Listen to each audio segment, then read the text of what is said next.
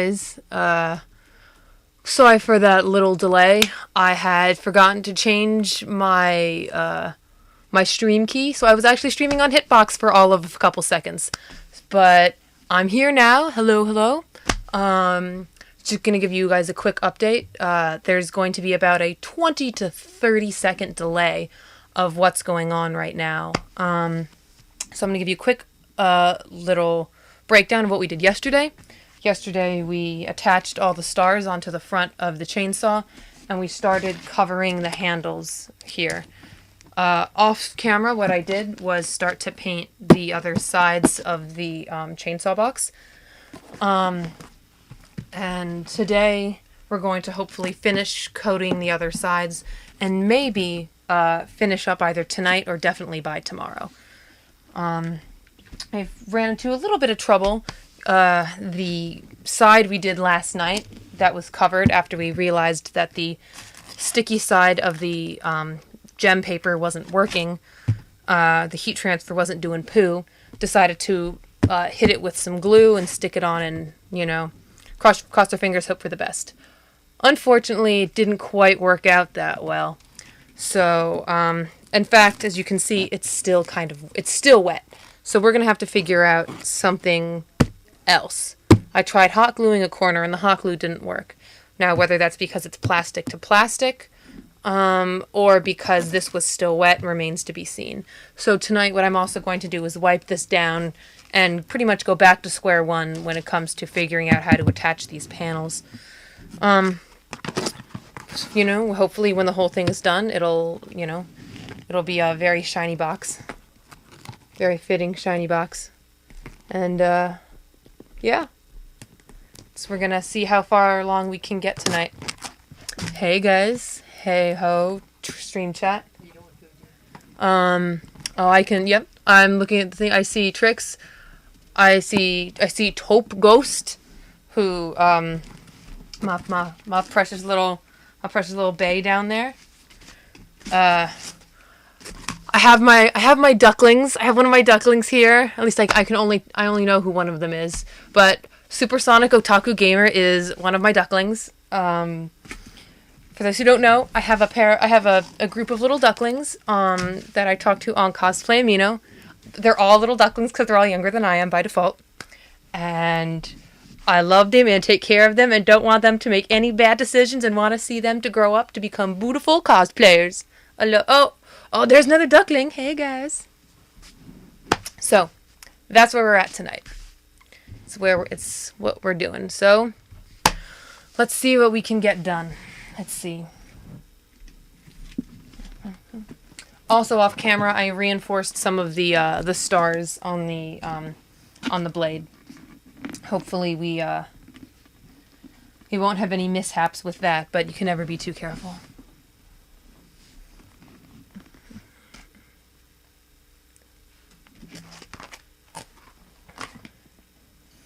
I'm gonna use this side, and I'm gonna test to see if just straight hot glue will work before I figure out what the issues with this other side are. Because if straight hot glue works, then we won't have as big of a problem as I think we might. So, here we go.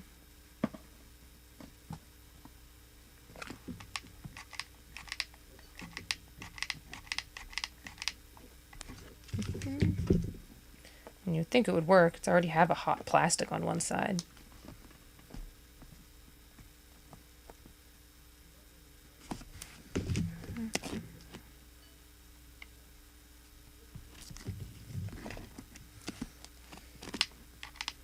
I wonder if I have to get like some kind of E6000 glue. It's a jewelry glue. If this doesn't work, I'll pop that next. Oh.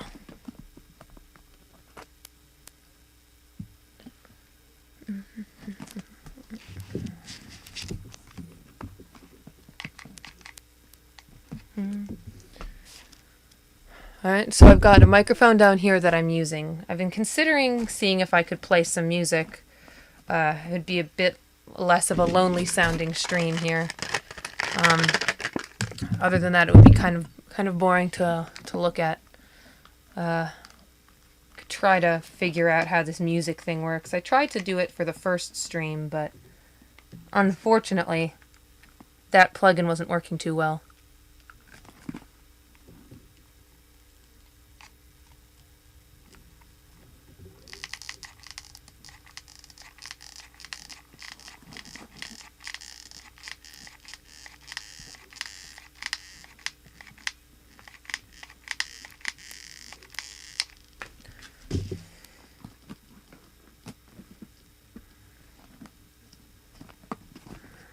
We're going to test this guy. Well, it seems to be working fine. Seems to, being the key word there.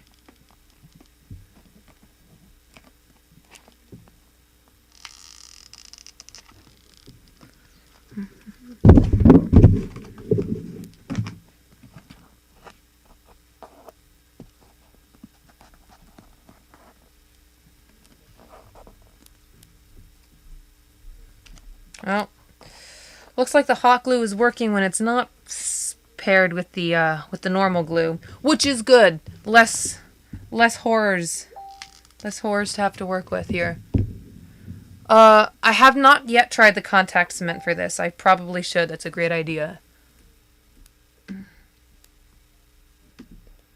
I'll have to check that out.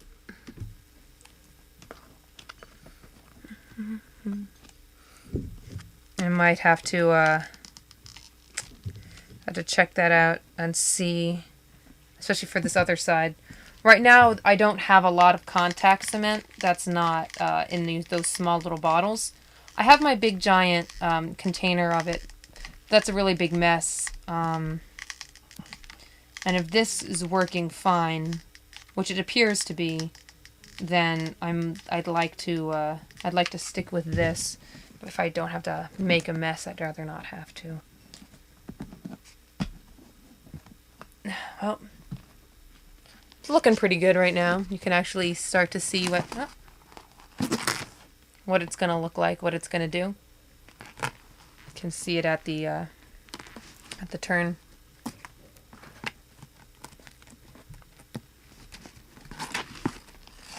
Here, let's try doing it upside down. There we go. So, you get a nice little preview of what it's going to all look like. Something ridiculous like that. I've got a lot of extra larger rhinestones and also of these medium-sized rhinestones from the blade. I'm considering doing an overlay pattern just as a border or something, but I'm not sure. That might be... I want to say it might be a bit much, but we're way past that point with this nonsense.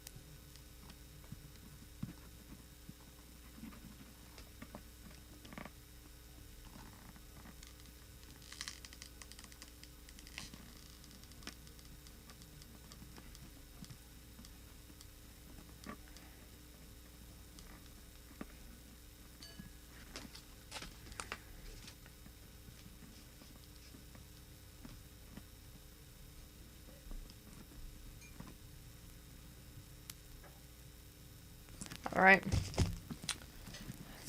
Got a little bit of gluing the seams together. You can see a little bit of that going on there. Where is it there? And here we go. Yeah, you can start to see where the seam is coming together down there. You can see where it's nice and clean. Nice and clean. The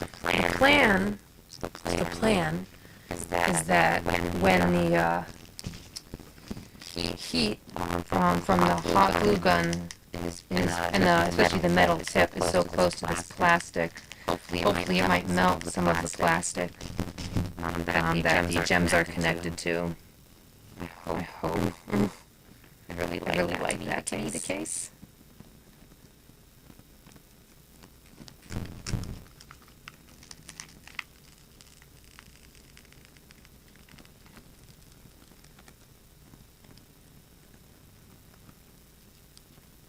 It's starting to look like that. In fact, is the case, which is good.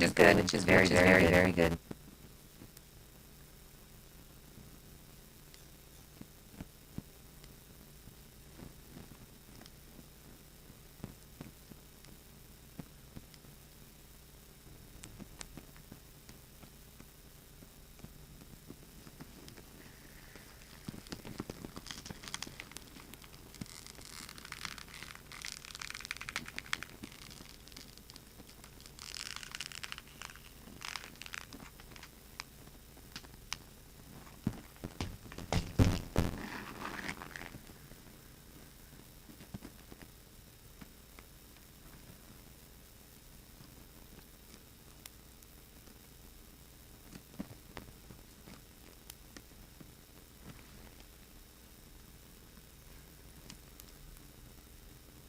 Oh, uh-oh. The audio's gone bad? Well, alright. Let me see if this will fix it.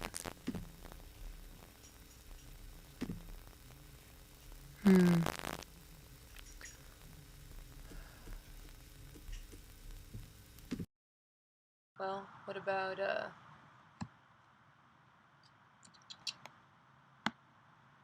this? Is this any better?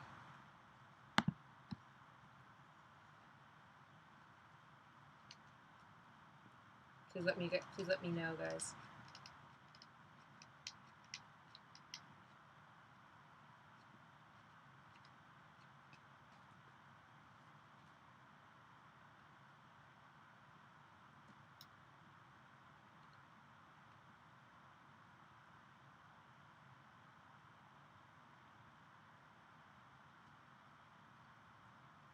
Hopefully that'll be better.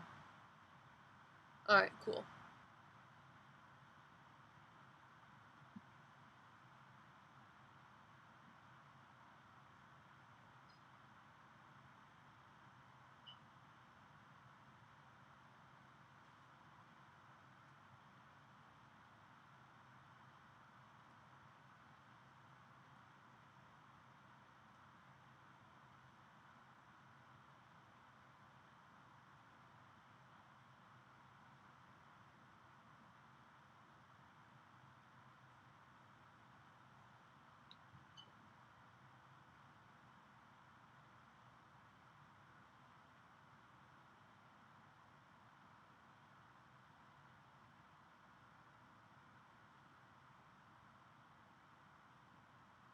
So overall, would you say that this is a better quality connection than the Twitch stream was last night for those who were here yesterday, or would you say that this is cutting out about the same, or is it worse? Please let me know, y'all.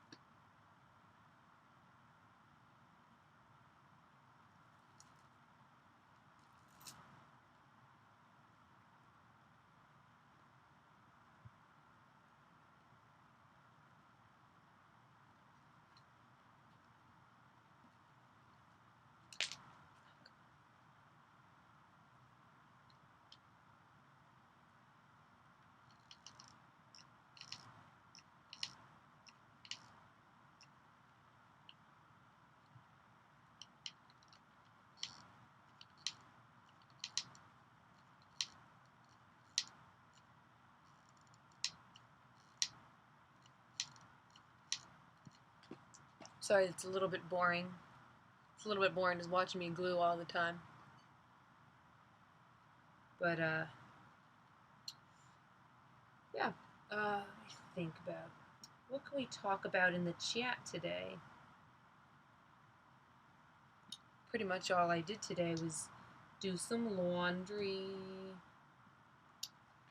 sleep until like 10:30.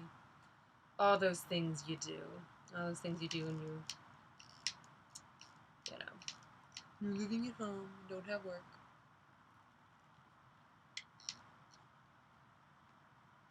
Oh, hey, Flag. How you doing? Flag's here.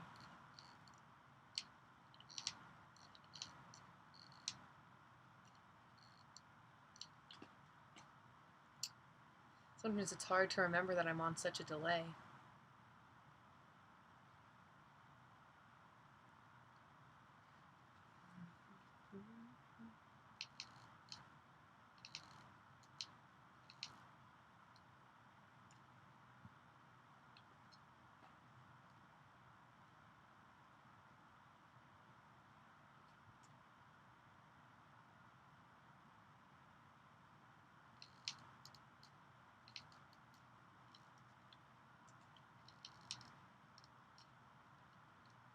Why is this sucking so bad? Jesus.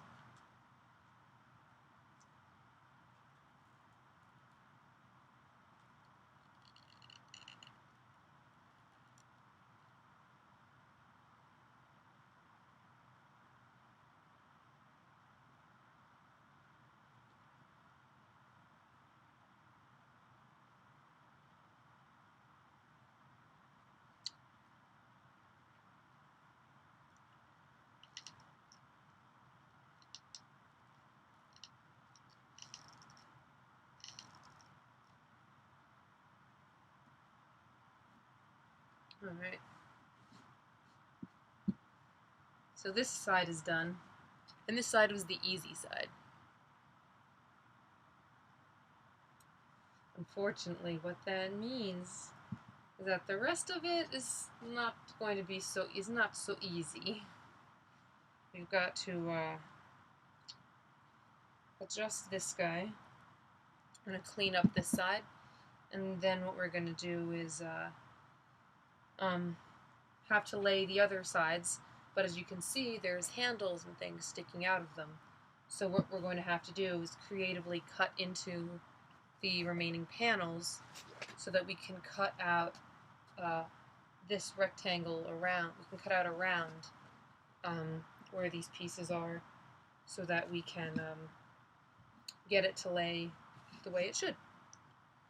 So, fun challenges today. Very fun.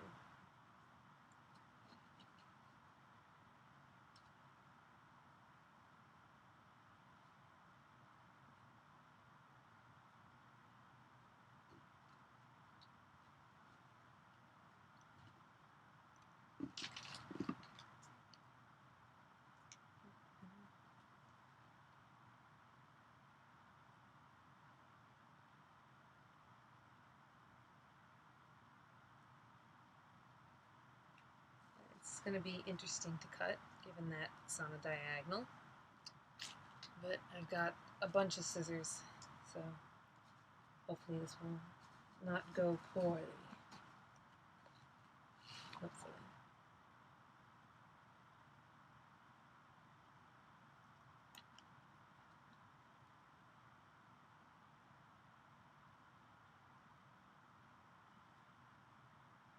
Just pretend this is very glittery pixel work. That's what this. That's all it is. Very glittery pixel.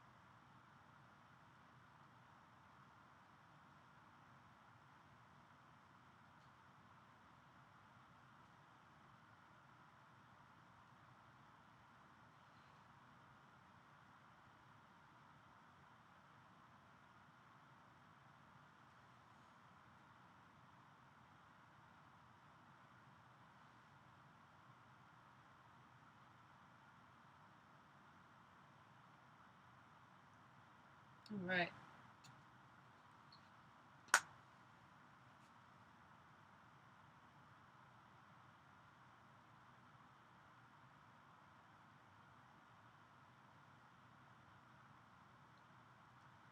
Alright, so we're gonna figure this. Oh, thank you.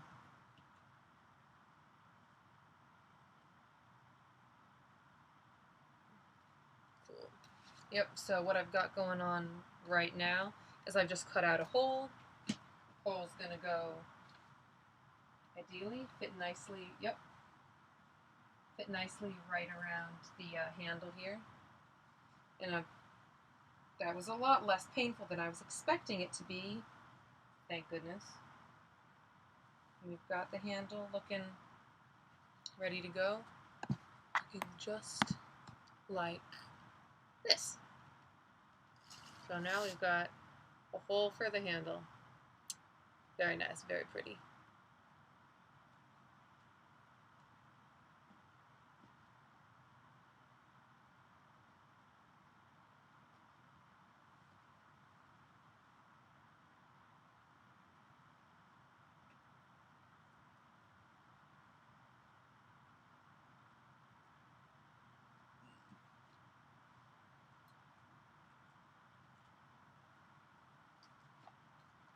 My big concern that I'm trying to think about for the future right now is what I'm going to do regarding the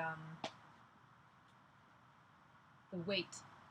The front part of the chainsaw, the blade, is a lot heavier than the box of the chainsaw, which is hollow, and this is covered with stars and gemstones and glue. So we're gonna try to figure out how the best way to handle that is going to be. No handle puns intended.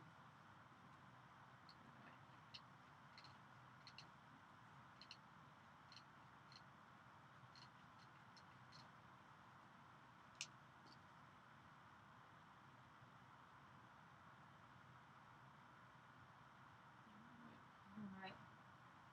Alrighty, Will.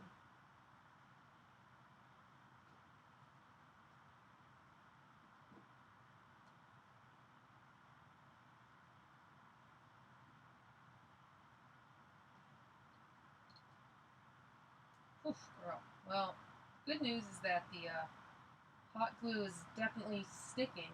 It's absolutely working. Thank goodness. Nothing's moving now after that. Oof, girl. Thank goodness.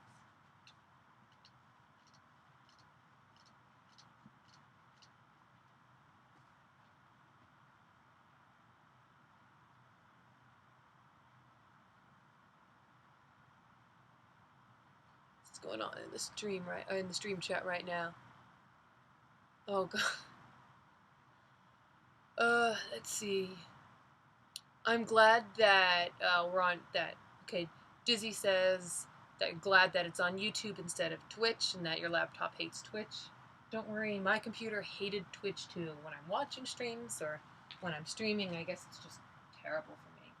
I think, given that you guys seem to, at least it seems that it's not lagging as much. At least from what I seem to be hearing. That this is definitely much better, and I think I'm gonna stay doing on YouTube unless any problems arise in the future. And thank you, I like my shirt too. Got it on clearance at Macy's a couple years back. Denise says that they love me. What is that a kissy face of? Is that like a bird or something? It's some kind of marshmallow pea blowing kisses. I guess I love you too, but only because your pictures of Mettablook. And I love that. Bam. I might fill it with a kind of foam, but foam is also very light. What I really need is some kind of heavy counterweight on the back handle or something. I might consider doing something like that. I'm gonna save the back for last. What I'm thinking about doing right now is in this back handle, this area right around here, getting some kind of weight, like some kind of weighted heart or something at some Valentine's craft item, maybe like to stick on the back. Of course, it being the big weight is going to be a problem having to adhere it to this, but I'll see what ends up happening. Just because right now, when I'm holding it, I can counterweight it from how I hold it, but I don't think I'll always have the time to do it and make it hold, that carefully or that nicely.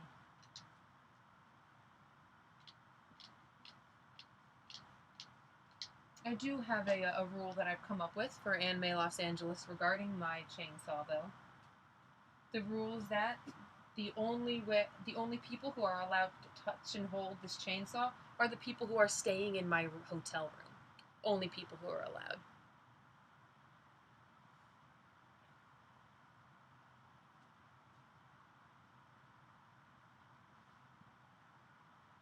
So, I might have to be disappointing a lot of people who want to hold this chainsaw.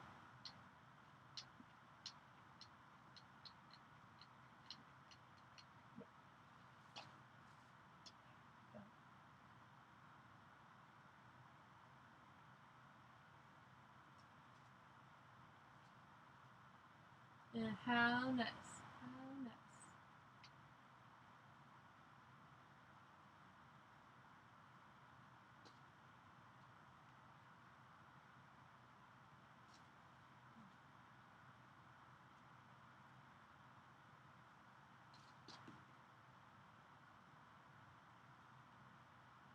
Also, I know I don't have it down in my lower, I guess, I'm not sure if this is in your lower left-hand corner right here. Boop, boop, boop, boop, boop. I have my Twitter, I have my Instagram, and I have my Tumblr, but what I don't have up there is my Facebook page. I'm going to be changing that soon. I've just updated a little bit, giving a little talking about what's been going on in my cosplay life. But my Facebook page, which is just Dragon Blade Cosplay, is almost up to just, I think maybe 125 short of 1,000 likes. When I get to 1,000, I'm going to be able to be sponsored by a makeup company. But I really kind of like that. I really appreciate that. So if any of you guys have a Facebook, dropping a like to Dragon Blade Cosplay would be amazing. Amazing.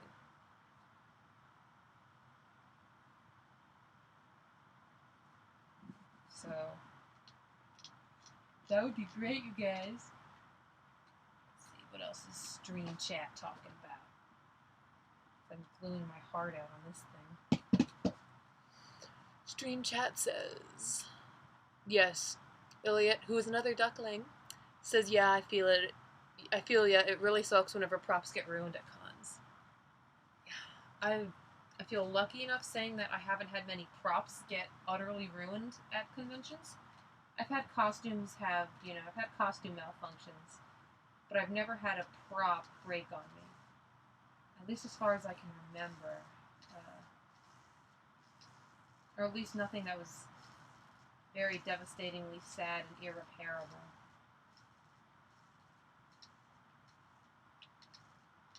I know once I forgot pieces of a costume a few times. I've done that a few times. Luckily, I was either able to figure it out or, I was able to get my pieces in time for when I needed it. But, yeah, I can't say I've ever, at least that I can think of any time I've ever utterly destroyed something. Phasmachina, do you know, can you think of any time when I might have utterly destroyed a prop or something while at a convention?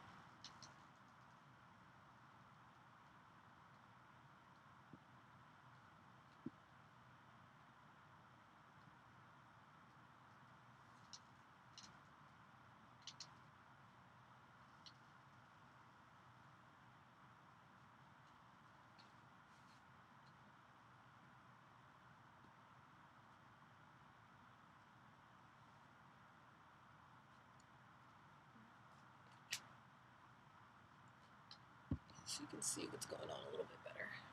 I'm sorry I'm so far away. Gotta change that. I don't want to be so far from you guys. Gotta bring it on. Bring it on down. Bring it on down. Bring it home. Bring that shit home. Boop.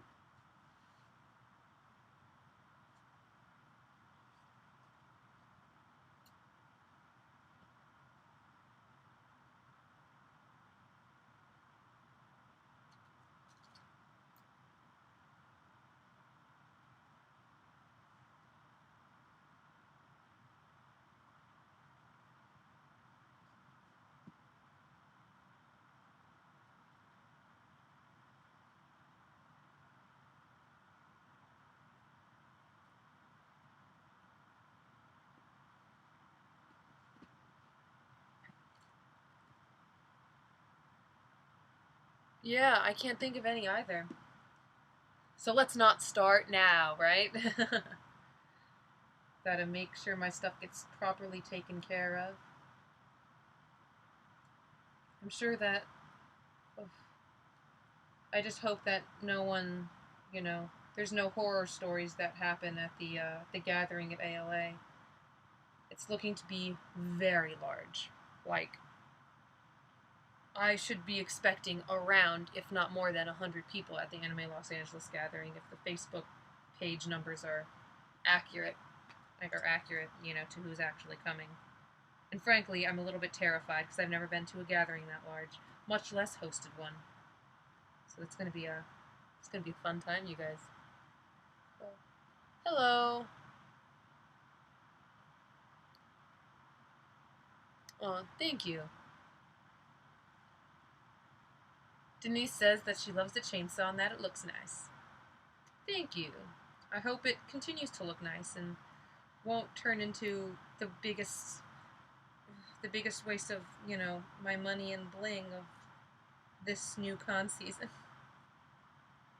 I'm not going to say I haven't spent more money on things I haven't used, but I'm not going to talk about how much money I spend on this nonsense. Yep, that's exactly what the sound this chainsaw is going to make. Maybe it'll play music. That's what I could do. That's what I could do, you guys. I could, to counterweight it, I could stick a music player in here. I actually don't know if I could do that. Meaning that would mean I'd have to cut a hole into it to put something inside the box, and then seal it back up again.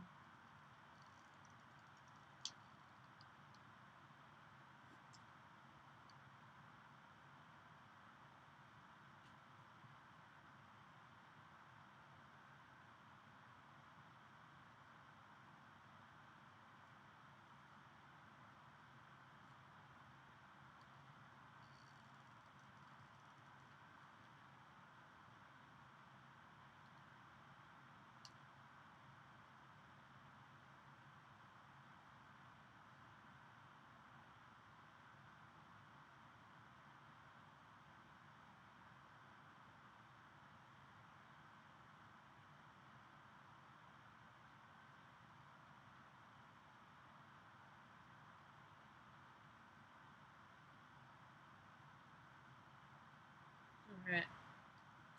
Wow. Good job, guys. So, this is going a lot faster than I thought. Still got a few more sides to do, but this is looking pretty ridiculous. We're in a good place, I feel. We're in a very good place.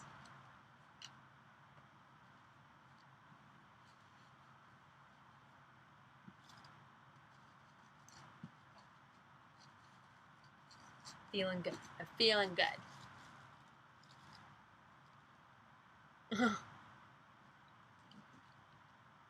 Do with the Mettaton playlist? Jesus. Having a hard enough time coming up with a Mettaton playlist of songs to perform to, much less to stick into my chainsaw.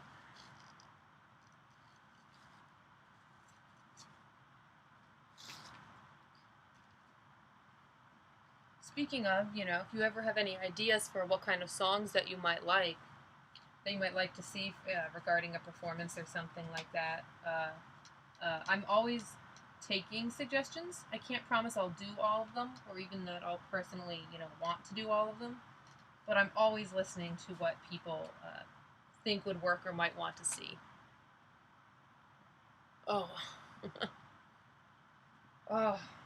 You really want to hear the story of how I found the free candy truck?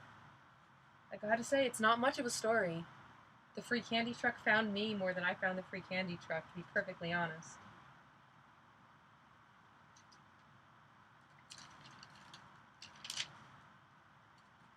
Oh, it's not about getting one that's small enough and isn't too heavy speaker-wise there, Elliot. It's a matter of cutting open the chainsaw, putting it in, and then sealing it back up again. That's the big issue, unfortunately.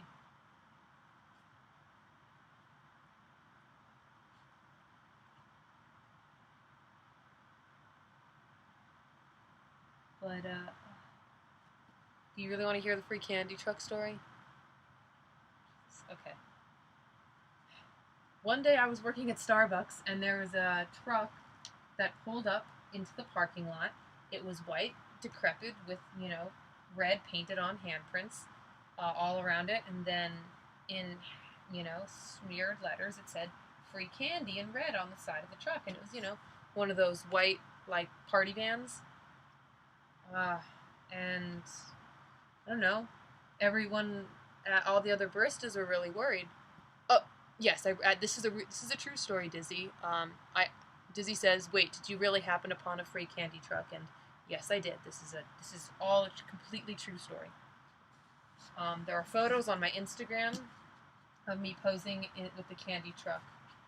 This is, I think, maybe a few days before my performance, actually. So you'll have to go back a little bit to see. But basically, there was this truck. It pulled up outside the Starbucks, and the fellow baristas were all, worried and concerned, thinking about calling security. But at the same time, they wanted to go take pictures, because of course. Oh, Iliad says that's what they did for their chess piece. I'm sorry, I completely had misheard. I'm so sorry, or misread rather. I'm sorry.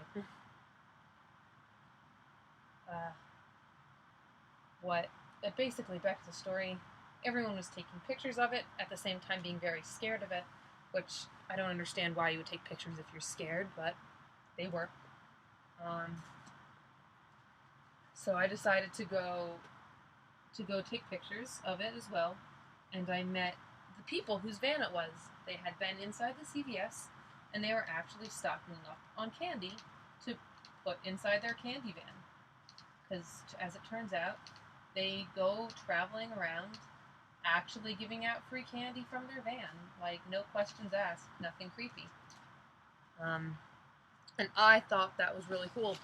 So I asked if I could take a few pictures in and around their free candy van, and they gladly let me, and they, I posed out the back of their broken window, and that's where the Instagram pictures came from. So, not actually a very exciting story. Just that time I found a free candy van and they were cool people instead of creepy people. But, I do really enjoy seeing when things that, even just in my media and in life, when things that appear intimidating or dark or bad or hopeless actually turn out to be the complete opposite. I would much rather, you might have, and you guys who follow me on Twitter might have remember me talking about this back when I was sharing my opinions about Underfell. But I would much rather see,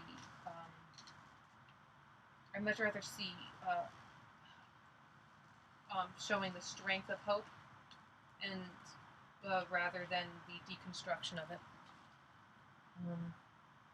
I think it's so easy to see kind, pleasant, hopeful, optimistic, happy things. I think it's so easy to see that as something weak or negative, easily to, overpower, blah, blah, blah. But I think that's not true. It's not the case. And I think that there's a real strength in hope that not everyone, especially not a lot of young people, give credit to hope, and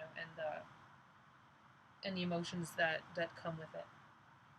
So if there's anything that that I think is important, it's that. That's why I'm all like, everybody should. I think everyone can do great cosplay. Everyone can do this and that, because I would rather be a beacon of hope than to be a salty, angry, competitive, kind of cosplayer. I like giving people experiences that, that that make them feel that kind of hope or happiness and those kinds of feelings as well. The end.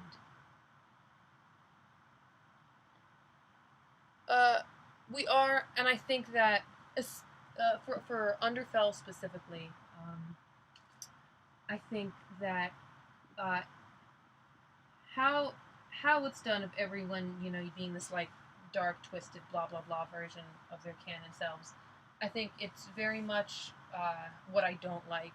In that Undertale itself had a very powerful message of hope. I mean, let's be real with that true ending. Like, like the song you fought to was called "Hopes and Dreams." You guys, it's pretty much nail on the head. Like, you can't get any more obvious than that.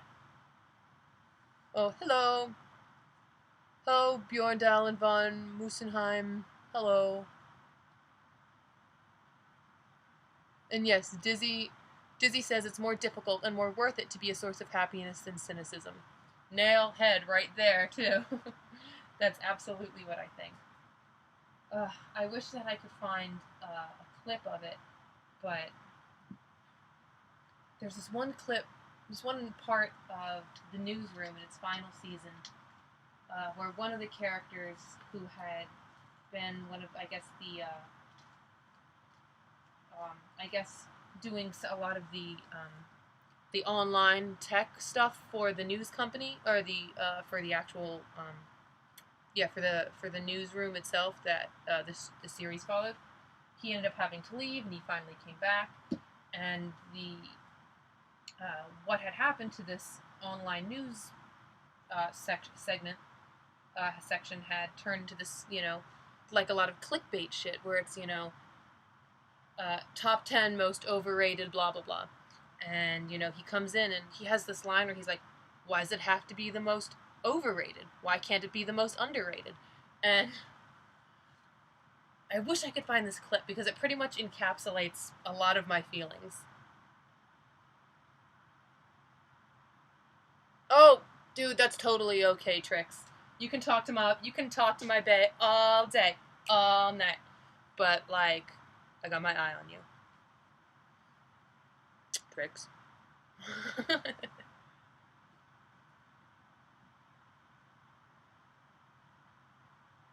Oh, I'm gonna glue up my carpet. Pew, pew, pew. I have this that is leaning on.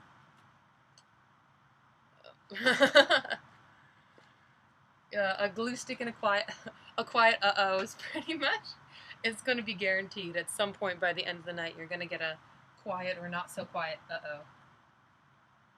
On a stream like this, it's pretty much guaranteed to happen.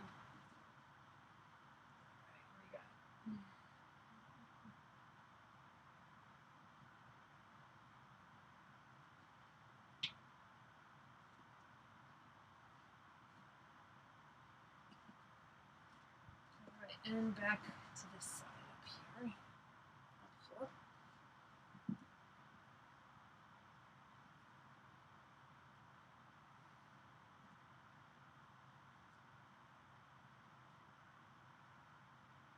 This is going a lot faster than I thought. Tonight's stream might not be going to midnight, unlike last night, which totally went a lot longer than any of us could have thought. I don't think I want to give you guys a till midnight stream. Oh, cool. Good to know that I would appreciate your conversation. I will wait. I will wait and appreciate. The base, like, the Bay says, "It's okay, Beep Boop Bay. I can confirm you would enjoy our conversation. We'll share later." Let's see.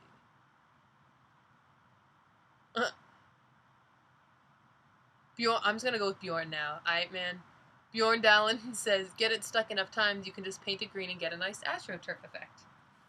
Dude, that would actually be kind of cute. I would love to have a green carpet and then to paint my walls and ceiling like a sky or something, and paint like little clouds and stuff. That would be very cute. I know it would probably end up looking like a little kid's room or something, but I would enjoy it. Even nicer is if you paint it to look like nighttime, so you can have like the little stars and stuff, and you can have like a nice like dark indigo on your walls.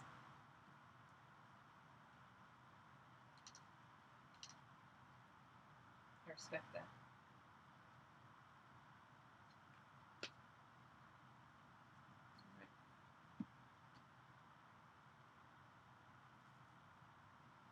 So after, I think the last thing I'm going to do is peel off the side with the yesterday's glue on it and fix that up.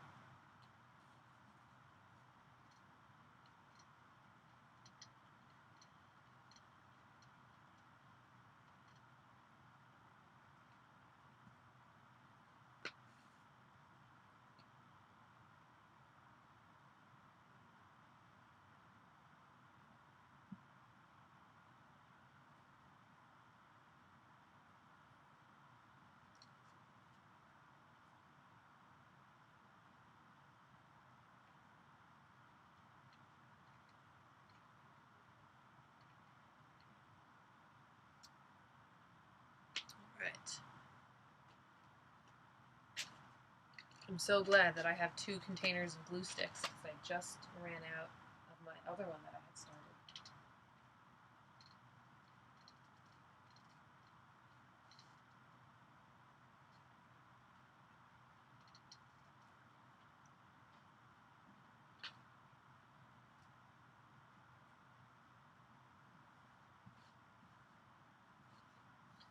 So I'm curious. Oh. Dizzy says, aside from Mettaton, assuming he's your fave, do you have any other favorites from Undertale? Actually, yes. And before I even started with my very first Mettaton makeup test, I actually did a test for Undyne. She's my other favorite character, who I am planning on cosplaying at some point in time in the future. And other than her, I really like Muffet. I have no plans on cosplaying her because I do not have the body type in any capacity to cosplay Muffet. But she is my favorite. She's my spider wife. I love her, and I love her and her webs, and I love her and her give me that dollar, and I love her and her lilac skin.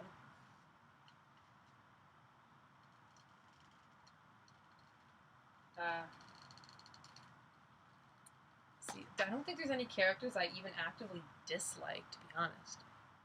On a scale from 1 to 10, how much do I love Mettaton? Jesus. You know, I'm trying to figure out the most honest way to answer this question. Because I love him. He's great. He's a huge pile of trash that I can actually... He's a pile of trash that I can relate to. In a lot of ways. Some good, some bad. But do I love him in the way that, you know, some other people love characters who they, you know, you can turn a character's flaws into something tragic and dramatic. If that kind of love, not so high, but I can't give a scaled answer, but I can say that I think my love for this character comes from a place of empathy rather than a place of adoration. So, everyone says Spider-Wife. Yeah, guys. I got...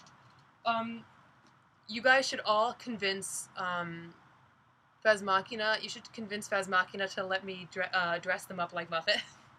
Should all go tell them to do that for me. But don't actually do that because I know she would hate to wear that makeup. It's a terrible because I'd love to do that makeup on someone one day as a prosthetic, but I wouldn't force that. I wouldn't force that on her. I would never do that to her.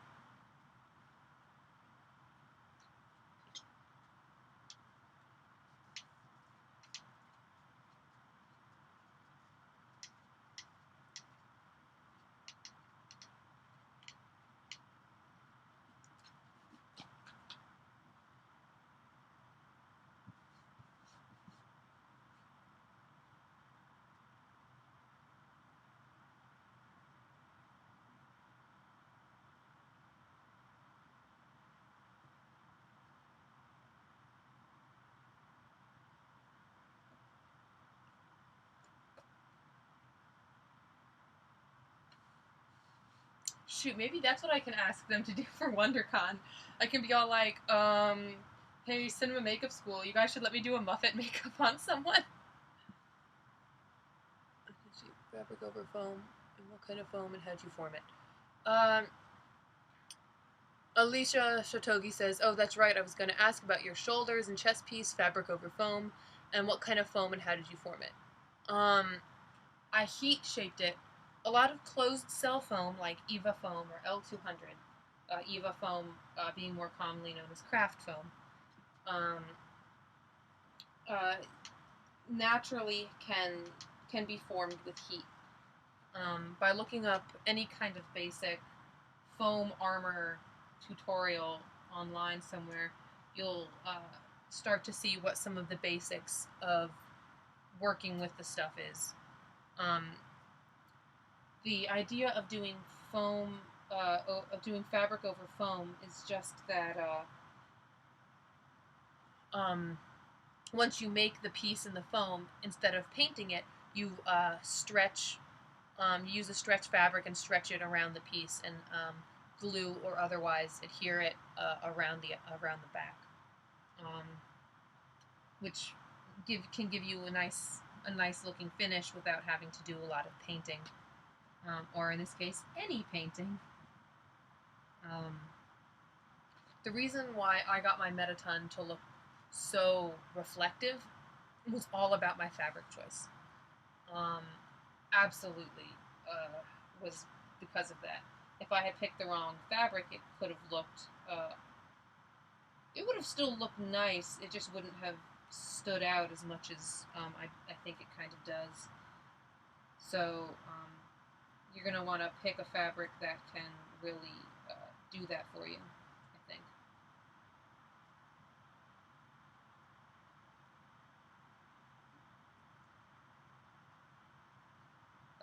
But I used an L200 foam to shape my chest piece. I think most people find EVA foam easier to work with. I just happen to have L200 foam already from previous projects. So if you can find some, you can go to a Home Depot and get, they're like big puzzle pieces, like for kids' foam carpets, and that's EVA foam. Should be a smooth side and a textured side. You obviously want the smooth side to be, facing out. Otherwise, when you put the fabric over it, it'll take the texture.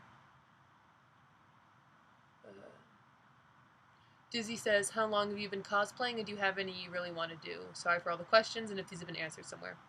I've been cosplaying for about 10 years. I think my first cosplay I did was back in 2000, let's see. My first convention was Otakon, I think maybe in 2003. It was Otakon, it was the 10th Otakon, and they've recently had their 20th anniversary a couple years, I think maybe last year. So that was maybe 2004? 5. I'm really bad with numbers, you guys. I'm really bad. I'm I cannot keep dates straight. I cannot keep time straight. This is why the last character I cosplayed was really like we were a perfect fit because he also can't keep track of time and dates.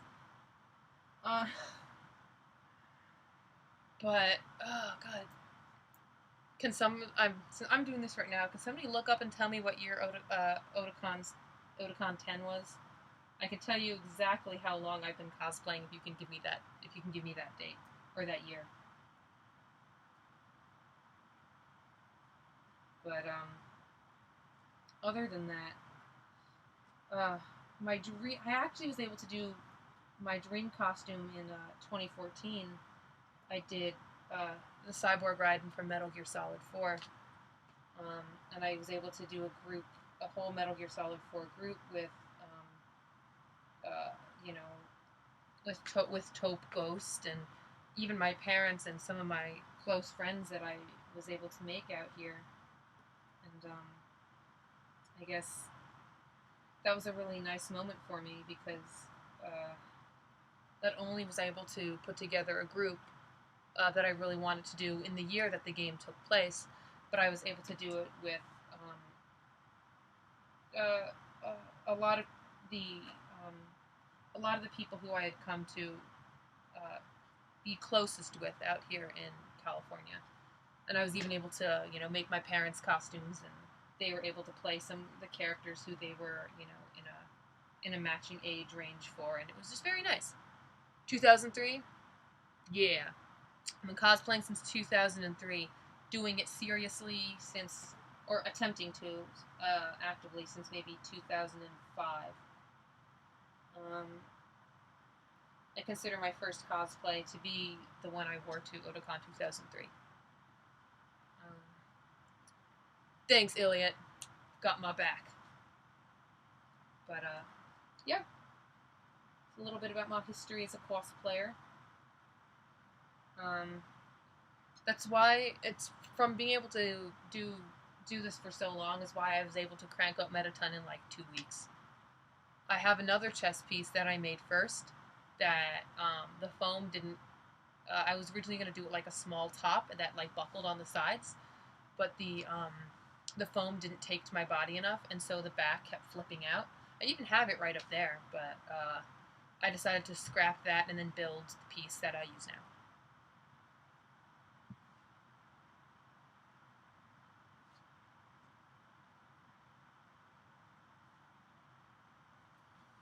Now this side is done.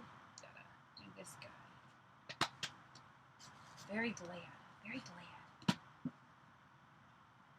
looking all nice and shiny.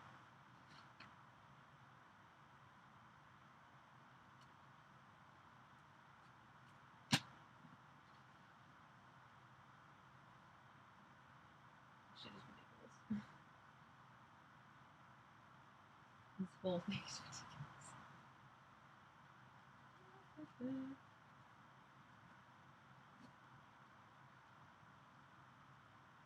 It's. Let's see. Rodimus says that's so much experience. I'm gonna be honest. For most of that, I sucked really bad. I only started to get good or even decent at cosplay since like around the time like maybe my senior year of high school, which is since I only started to not suck in about like 2008, 2009, and even then that was like just not sucking a lot. I still was like really not good, but I was starting to learn about fabric, about like making smart fabric choices,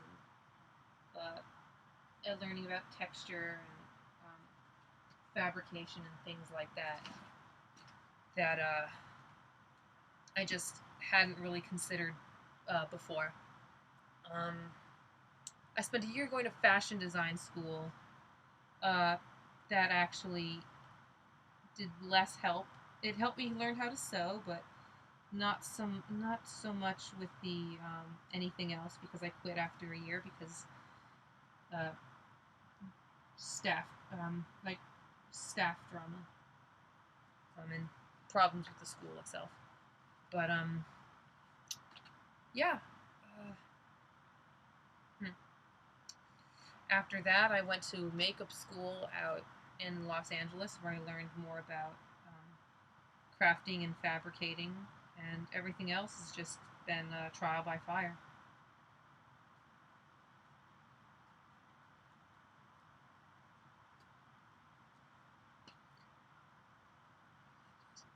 She said,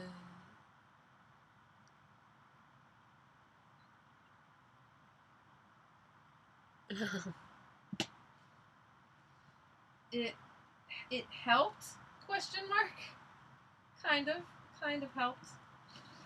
It taught me good sewing basics and how to sew a garment that was well crafted and well finished without seams going over all which way. About different kinds of a little bit about fashion history, different types of dresses, and general fashion things as well as general costuming things. A lot of people didn't like me in fashion school. I was not popular, unfortunately.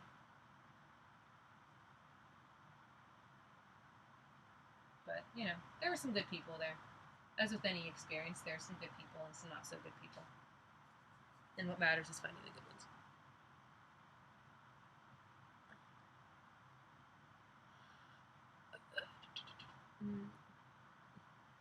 Amasuka says on Oh My Fashion School, did you go to get better at cosplay? Yes and no. I didn't go specifically with the aim of going to be a better cosplayer. I went because I thought that I wanted to design clothes, and maybe do cosplay commission work. And I had this ideas for what kind of fashions I wanted to do, and what I thought subculture fashion, where it could go, and this idea of fashion forward, like nerd themed clothing and stuff. I quickly learned how much I would probably not be doing that, and the steps to becoming your own designer and having your own line and blah blah blah. And the way they were talking about how the industry would work, and how I'd basically probably just be making business casual clothing for the rest of my life in the fashion industry, and how that's so not what I want and even think is fashionable. It really turned me off from it. That, and everyone was very catty, which in hindsight I probably should have expected that from a fashion school in the Midwest, but I was young too once.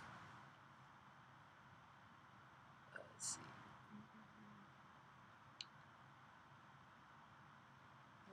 see. Trick says, full disclosure, I promised my friend we could cosplay Mettaton and Napstasaw together. Trick says, hoping to glean some good info here. Alright. When I finish doing all the sides of this, I can take a break and I can actually show you guys a little bit in my chess piece. The one I use currently, and I'll show you my old one. I'll give you guys a quick little breakdown of how that all comes together and how that works. There's maybe you guys can learn something from it. I'm actually thinking about remaking my chess piece for Mettaton just whenever I feel like it, because I was online and people were talking about different approaches to making a chess piece, and someone had found out how the new wave drag performer Klaus Nomi had did his iconic piece, which for those who go Google him up right now, y'all. Klaus Nomi, Klausnomi. He's one of the influences in Mettaton's design, specifically with the chew shoulders and the white face. And they were talking about how that particular costume was made, that Klaus Nomi iconic tuxedo, exaggerated look. And they said they had used vinyl sheeting to make the points come out and to do the wraparound there. And I thought that I would like to try to make a Mettaton outfit that is made in the same way as the Klaus Nomi tuxedo thing. This will be a video when the stream is done. I'll keep it up. If I'm gonna, I feel like I'm gonna continue using YouTube to stream cosplay things, and I'll make a separate little playlist of these things. I don't expect it to get many hits, but yes, I will do one. I'll leave it up for you guys. I was doing test ones and I was taking them down as fast as I was done with testing, but for the real streams, I don't see why not.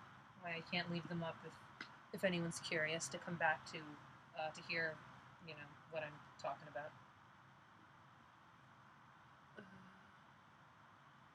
Spread beat, yes.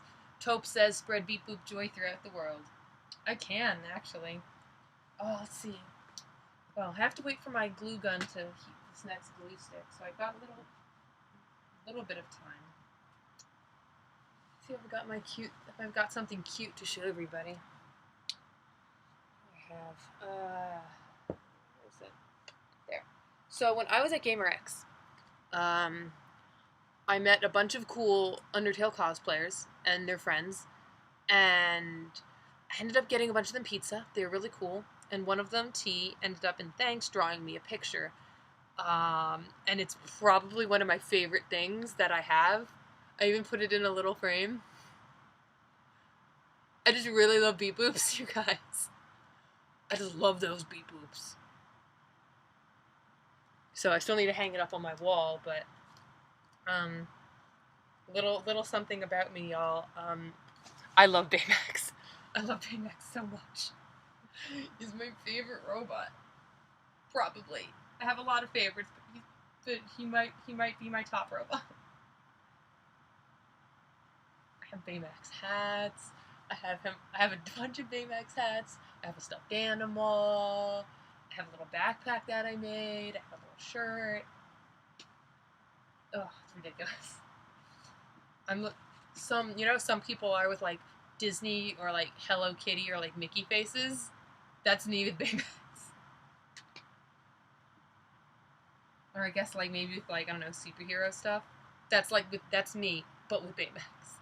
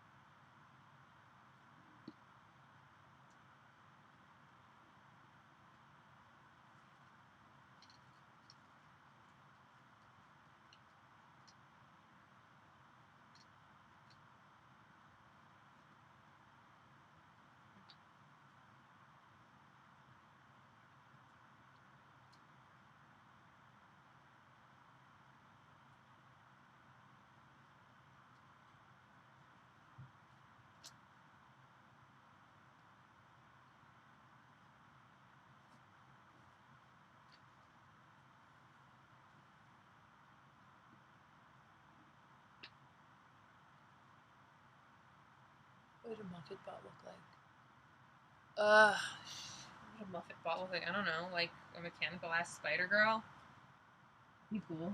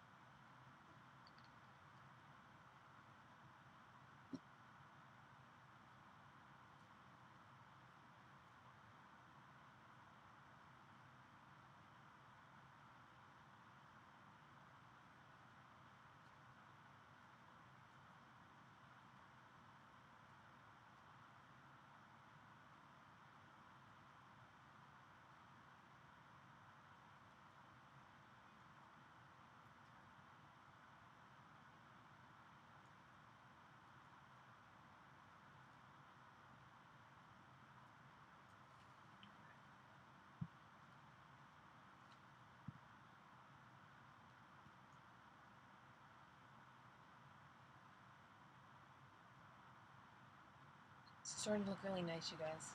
I can actually start to do this and see what it's starting to look like. It's getting exciting. Oh, Jesus, this is ridiculous. Oh my god. Oh my god, you guys. Why did I think this was a good idea? This is ridiculous. Oh, guys. Oh, you guys is...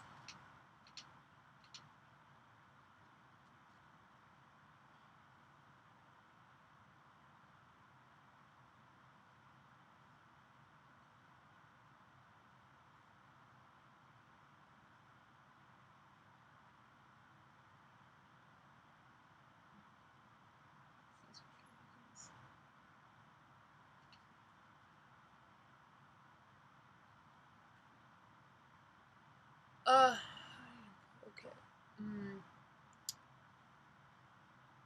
Amasuka says, how did you get into pro cosplay? Because I knew the right people. Unfortunately, I can't talk about, how viable doing something like that really is. I have a mix of a lot of factors going in my favor. Namely, I live in Los Angeles, where a lot of these events are. I know people who can get me into these events to talk to the right people, who can remember me when they're looking for cosplayers for their booth. And 3, I'm really good at talking. I'm really, really good at talking to people. And getting people to, to want to help me. But the thing with pro cosplay is that there's not really a lot of work for it. There's no real industry for it. The gigs are few and far in between, and maybe, if you're lucky, they'll pay for your costume, but probably not, because they expect you to be, since they think, oh, well, they're a fan, the idea of coming and working for them is its own reward. I've had some of those experiences, and I've also had experiences where the client has paid for me to make and wear the costume. I've also had experiences where I've just been paid to wear a costume I've already made. So I've done, all of the above with that. I also happen to just like working events. Events like, working at E3 or this or that party or whatever. I really find enjoyment in interacting with people as a character. I enjoy it a lot, actually. But pro cosplay is not something I would say anyone should really try for. Just because, or not try for as a job, as a career path, because you'd be much better off as a trying to market yourself as a spokesmodel, or just as that kind of professional, or that kind of professional business modeling, being like a booth girl, event work, stuff like that. which I also have experience in doing that as well, which makes them, a lot of the companies want to hire me because they know I have that sense of professionalism and what to expect when you know, either serving drinks at their party or, you know, talking to people at their booth or coming down at their events and blah blah blah. Let's see. Chat says, is it heavy? Amasuka's asks, is it heavy? It's not super heavy, but the front is heavier than the back, so it makes it seem heavier than it really is, just picking it up two-handed. Let's see. Papa Shy is the best talker listener. Thank you. It's a shame there isn't more of an industry for it, says Dizzy. Yes, it's a little bit of a problem in the industry itself, thinking that working for the company is its own reward when it comes to their fans. Which, you know, it's cool that they want to showcase their fans' work, but if you have somebody who is working on the floor of a convention, promoting and selling and stuff, just like you would a paid booth girl, then please, then, you know, that's paid work. That's work that should be paid. And the fact that they're, you know, using the fact that they're using work as a reward, as its own reward, for things that they would have to pay other people to do. And it's kind of, it's a little scuzzy, a little bit. I learned that the hard way. I thought, you know, oh, hey, if I do this, you know, free work and free promotional stuff for them, then I can, you know, they'll take me on as an intern, they'll hire me to do social media stuff that I want to get into, and da-da-da-da. It doesn't happen. I only trust people who will actually pay you. And that goes for anything. That goes for any kind of intern job. Ask me how I know. Whether it's doing makeup stuff, or cosplay things, or booth this or that. Know your worth. Know your worth. Lessons from Papa Shy. Know your worth. You are worth getting paid. Holler, holler, get that dollar. And that's what I've got to say about pro cosplay. Alicia says, I wouldn't want to go pro with cosplay, feel like it'd take the fun out of it. Well, it depends on what you find fun about cosplaying. I find talking with people in cosplay and in character, I find that very fun. So when I'm working a professional event, when I've been, you know, if I'm being paid to serve drinks to people in character, that's the funnest. You don't have to pay me $125 to do that. But the fact that you are is going to make me do it with extra pep. What's my being a spokesmodel booth babe?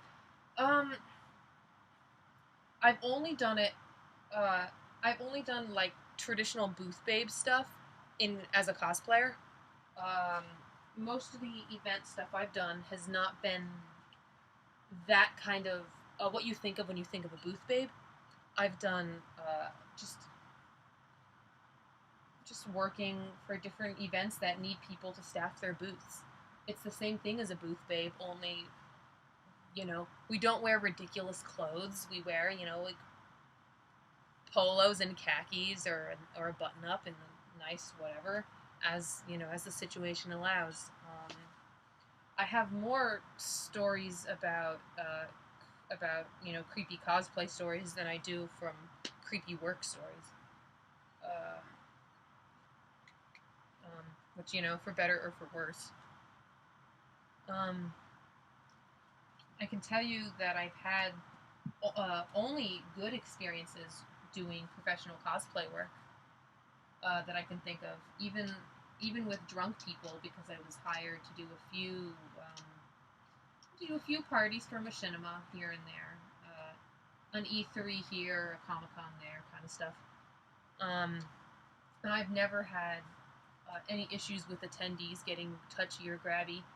Granted, that's because I'm also dressed as a fully armored cyborg with claw nails and a sword, but no one no one gave me any kind of shit, and they were all actually very happy to interact with myself and the other cosplayers, to be able to get that fantasy of pretending to drink with and get served by this fictional character that they like, or that they know, and I like providing that. I had this one guy. I had this one guy at Comic-Con when I was working one of the parties as this, same armored character. He was drunk off his ass, and he was so determined to take shots with me. And I didn't want to drink because, this armored cyborg also has heels this high. So I had like think like how how the Inklings in Splatoon have like their ink on their backs and these like little super soaker jetpack things. I had that, only it was full of alcohol.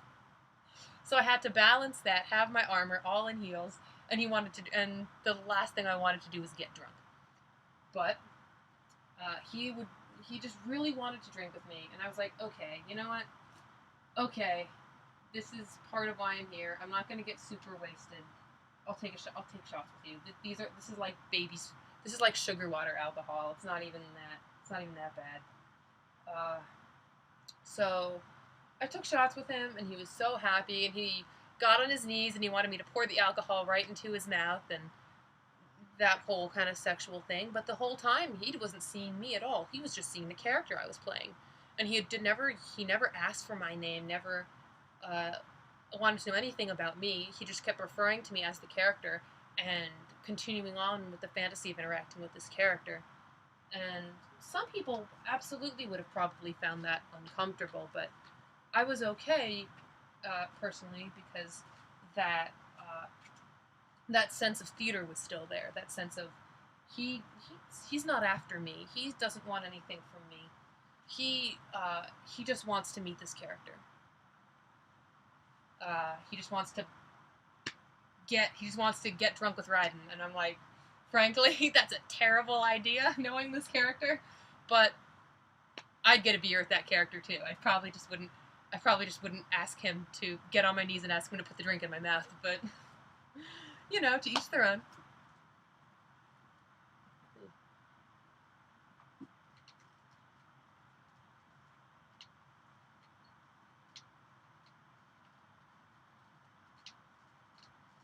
But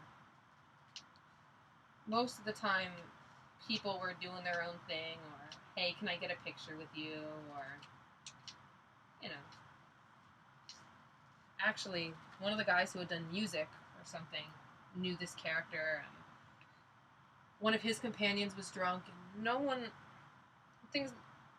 I was very surprised. Not a single person wanted to know me, or asked about me, or asked for my name, or anything, or even it was always very distinctly addressed as this character. Like, you're the sexiest cyborg I've ever seen. You're like, you're just such a good-looking cyborg. And I'm like, very distinct emphasis on the cyborg part.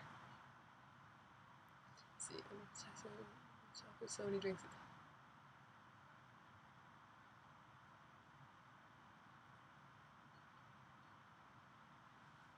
Alicia, your friend is awesome. A+ theater. Candy asks, did I try to glue it with styrofoam glue?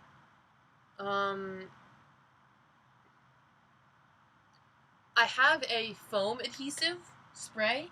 Do you mean, like, is that the kind of spray you're talking about, Candy?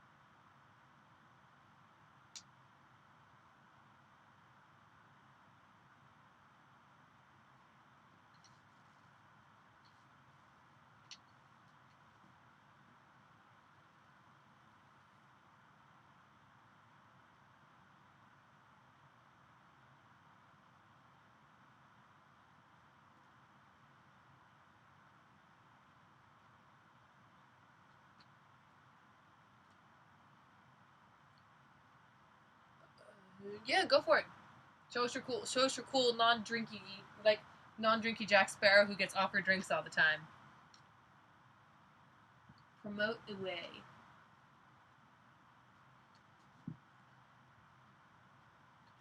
I'm noticing now that it's hard to see what I'm doing because the handle is... Oh, uh-oh. That's a bad sound. It's a bad sound, y'all. Uh-oh. That's what I was worried about.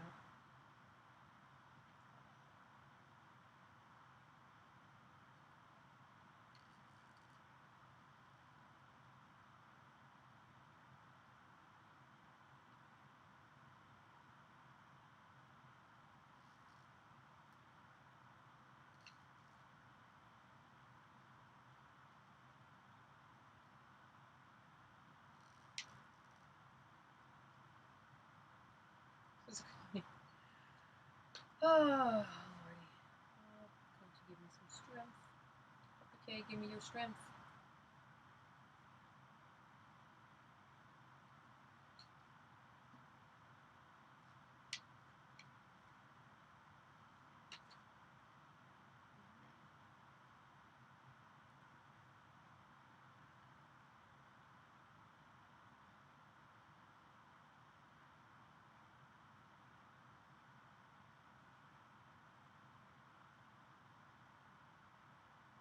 Oh, cool.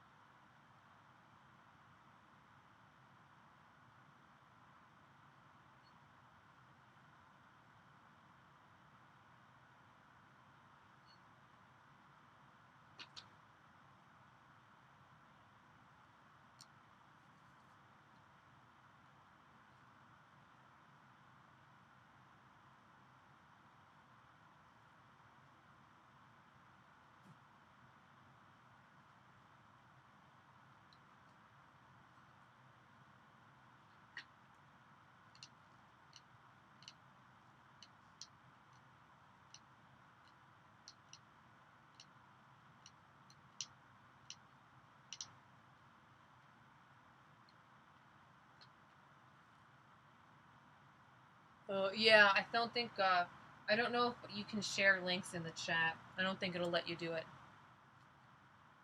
Sorry.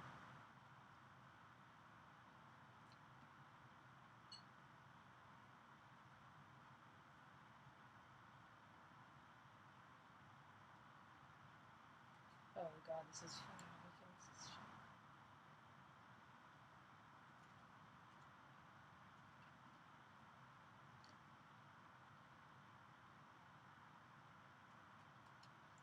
That, you guys. Look at how it catches the light. Oh, boy, that is something else.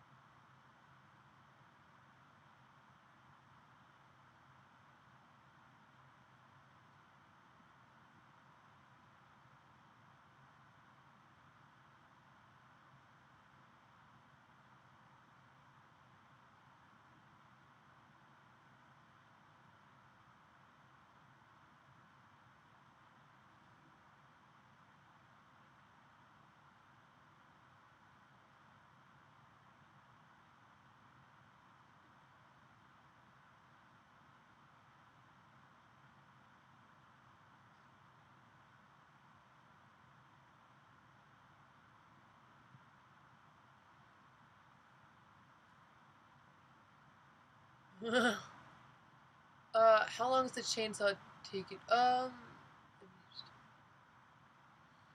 Amatsuka asks, will I ever do any Metal Gear stuff again, like maybe the Phantom Pain? I've thought about doing Eli. I'm really too tall for it. Now that I have my roots growing, maybe I could. But, I don't, it's not very high priority. And it would probably just be an excuse to make the jacket and wear it. Other than that, there's nobody in Phantom Pain who I would really care to dress as. Let's see. Bailey wants to know where I get my color contacts. Well, I get them from different places. My ones for Mettaton, I got the white ones from Honey Color. The white, the Deadeye. The Deadeye.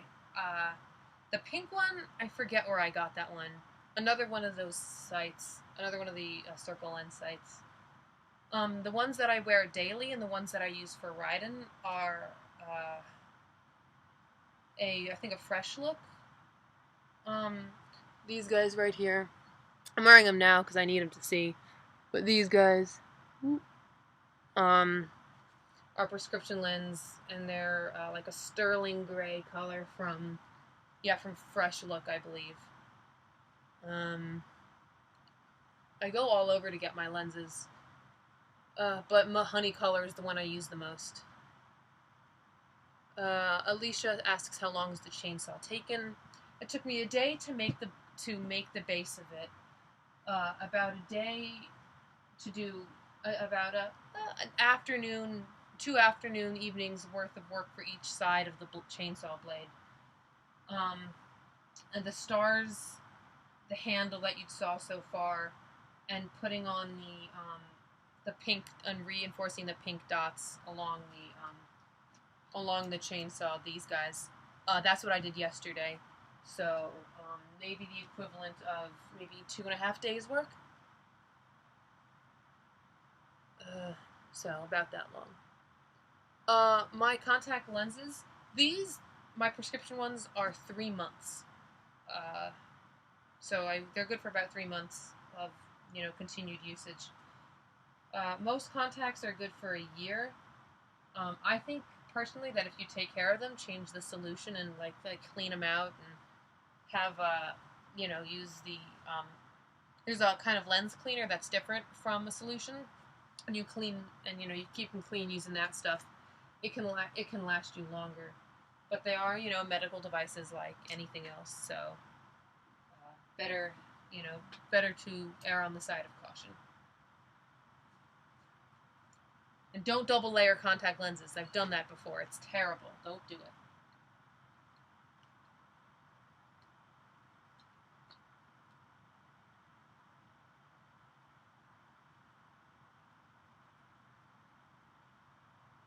Learn from my mistakes, you guys.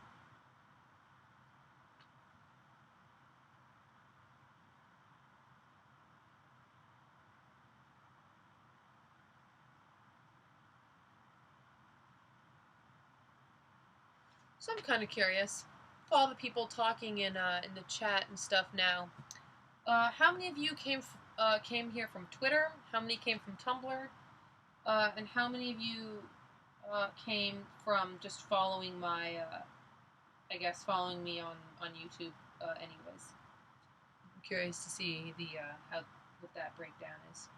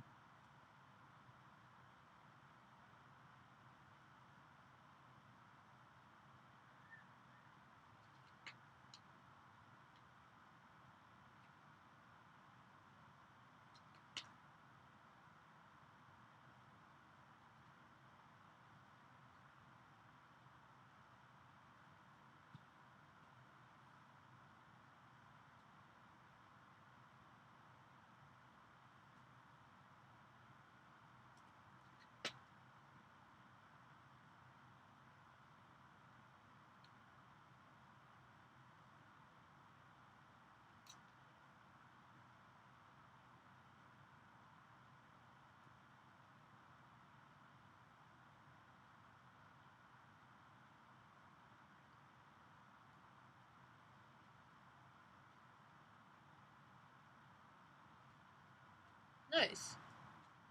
So it sounds like it's about a pretty balanced mix, huh?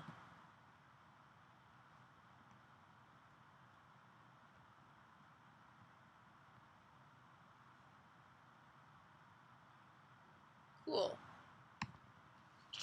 Yeah, that sounds more in the favor of Twitter, but mostly equally balanced. Thanks, guys. But yeah, I definitely think I'm going to be doing more of these streams. Maybe in the future I might do an actual sewing stream. I don't think I can really stream myself cutting out patterns. I don't think I can get a good, big enough picture for that.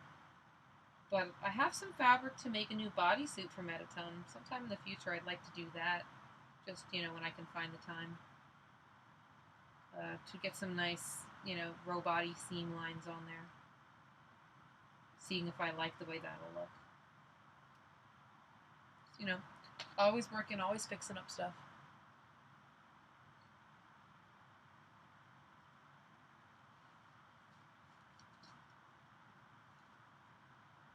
So here's a question.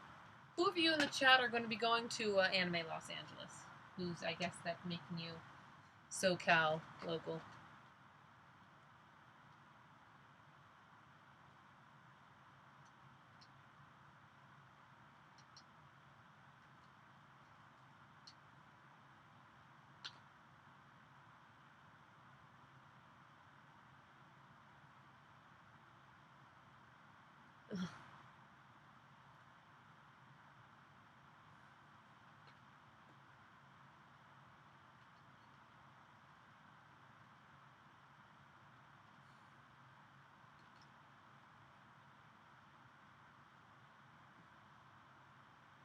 Amasuka says, ooh, do the genocide for.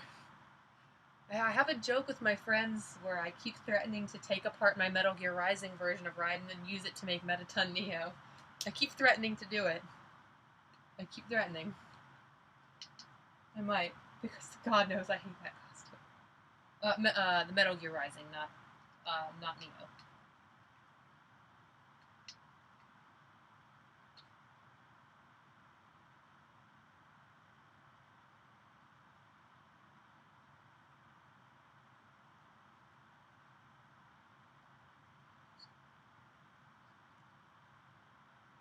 Nep is going. No, it's conscious of the bear. He's doing Neo. Maybe. Maybe I'll do Neo. When I get better at lights.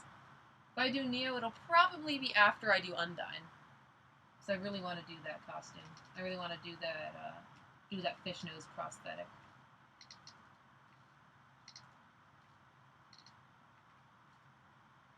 I really want to do that fish nose, you guys. I really want to make that.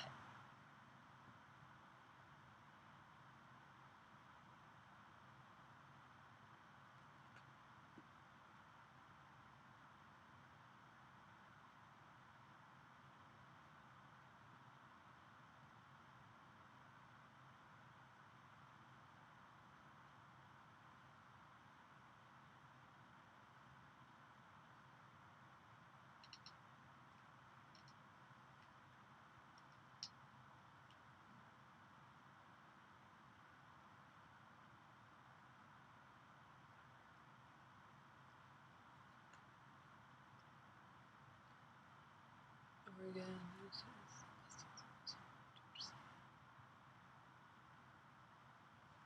So you guys are from all over. All right, cool.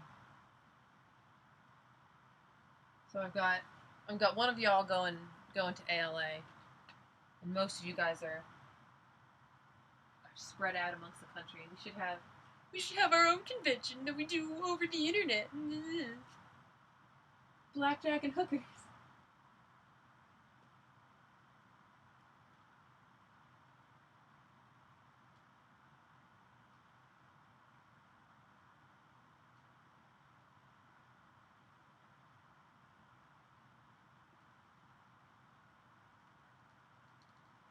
Oh, Jesus, finally. Sorry, my hot glue is getting stuck up in there. Ugh.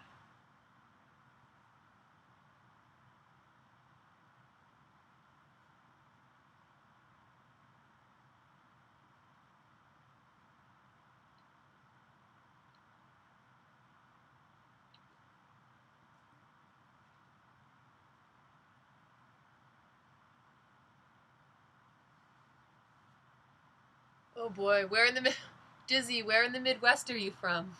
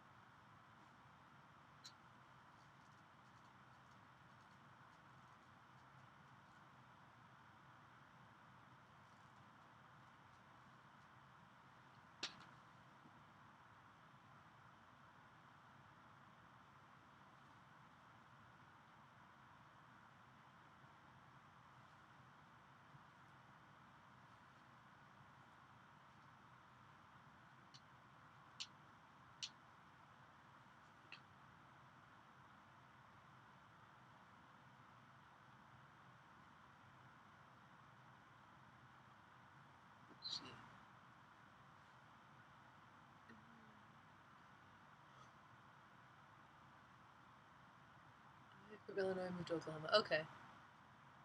Uh, uh,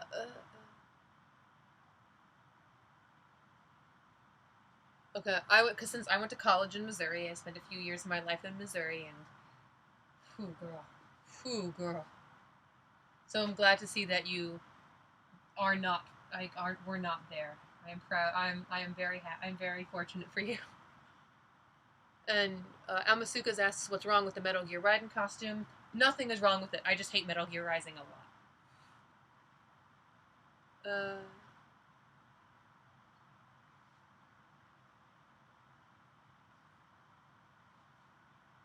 Candy asks, you're going to cosplay Undyne? I am going to cosplay Undyne. I just can't tell you when. It's going to be whenever. Like, it's going to be when it happens. At this point, I've decided that's how I'm going to do most of my cosplay things nowadays, is that it happens when it's finished. I've got some big life stuff coming up, and I'd like to focus more on, moving into my own place, getting settled, being able to pay for rent, blah, blah, blah, and getting on with this new chapter in my life, focusing on that before, focusing on any new cosplays and stuff. Luckily, I have the materials already to do a new bodysuit for Mettaton and things like that. I might be able to have the materials to make Neo, so there's a chance I could do it first. But, we'll see what happens.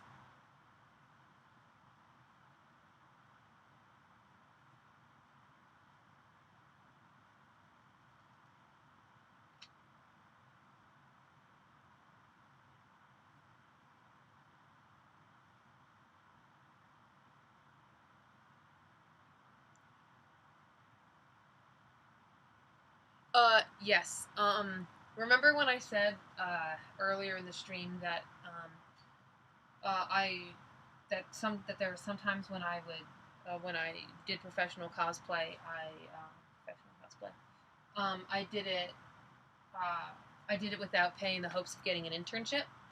That was the costume. I love Metal Gear.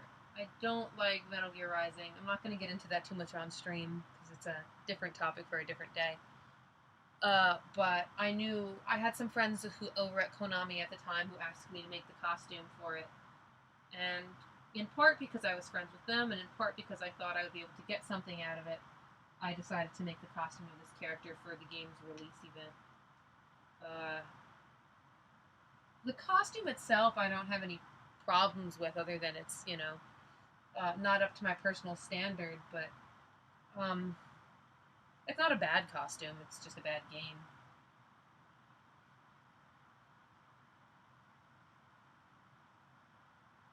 I mean, if you guys like it, sorry, but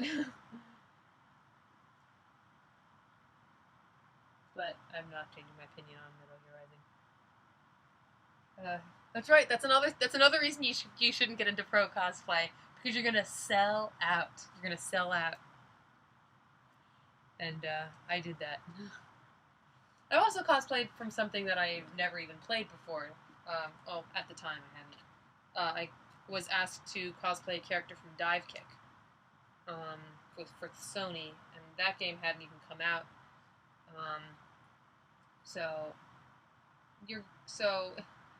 the pro cosplay, there's a lot of I'm cosplaying something that I don't know, and I know that a lot of times cosplayers don't like that. They don't like this idea of you know, cosplaying just for the attention or whatever it is. But at an event, you wear what they ask you to wear, cosplay wise. And if you get money from, making the thing, woohoo!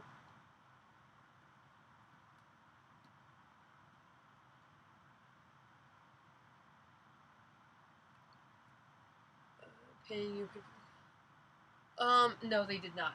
But what it did do is I did get a good connection with Konami. And last year they did pay for, they did get me and my friends into E3 for free. They did give us a nice dinner, and they did beg for us to, continue to like them in the face of their bad PR. And do I regret doing it? Yes. Did I benefit from it in some way? Yes.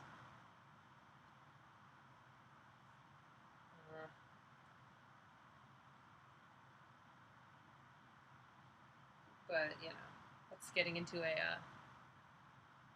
it's going to a very different discussion here.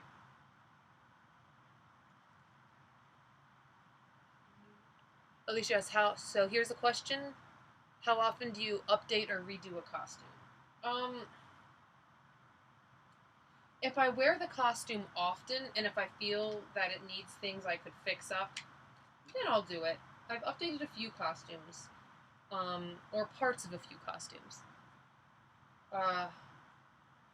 When I realized that I was getting asked to do a lot of drink parties in that Metal Gear Rising costume, I chose to fix it up a little bit and make myself a new sword, because I was doing promo work and stuff like that. And the sword that I made, I'm pretty proud of that sword. I really like it, even though I'm not going to use it for anything. I made new gloves for my Metal Gear Solid 2 Raiden. I fixed up Taupe's Napstasaw, actually, these past few weekends. I went over to their house and did that. So, as needed. If I wear it often enough, I'll upkeep the costume. I've never completely remade a costume from scratch, but I'd like to. But there's a few costumes that I did when I was just starting to get into cosplay that I'd like to remake in the future. That would be nice, but I'd like to tackle them when I have the funds to do them, because they're not going to be cheap costumes for how I'd like to tackle them. One of them's armor, one of them's leather working.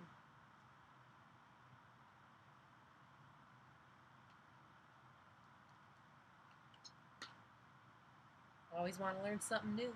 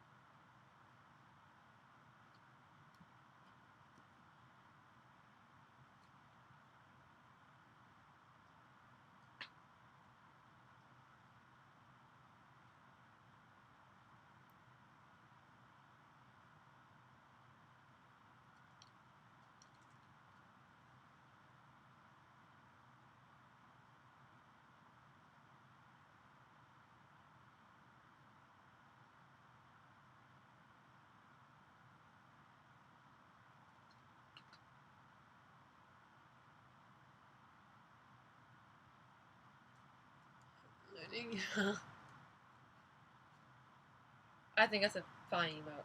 The hands up. The hands up. Hallelujah.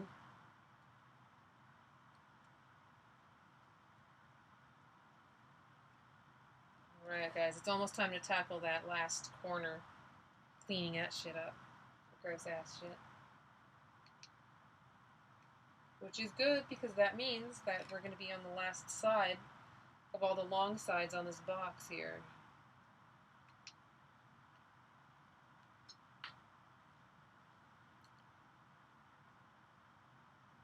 Alright. We're getting close to... I don't know what I'm going to do once I finish all the sides of this box. Probably attach the hearts or something. I think the very last thing I want to do is fixing up and finishing these edges. I'm just not feeling that hand sewing. It's a pain in the behind. It's a pain in the booty.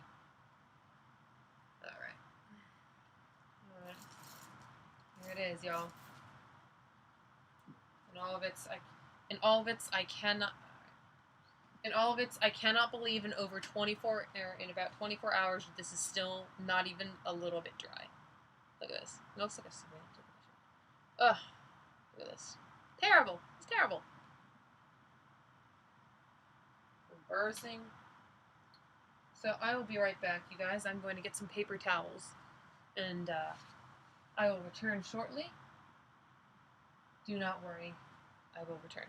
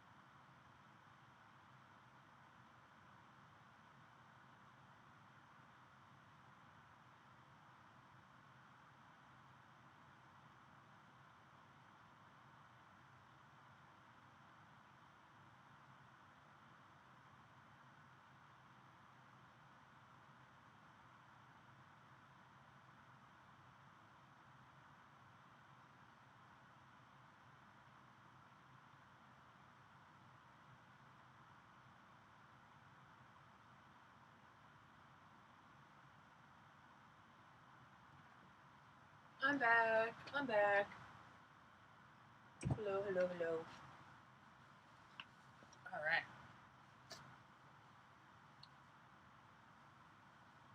Alright. I'm back. Paper towels, let's do it. Towels quiet. Oh, I'm gonna see you guys posting when I'm away. Because of the time today. What's this? Let's look at this nonsense.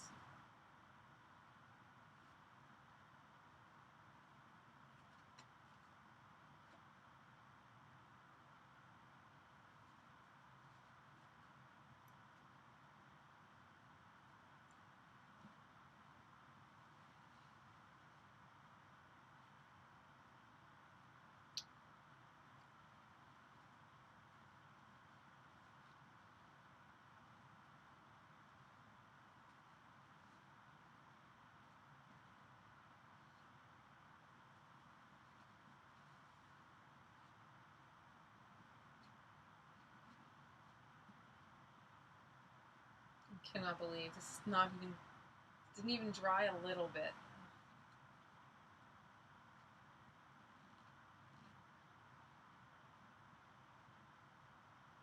Oh, how terrible.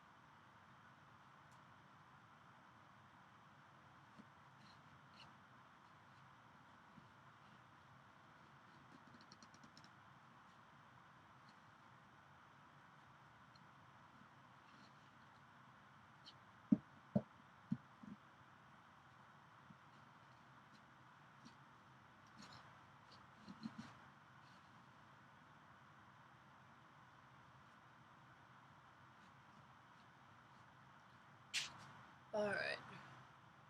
What kind of glue did I use for this? It's called Weld Bond. Bonds most anything. Wood, tile, glass, and more.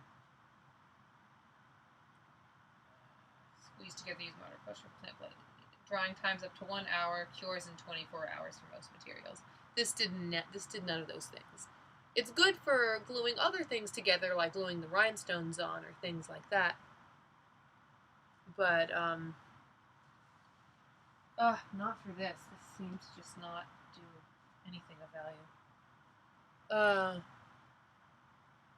Super says, ooh, Papa Shy, I want to talk about our little upcoming blog. Actually, I don't until we've worked on it more. I want to be ready to go before I open those floodgates. Sorry, guys.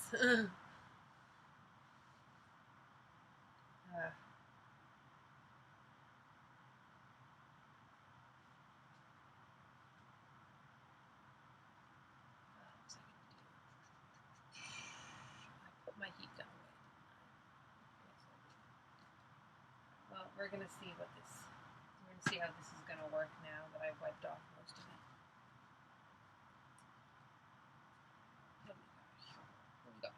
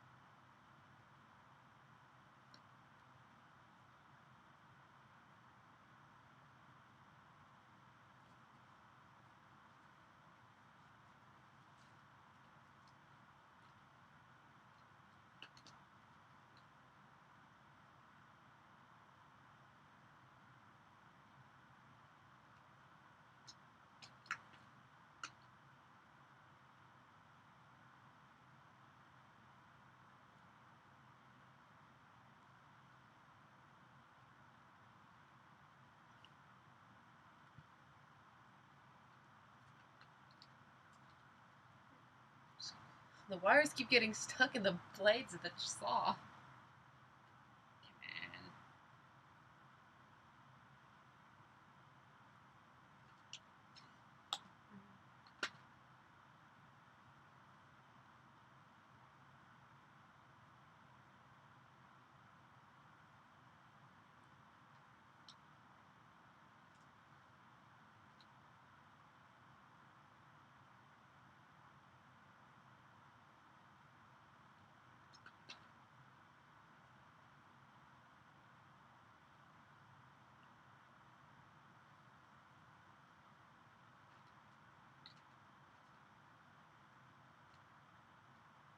Jesus Christ.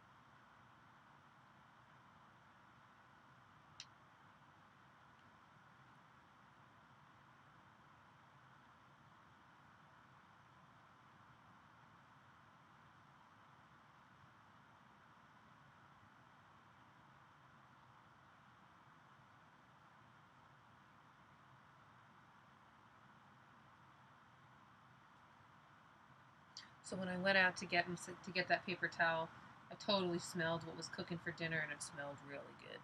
It was like this lemon chicken. It smelled delicious. I almost took some back, but I figured you guys didn't want to see me eating on stream. Especially if something was really tasty, y'all might get hungry. I need to all go get something to eat. It's probably past half y'all's dinner time because half of you are from like the East Coast anyway, so that's like 10 o'clock at night or something. It's almost 8 here.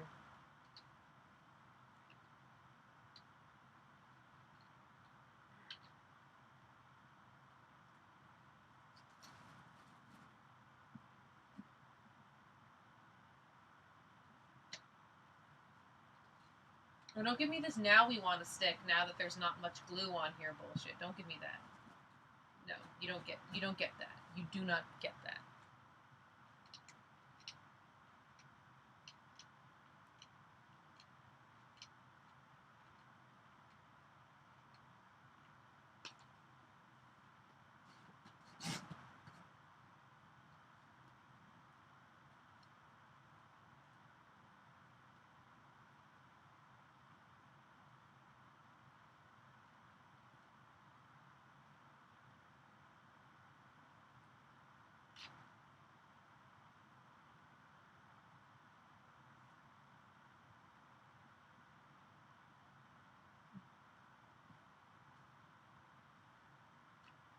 So what's going on in everyone else's world right now? Oh, it's 11 here, and I have had so much pizza.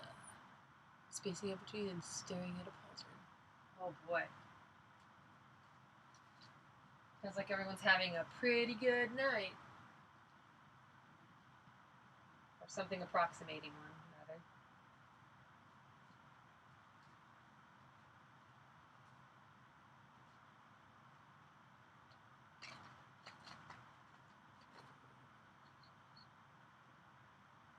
Oh man, that sounds really good.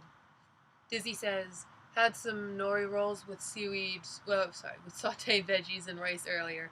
Kind of getting a little hungry now, though. Oh man. Maybe I will eat on the stream later on. Stuff sounds delicious.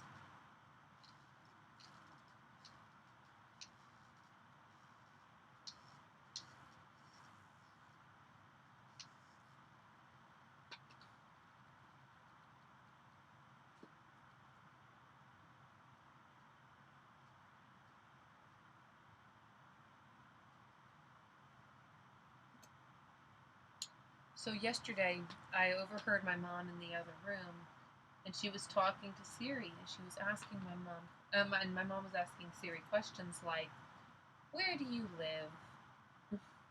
Like, where do you live? Who's going to win the Super Bowl? Are you a computer?"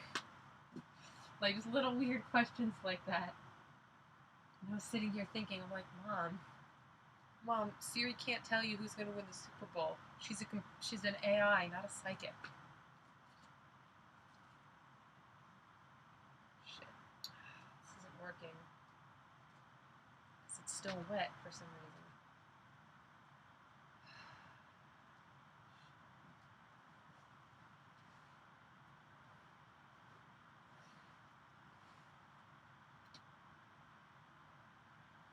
This is no bueno.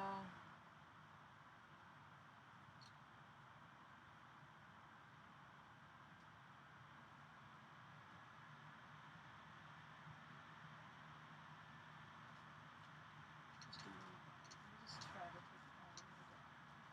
take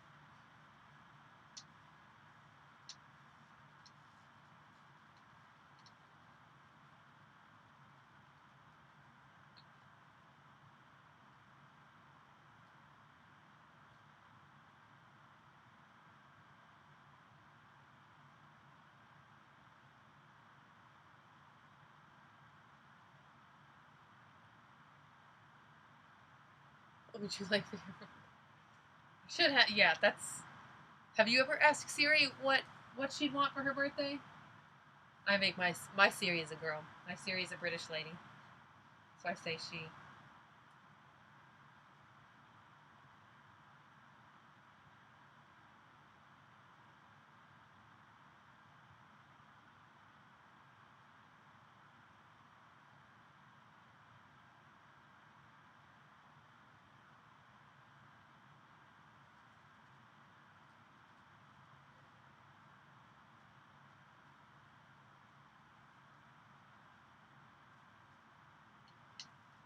Oh, come on.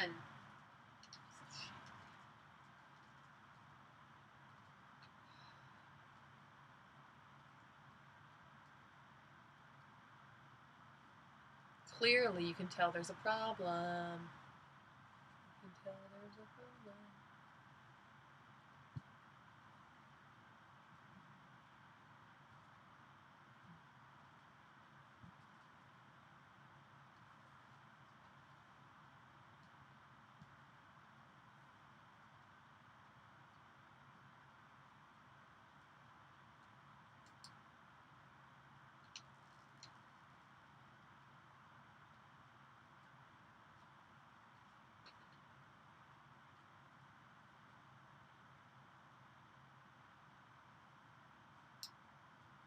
Well, shoot. Well, shoot.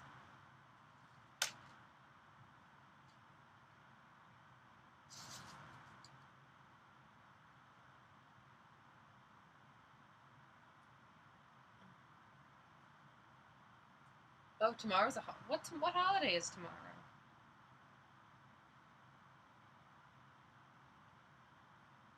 Again, bad with dates.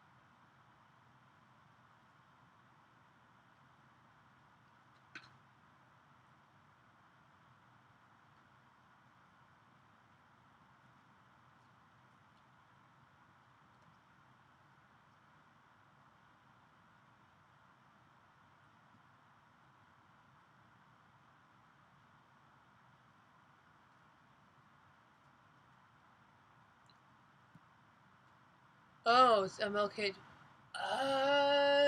Okay. I'm gonna be honest. Most holidays go fly completely under my radar now that I'm not in school anymore.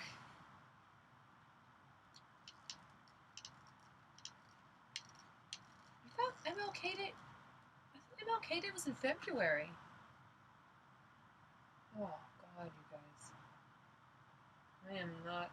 I am not so smart. Not so smart.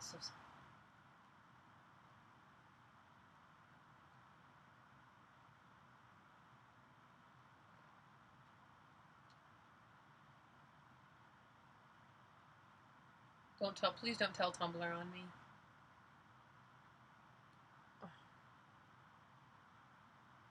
Oops.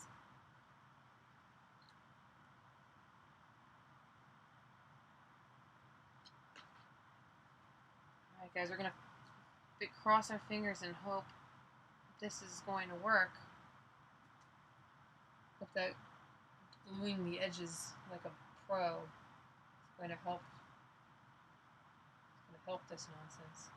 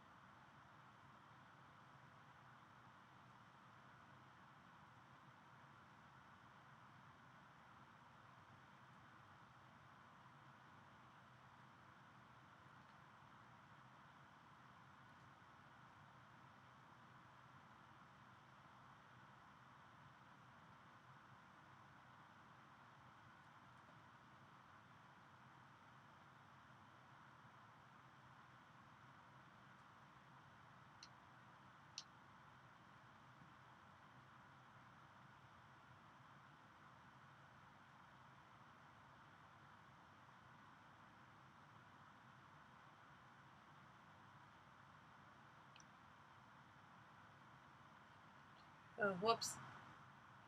3rd Monday of January. Whoopsie poopsie. There goes what I know. Yeah, again, no concept of time. I'm never been really good with that.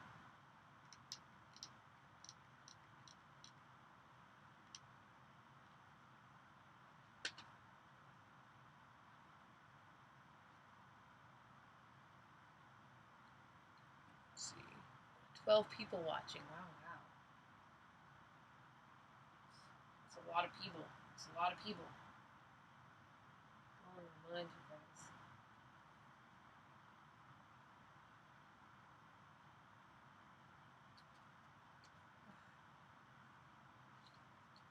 This is starting to look so nice, you guys. Look at it. I'm so happy. So happy. I love my chainsaw. I love him. Or her. You don't gotta assume. Not quite sure if my chainsaw is a boy or a girl, but that's okay.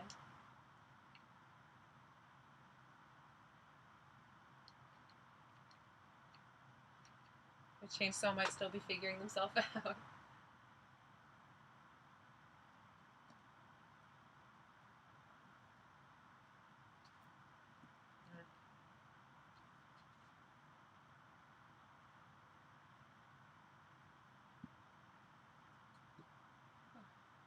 So let's see.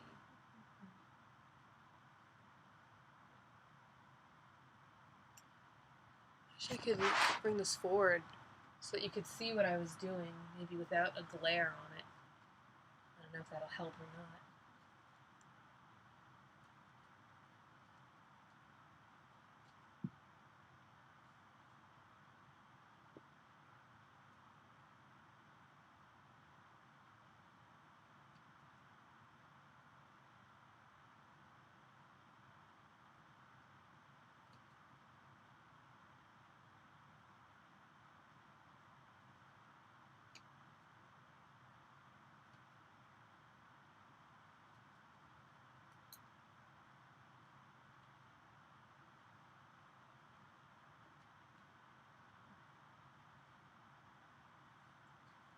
Oh, you guys, I'm very happy with how this is going. LGBTQ. It could be a non-binary chainsaw. We don't know. It could just be too young to know the answer yet. We just don't know.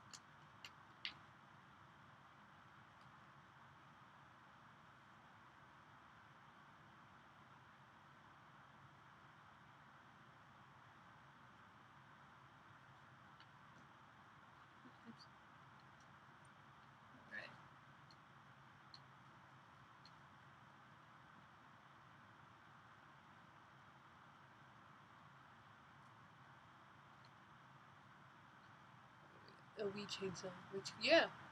Hey, gender chainsaw. Maybe yeah. Dizzy says maybe chainsaws have a rich culture we're out of the loop about.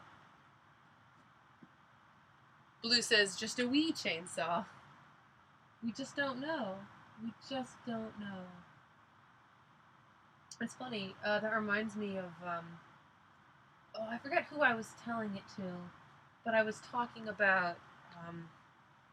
For those who know me, know that I, you know, people's headcanons about Undertale things don't usually, bug me, even if I particularly disagree with them. But I'm very much not a fan of the Mettaton is trans headcanon, as ironic as that is, all things considered. But one of the things that I ended up talking to with somebody regarding the Undertale ghosts and their genders, and something that I brought up, and again, this is all in the realm of headcanon. There's nothing that can say yes or no either way. But I said, well, what if the only reason why Napstasaw is referred to as a they, and Mettaton is referred to as a he, isn't because of what the common thought is that, ghosts don't have genders, and, the whole Mettaton is trans thing says Mettaton became a ghost so that he could have a gender.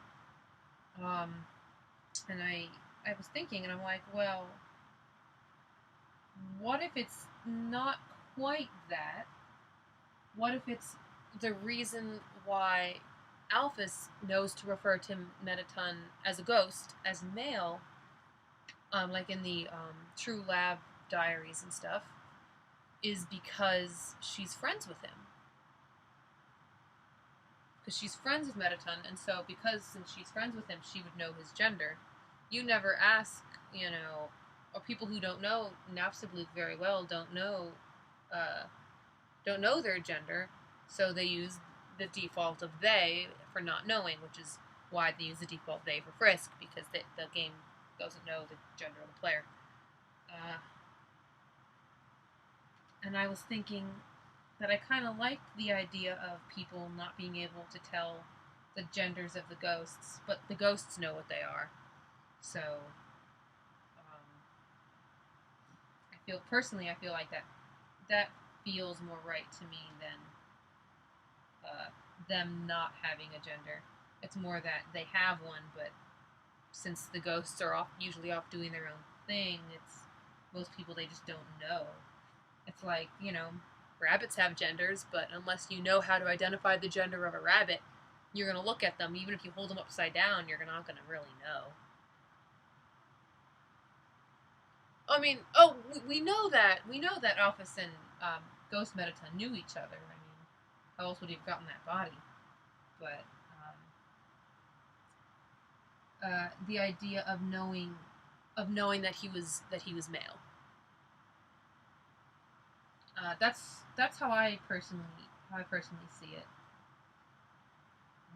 Maybe it's like that with chainsaws too. That like they've always had. I like to think that the ghosts always have some kind of gender. Maybe Napstasaw is non-binary.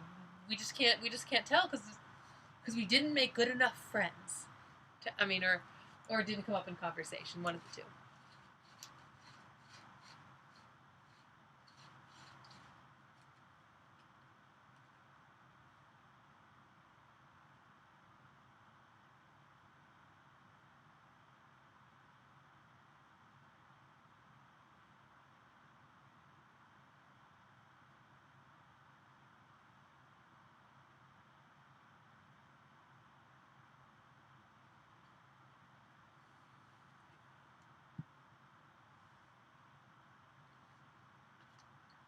Do any of you guys have any cool Undertale theories you'd like to share? Or theories or headcanons that we can talk about? That I can read out loud if I so choose?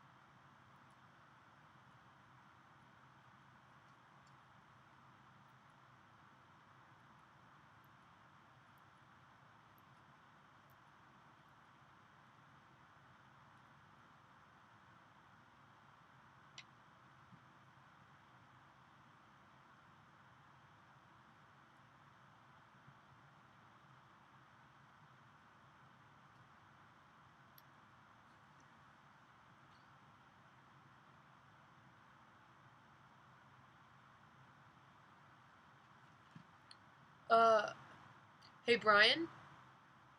Um, Brian. Brian. Yeah. Brian, did you get the mystery key and do that whole business with the mystery key?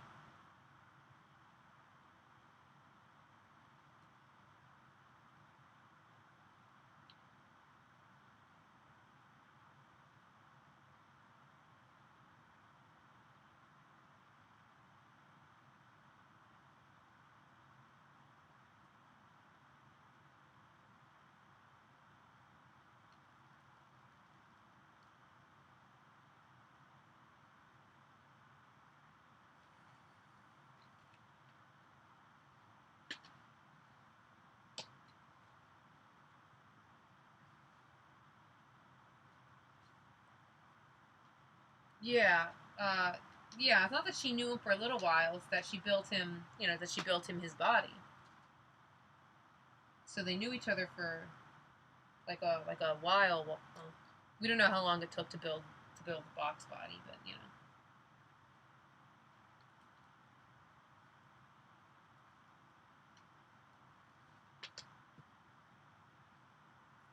I think the way they dated it, I think she made Mettaton initially before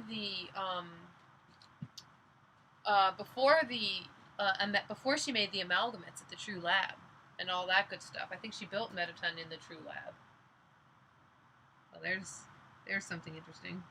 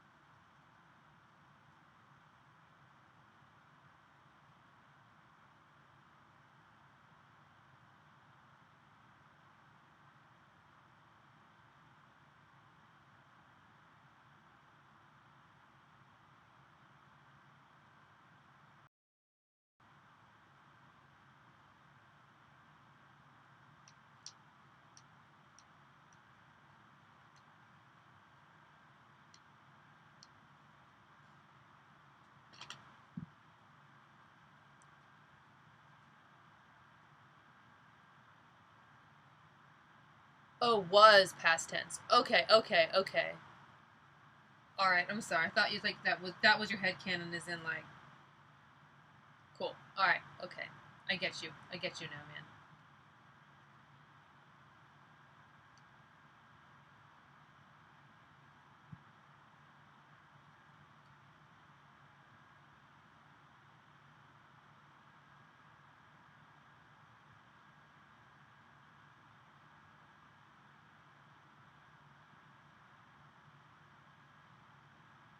Right, yeah. Sorry, I thought you meant I'm sorry, I thought you meant like current ones, not like ones you used to have um before whatever. Sorry, man. Also, heads up, just letting just letting y'all know. Uh, I know it looks kind of hard. I know sometimes it's difficult given my voice and the fact that I'm working on a bright pink chainsaw, but I am in fact a dude. I'm not a she, I'm a he. But just giving you, you know, then I know it's hard to tell in uh, in this age of the internet where LGBTQ stuff is all over Tumblr and all this information is flying out at every which angle about this gender and that. And, it's gonna be chill about it, just letting you know. No harm, no foul. Just giving you all a heads up.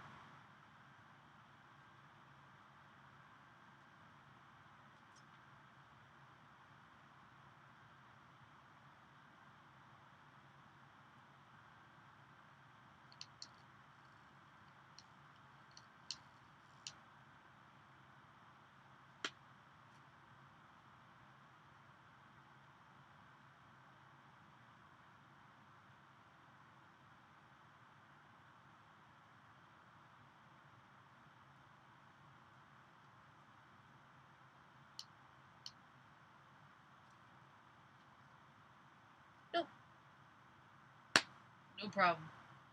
No problem, Dizzy.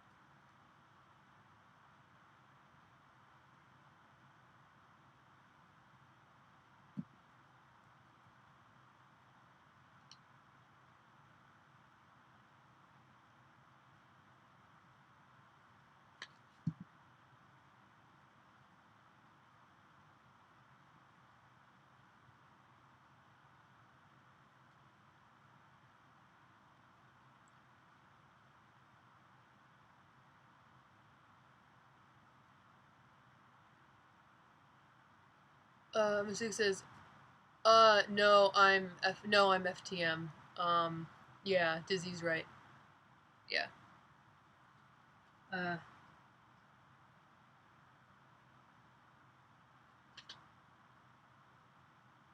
Like I said, I know it's hard to tell sometimes, especially given the way that I choose to present, but you know, comes with the territory of wanting to be a clothes source, I guess, and needing a haircut.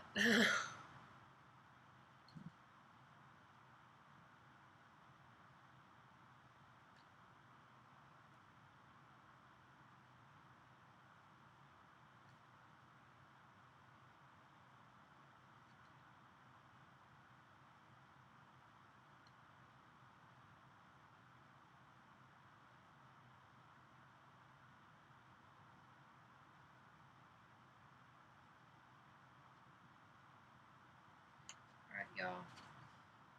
This is starting to get close to the finish line here. We're coming down to the last parts of this box. Last bit of box.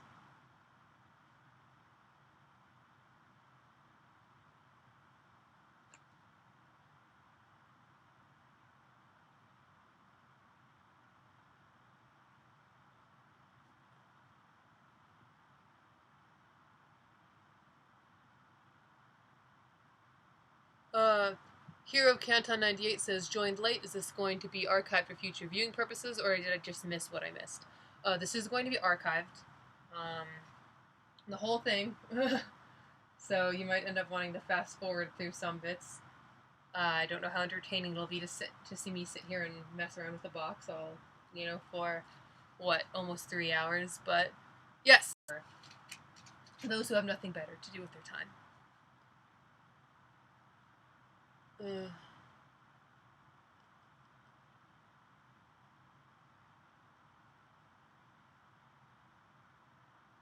Oh, yeah, the Twitch stream yesterday. Well, I'm glad that you guys could come in and could come see it now. Depending on how far along I get, I might do it tomorrow, but given how good this is looking, there's a chance that it could get done tonight instead. Because I'm also wondering how long I should make each stream. How long it should be before you guys are, you know, bored out of your minds.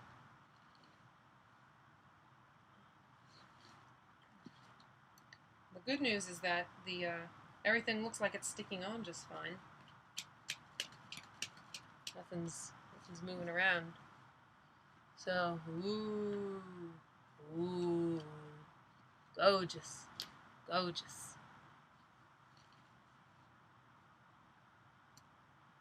Alright, so we're going to hit these front panels.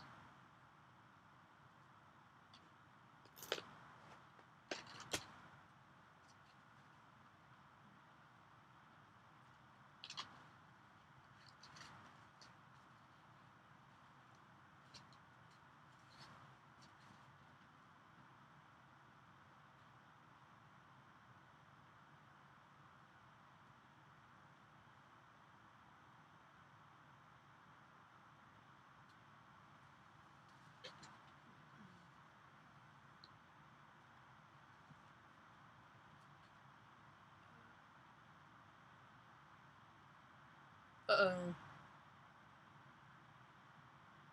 Uh-oh. Is it...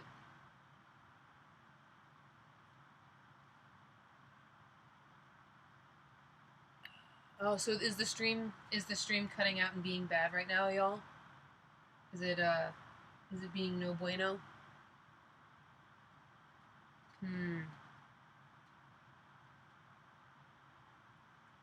Should I, is there something, is it that bad?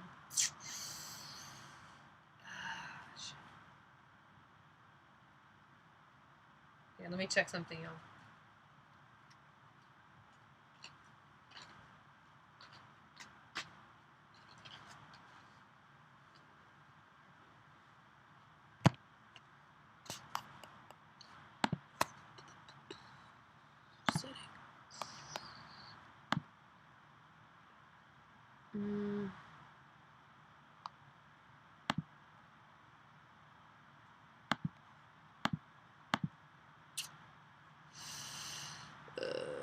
No, my video bitrate is very small. My video bitrate is 500. Could try taking it down and hoping for the best.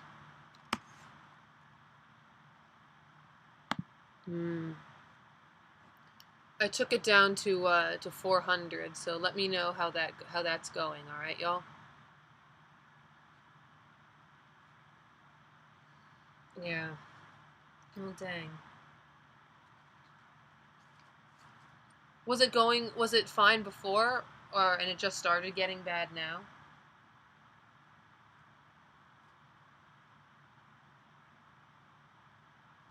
I was gonna say maybe someone more important than me just started streaming. That could be what happened. Shit. I bet it's those damn Game Grumps. Those damn Game Grumps.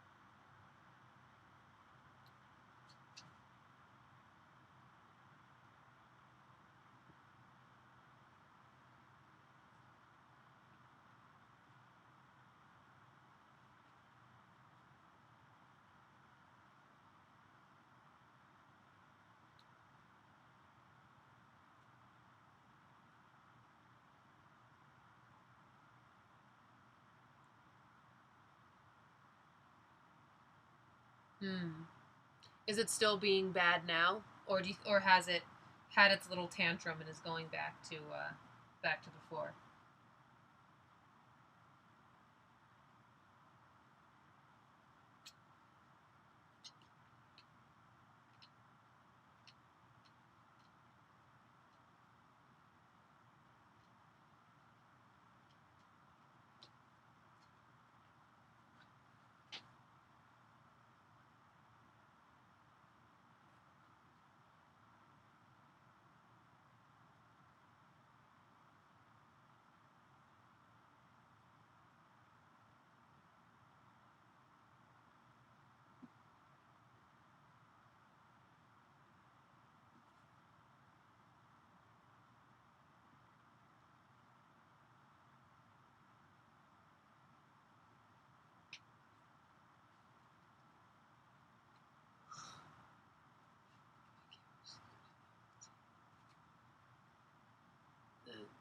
Gamer guys are started. Yeah, probably.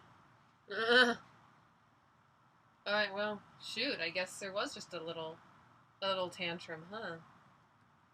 Well, shoot. Well, hot dang. It's best not to let that happen again.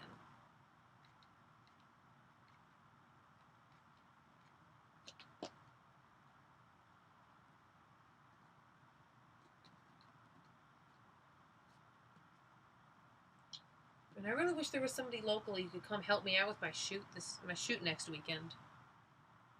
To any of you guys, are any of you guys local to SoCal who are good at doing makeup and throwing things on things? And throwing liquid on things? You know, asking for a friend.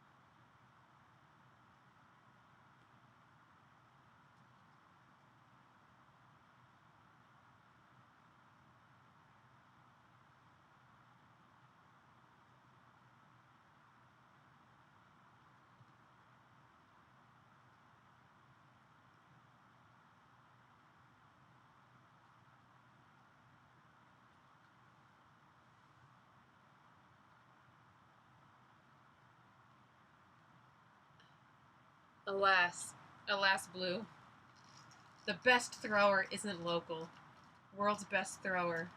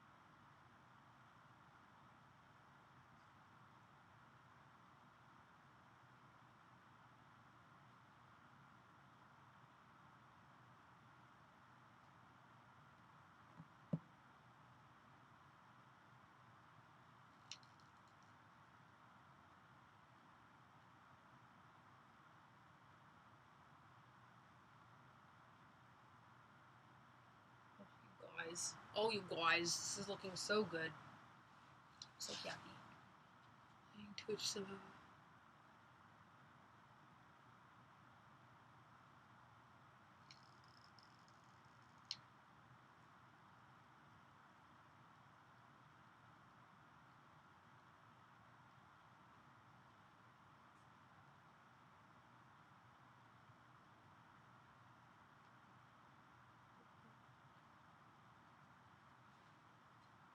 Gonna tilt this way a little bit so y'all might get a better vantage point of what's going on here. Of, you know, putting glue down in the little hole and then pushing it around and making it smooth. Smoothing it out. Doing all that good stuff.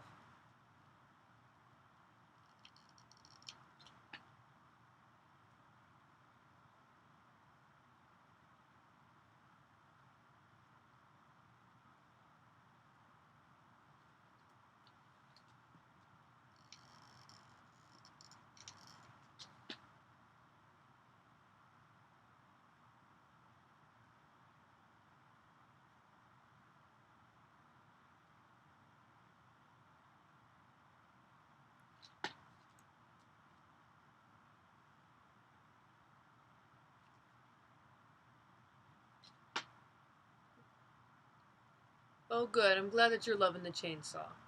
I'm loving the chainsaw too. I'm very happy with what's been going on with it today. It's definitely feels like it's in the finishing steps now that it has most of the sides covered. It definitely feels like it's, you know, bringing it on home. Bringing it on home.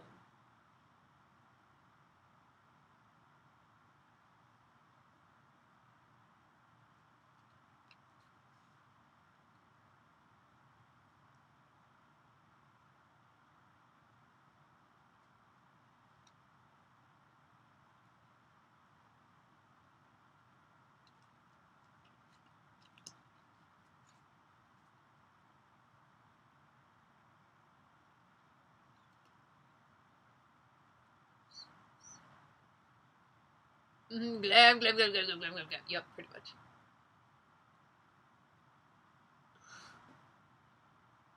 Oh. Brian says, I'm pretty sure Mettaton would find a way to make the tines of the blade in the shape of his head. Yesterday on the stream we were talking about how he would have a chainsaw where this is one giant leg and all the other ones are tiny little legs sticking out. So, you know, I'm sure he has as many chainsaws as he does gloves with different fingers on them.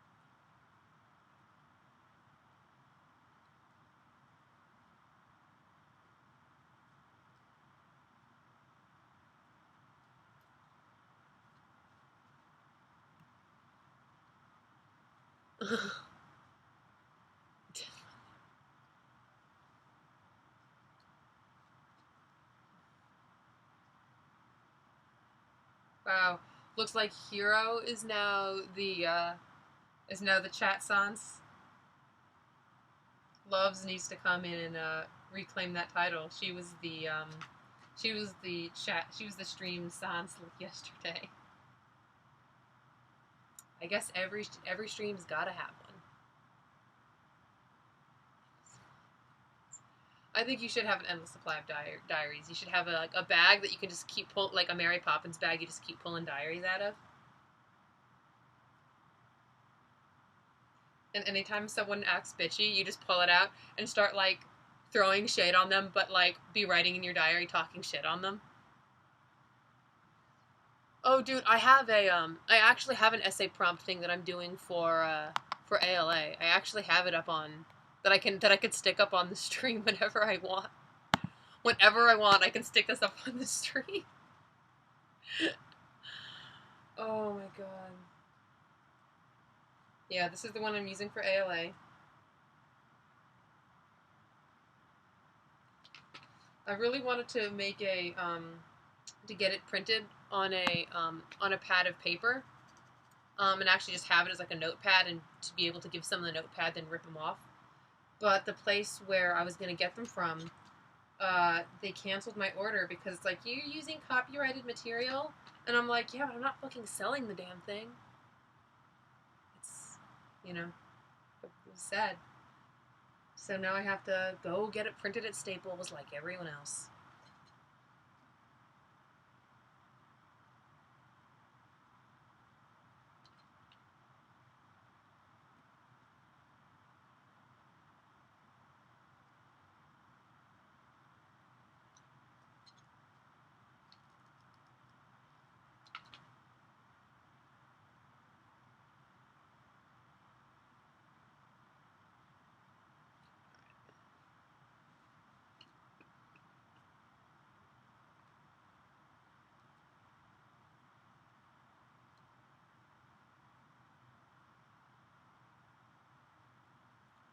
I need a thicker one? I need like purple like this shit is.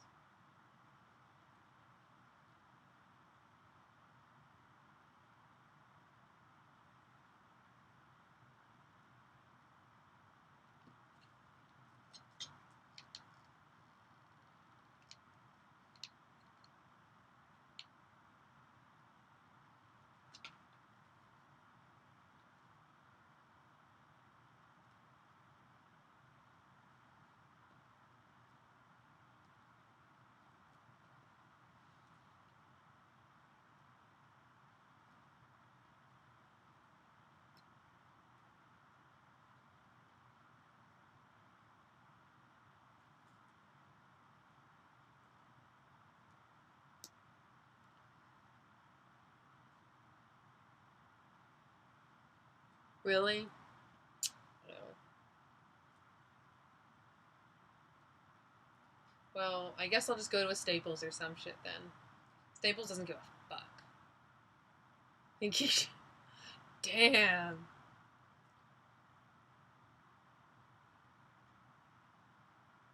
Damn, Brian. Damn.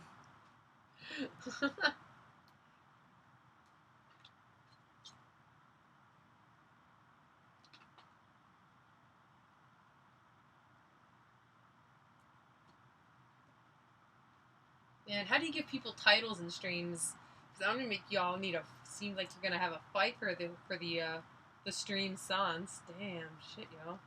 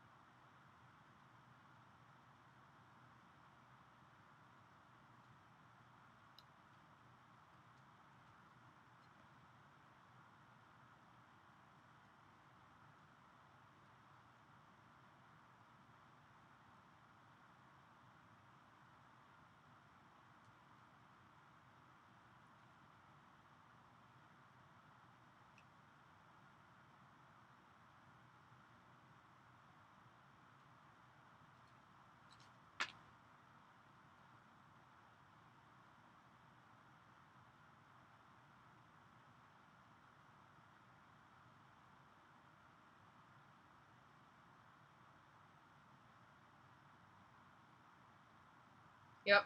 32-year-old writer who loves puns. Confirmed for human AU sans. Oh my god. Oh my god. Confirmed.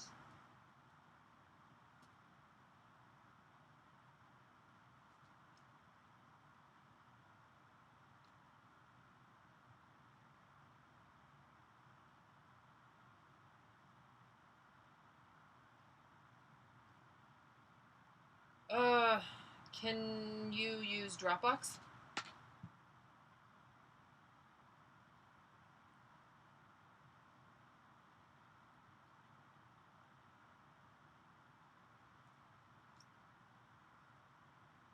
when I was doing audio recording for my friend's analysis video, I mostly used Dropbox to send all my audio files. Those were ridiculous.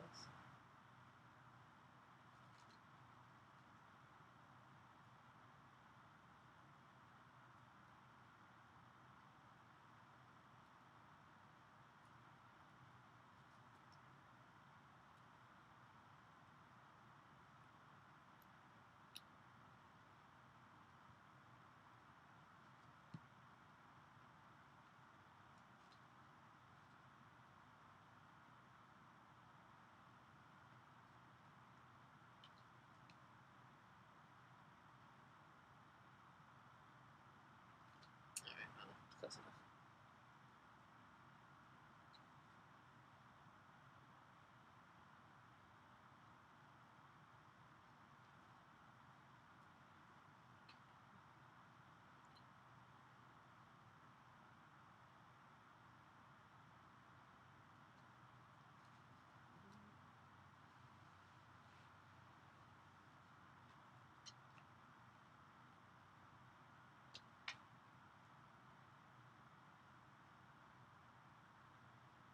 Alright, y'all. So the front is 2/3 done. Pretty much doing going on like this. Got the top above it, got the bottom below it. Just got to get need to do this panel here, and then the back, and then the gem coating will be done on all the sides. All the sides. Then we're going to figure out this handle nonsense. And then it's time to stick the hearts on, and it'll be mostly done. Mostly done. I've still got to do some extra decorating around the edges, if I so choose. I still feel like it needs something, but you know. We'll figure that out when we get there. Then I got to figure out what am I going to do with all these extra glitter scraps. I'm debating it, you guys. I'm seriously debating it. I have my microphone that I've been recording with right here. I've been debating blinging it. Because why be trash when you can be complete trash?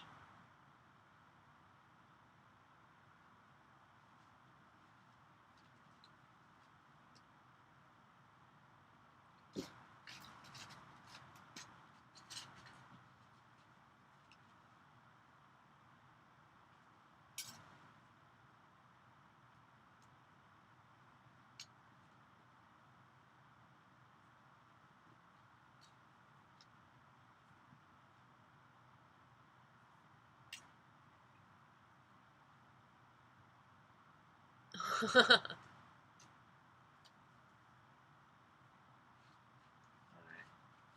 What do we got going on? Right. We'll run now. What do we got going on first?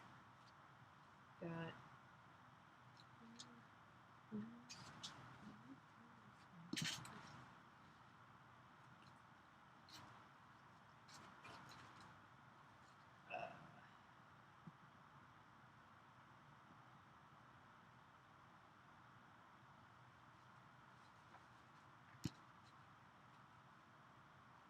we're gonna have a good chunk left over.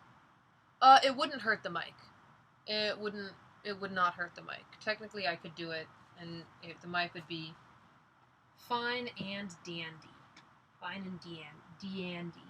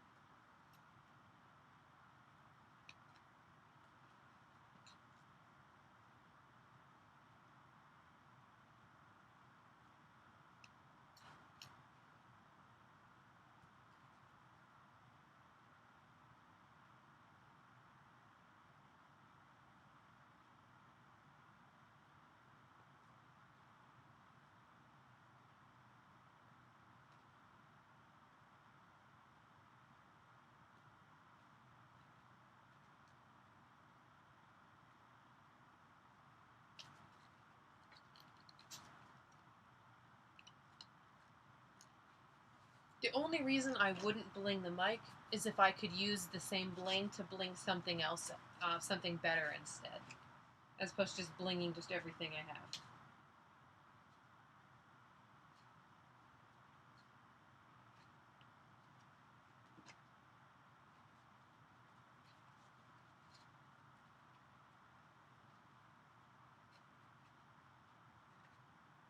So that is my only bling hesitation there.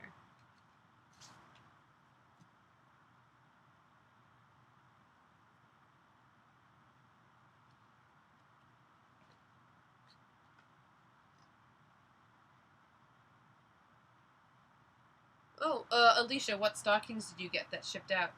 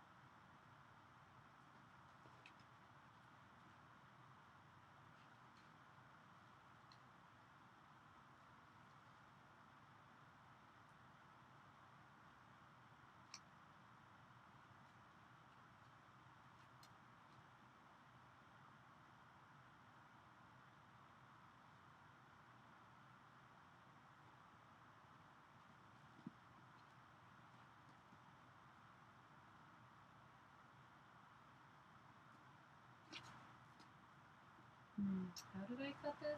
How did I do this?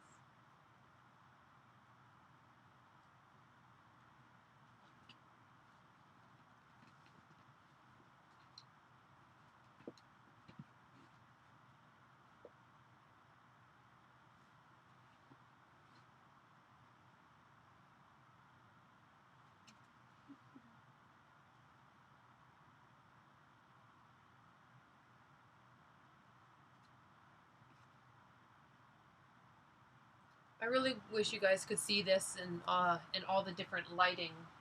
In some lights, this silver part looks almost looks like a baby pink or like a salmon kind of color, and I really wish you guys could see it.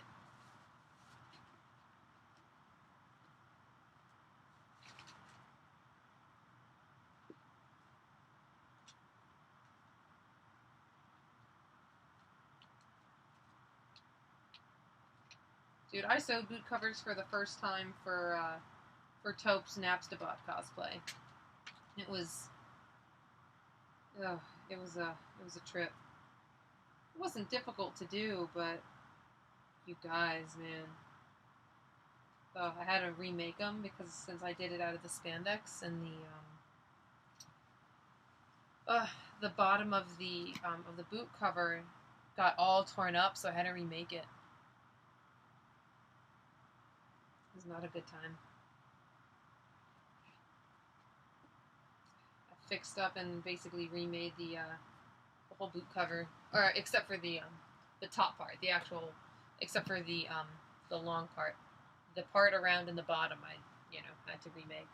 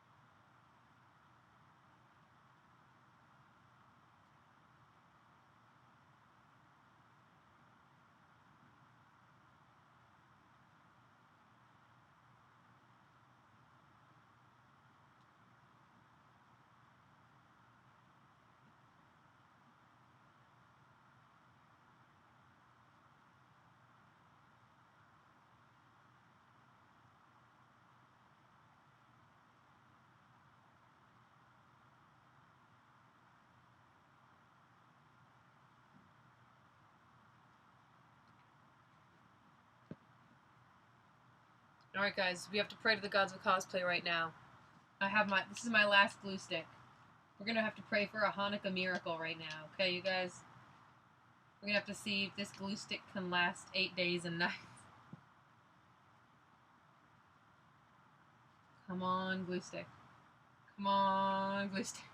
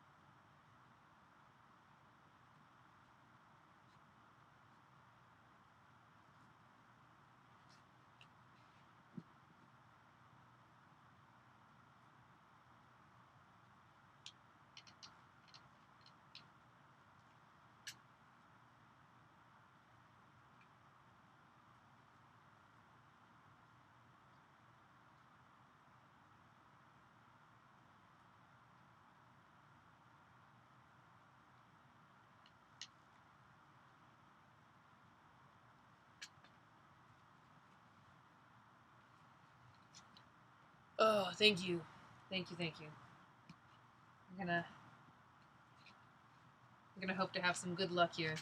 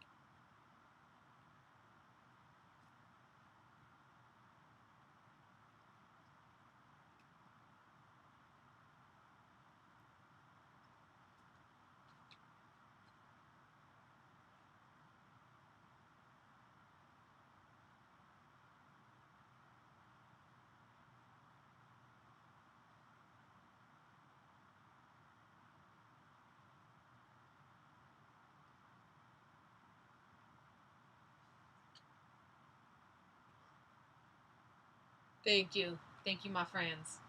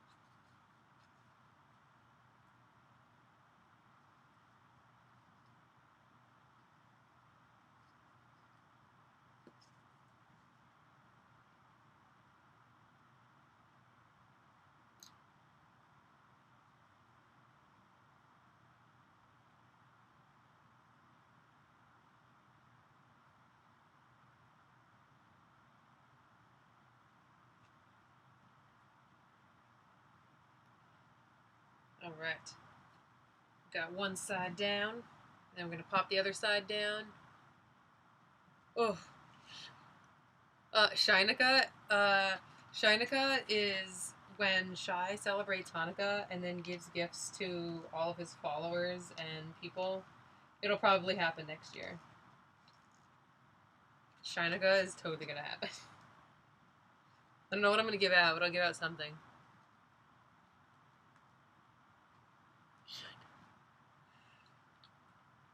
So, like, you know how, oh, maybe you don't know, but in Judaism, how there's the holidays, and there's the high holidays, which are Rosh Hashanah and Yom Kippur, which is like Jewish New Year and Jewish Sorry We Suck Day.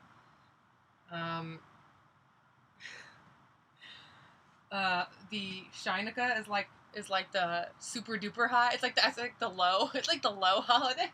It's like the low holiday that the other Jews don't want to recognize. Oh my god. MTT Mess was actually just Boxing Day. It was just Boxing Day.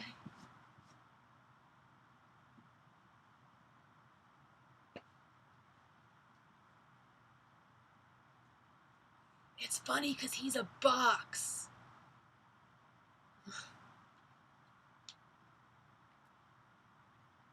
Yeah, on Boxing Day, y'all get to be kink shamed for your Christmas present. On Shynukkah, you get like useless cosplay information.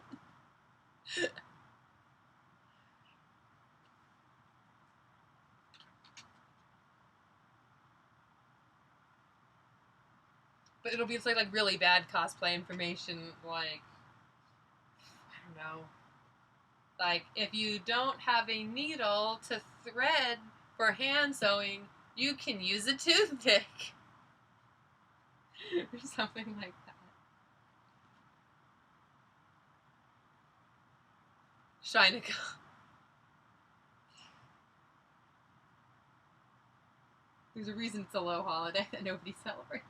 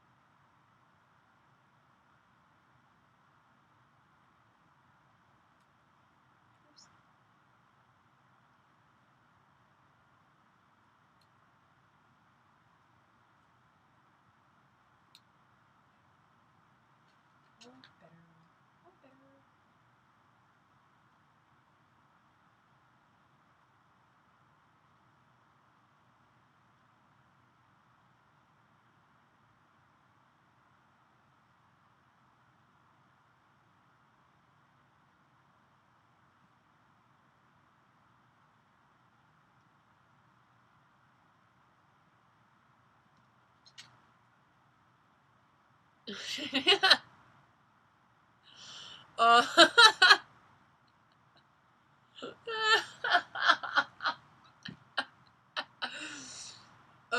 yes, you guys get glitter bombs, Mettamus gifts, a Bible, a cross, and holy water. Use Q-tips to apply all makeup. It's quick and easy. For Shynukkah is the traditional dish Mettablook soup. Yes. Yes. It is Mettablook soup, and I don't even.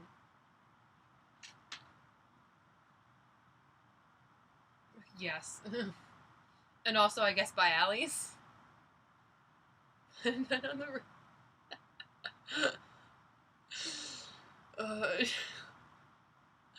Shynukkah gives a cardboard box that's been torn up. Actually, ironically, you guys get really nice cardboard boxes. I've learned from my time in the Metal Gear fandom. I've learned to treat cardboard boxes quite well. Oh, Mettaton, if glam is the world's curse, then may God smite me with it. Wow.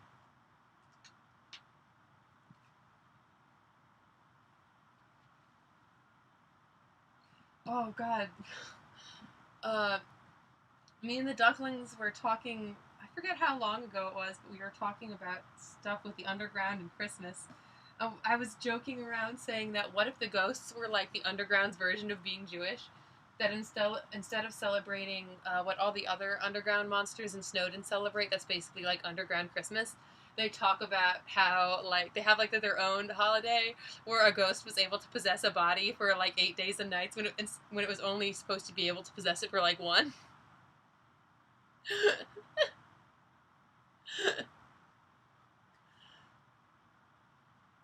What the frisk?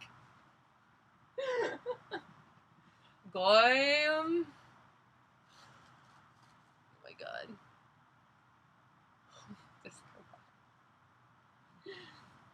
Mettaton would have a humble disco barn, wouldn't he? Oh god, you guys. God, he would absolutely have a disco barn. Between the whole, growing up on a snail farm thing. I can see it. I can totally see it. It's happening. This is real.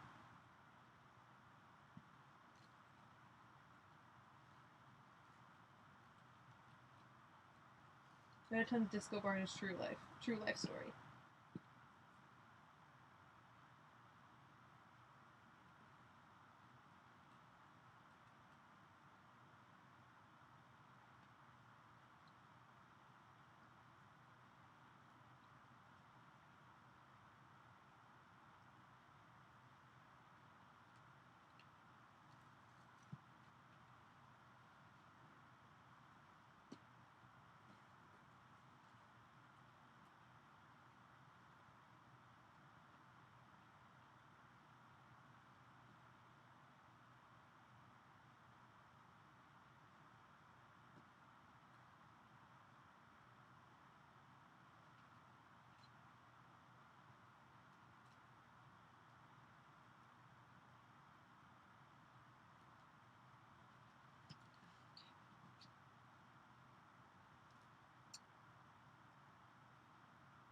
Ugh.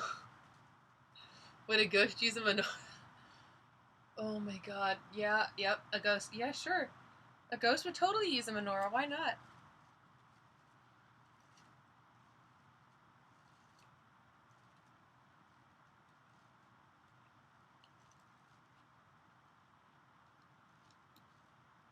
You don't gotta be ghostist. A ghost can use a menorah as well as anyone else who may or may not be corporeal.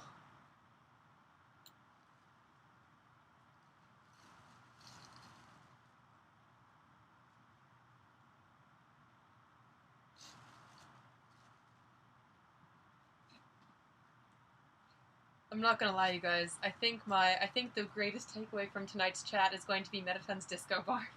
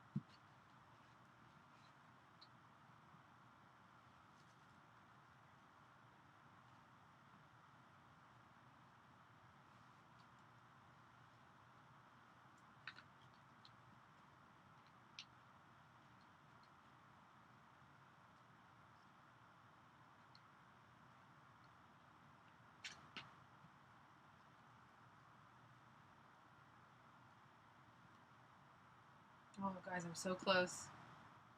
I'm so freaking close.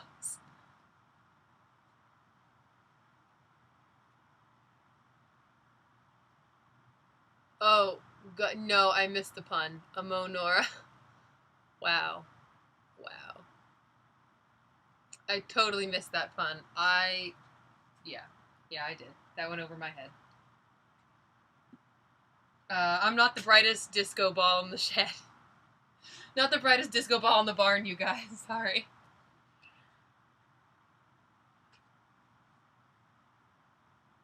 The cows be pink glittery, all the hay is confetti.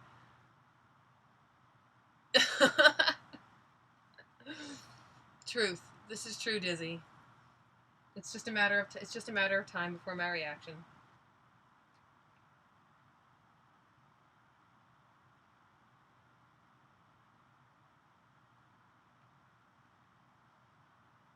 Alright guys, moment of truth. We're gonna see if we can get a Shynukkah miracle here.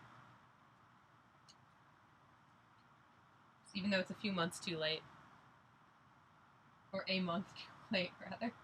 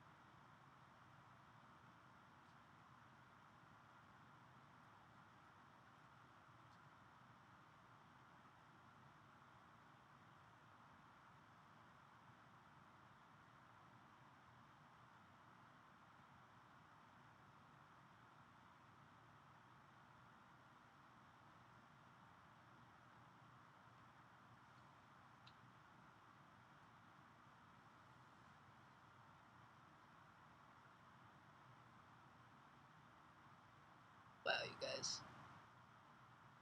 Wow. I think everyone's fighting for who gets to be tonight's Sans of the stream. Stream Sans. IDK.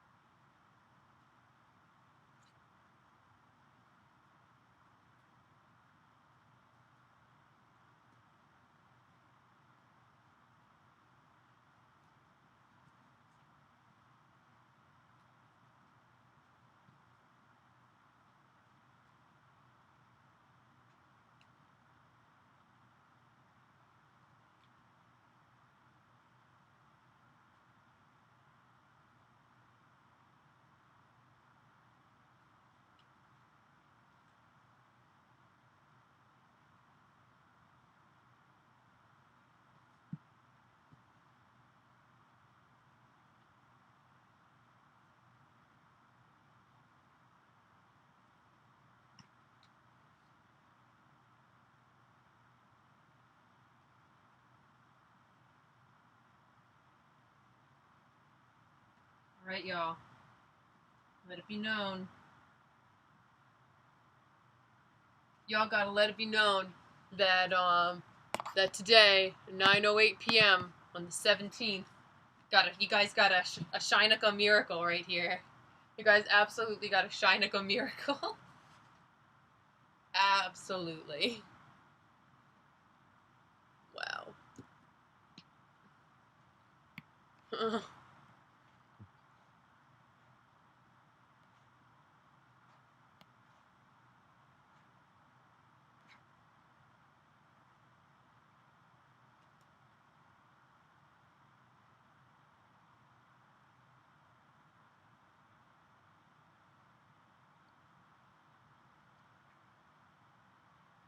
Oh my god.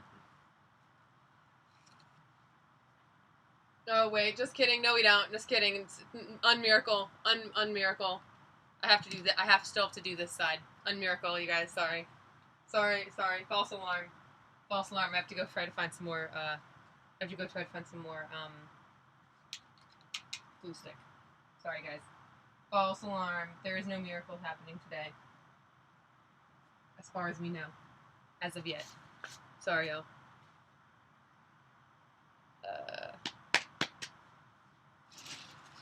I'm not gonna say you can't roleplay in my stream, but I'm not saying you can either. So I'll leave it as that. I'm gonna conveniently look my head the other way if you guys want to roleplay in here. Just don't make it all you're doing.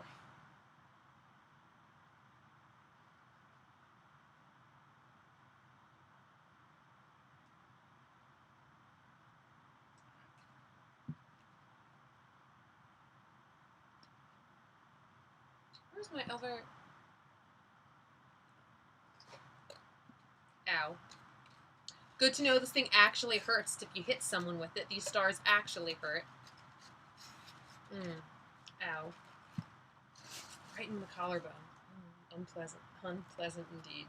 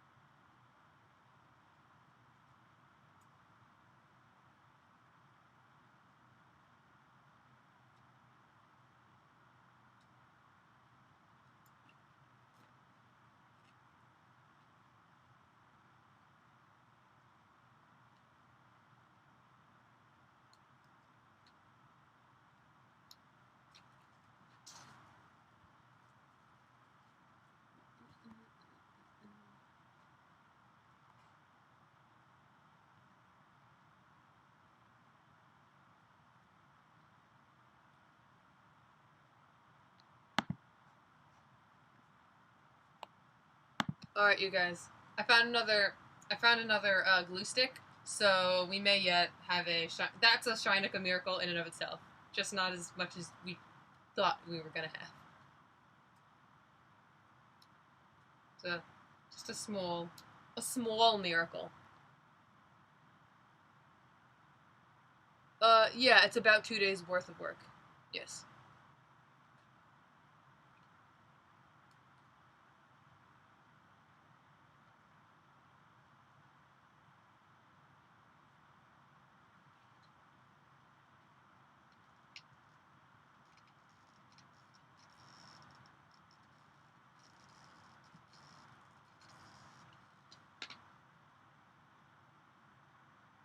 I'm pretty sure I spent more time looking for the stuff to make this than actually making this. Pretty sure.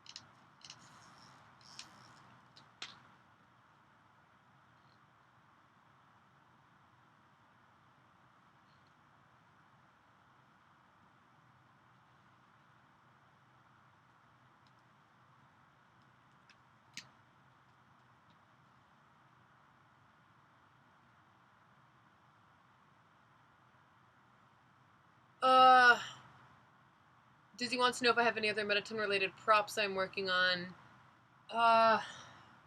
Kind of. The leftover stuff. What I might do is I might use it to make a crown and do neutral end King Mettaton at some point. I keep threatening to do that, so I figured I just might. I also have a little jacket that I totally just bought on eBay. That's like a little sweater because it's going to be cold at ALA, and I'm just wearing spandex. Really, there's not much separating me from the world. I'd like to do other props, if I can think of any that are going to be fun to make. But other than that crown, I can't really think of any ones that I could really do, just prop-wise. Definitely considering... I kind of want to make his newscaster suit and do with the shoulders on the suit, but that's actually not very easy. Sewing blazers, fitted, suit jacket blazers is one of the hardest things to sew and have fit nicely. I was thinking about getting one and altering it, but then you'd have a seam line right here and it would look very odd.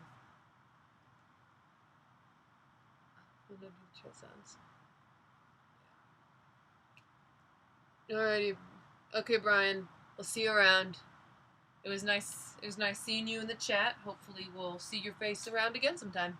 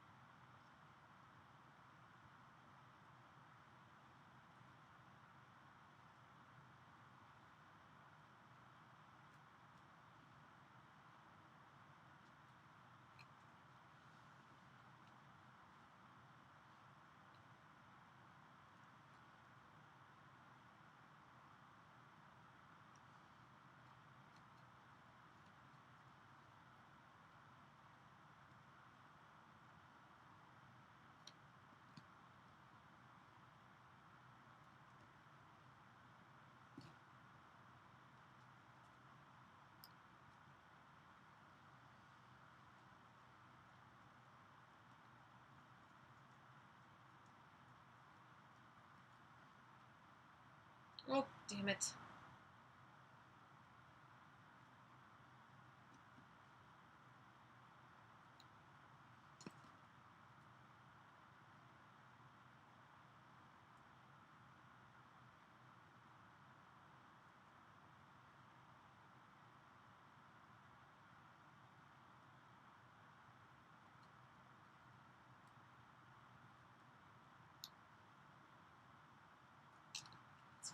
Let's fix this bullshit.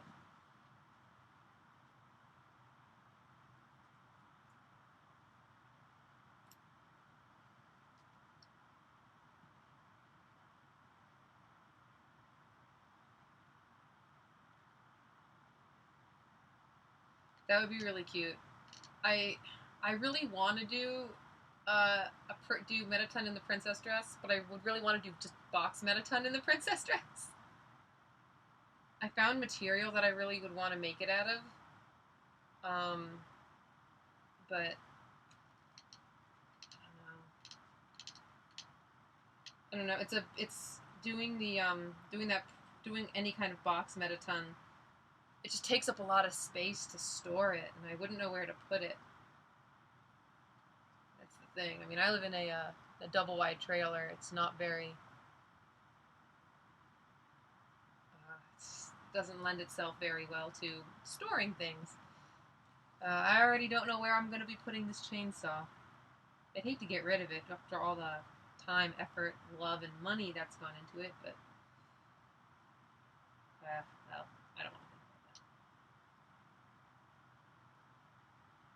about that. But, yeah, I found this material that has LEDs in the fabric, and I'd want to use that for a Princess Mettaton.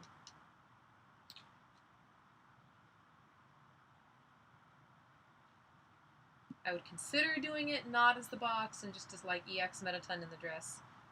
Although I think there's, it's a lot cooler to see box Mettaton in the dress than it is to see EX in the dress, personally. I mean, I don't dislike EX.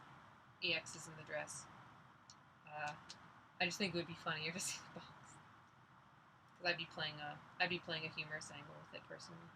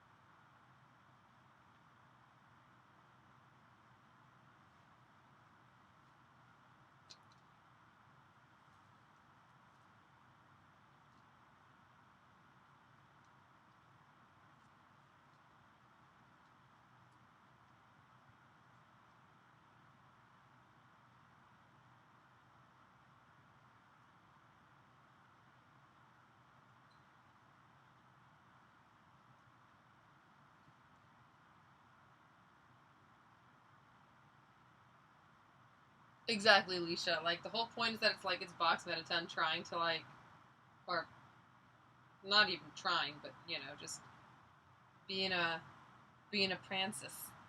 Being a Francis, a sweet Francis.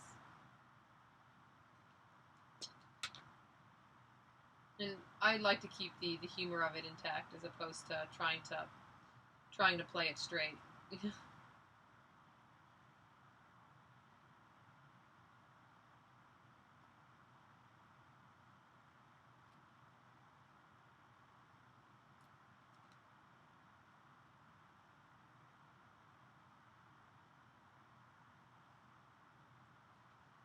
Night, y'all.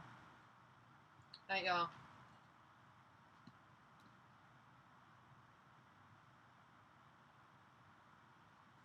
This is what I got.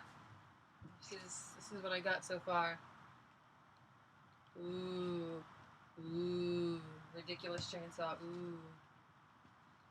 Ooh.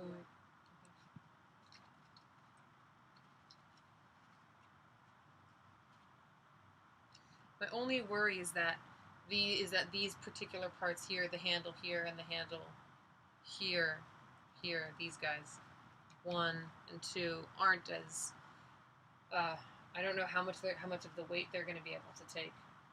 This guy keeps sliding. It's my only worry.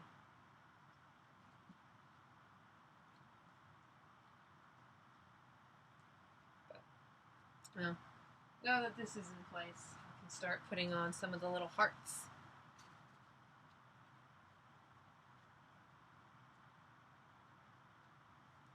See how I want to attach those guys. Those bad boys. Oh, oops, I forgot a part down here. Oopsie. Oops. Gotta cut that guy off.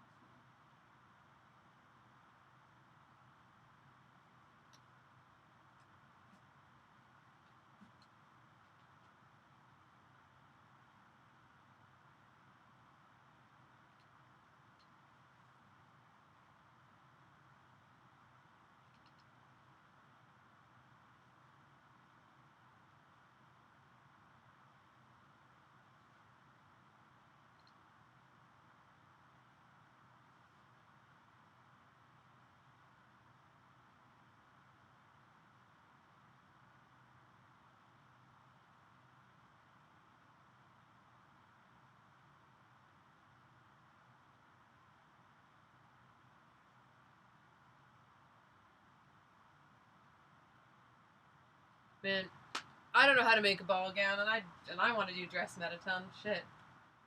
Let's get a pattern for it, alter it, maybe add some circle panels if you want it to be poofier. It can't be that hard. It can't be that hard, I say, as I eat my words, however long it is from now. I'll look back at the stream and say, "Did you really say that?" And I'll be like, "Yup. Just add a circle skirt in there, future me. Do it." I mean, I was considering taking the easy way out and going down to the fabric district downtown and getting a quinceañera dress and just altering one of those. Because those are absolutely big poopy princess dresses if I've ever seen one. The biggest and the poofiest.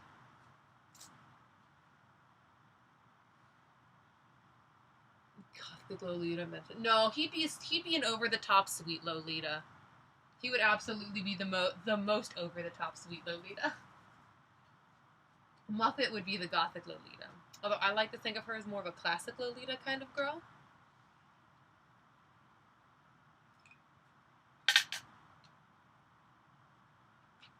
What I got going on? Did I leave the hearts outside? Give me one moment. I think I left the hearts out in the other room. Give me just a moment.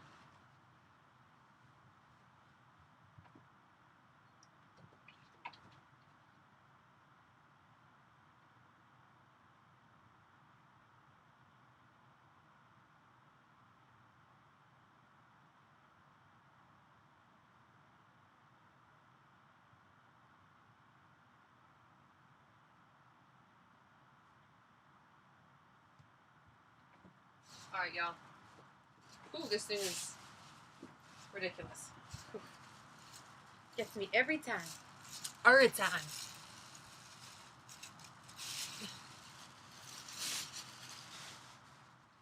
Alright. Alright, so I got my little hearts.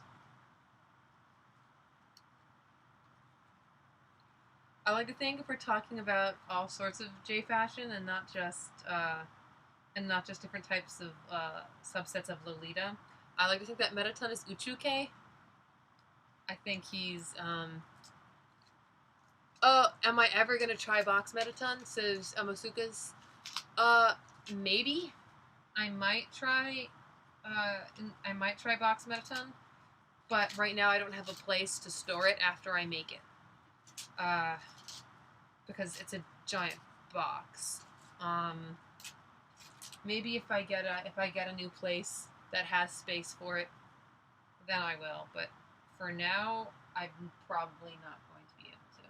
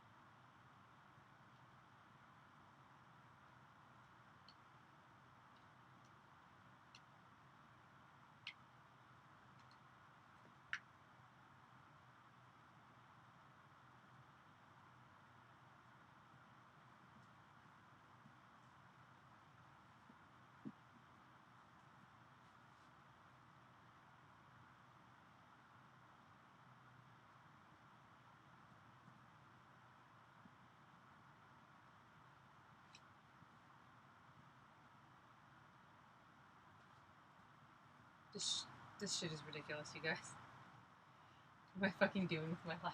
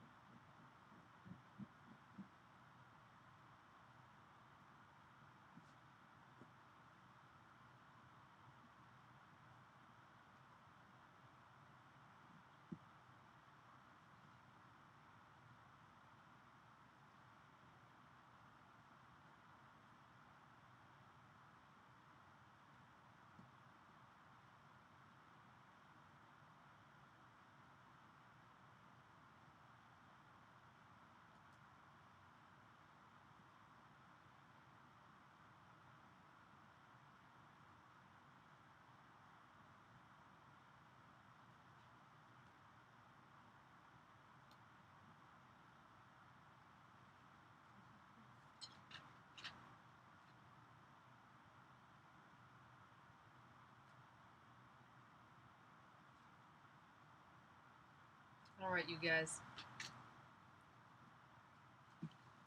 So this is what one side is going to look like. Alright, this is what... Oh, is this the top? Well, fuck. Well, fuck me. I think I can just rip that shit off. Well, I put that on in the wrong direction. I thought this was the size. Alright, cool.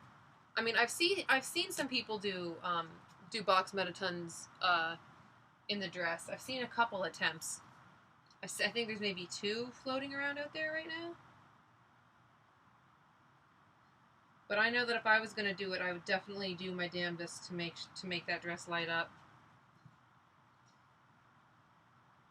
I know places where you can get that kind of fabric, and I really like the way that it looks, especially if you put some tulle on top of it. I think it's you know, it would make it look a little different and still be in character, I guess.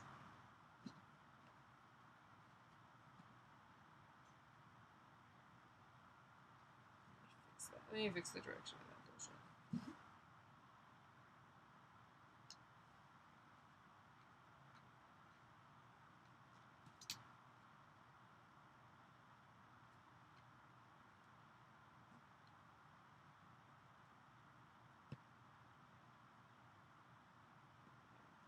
There. Oh man, you guys. Can't be my last glue stick. It just can't be. I have more work to do. I had 2 packs. I had 2 packs of glue sticks.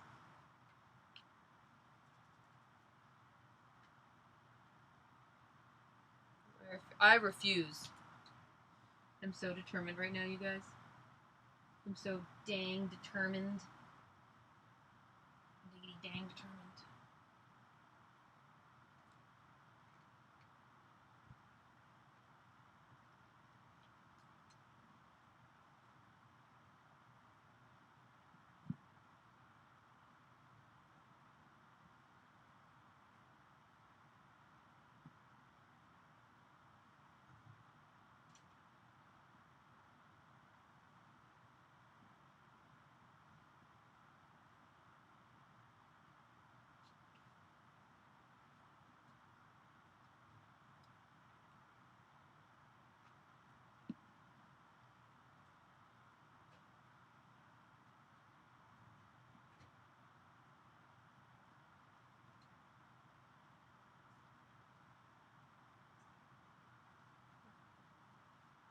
I feel like when putting the hearts on it makes it look a little bit like a companion cube. Just a little bit.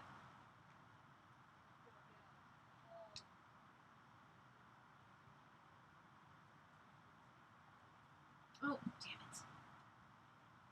Oh, I forgot to dry now. Let's try for this.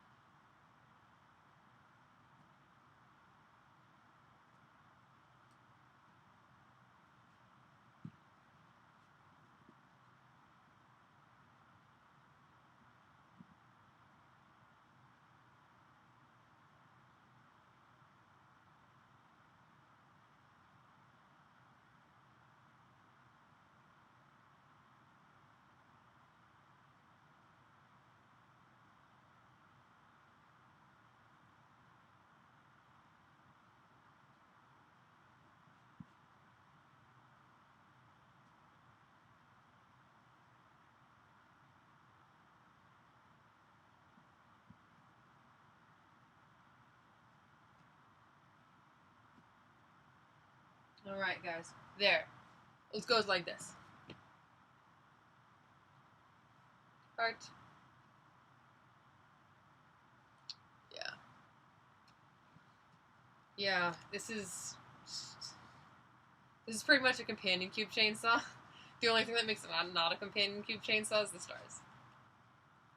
Pretty much.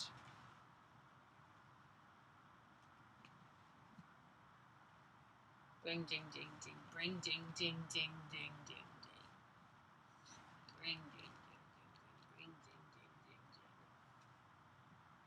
ding. Very scary chainsaw. Very spooky.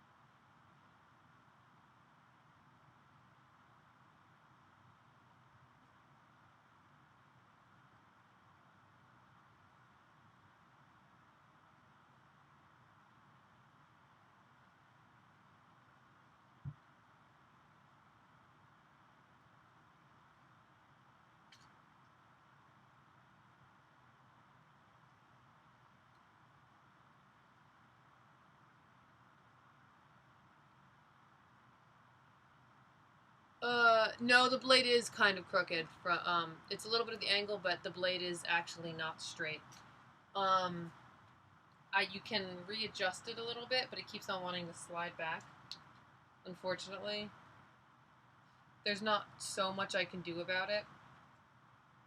For whatever reason, it's gonna wanna be lopsided. It's just too heavy for the support inside, unfortunately.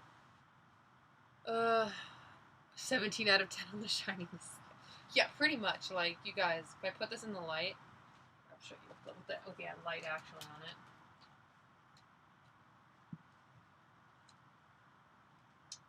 Come on, over here, light. Hit me over here. There we go. Yeah.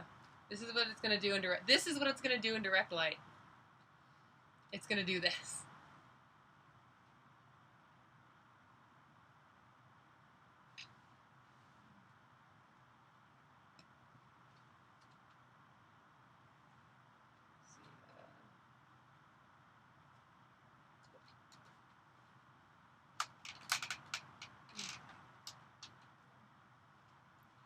Yeah. So, yeah, this is happening.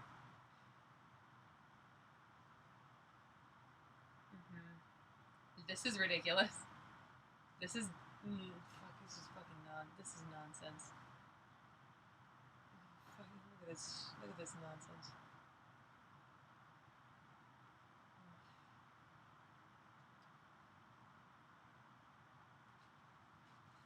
So that's where we're at.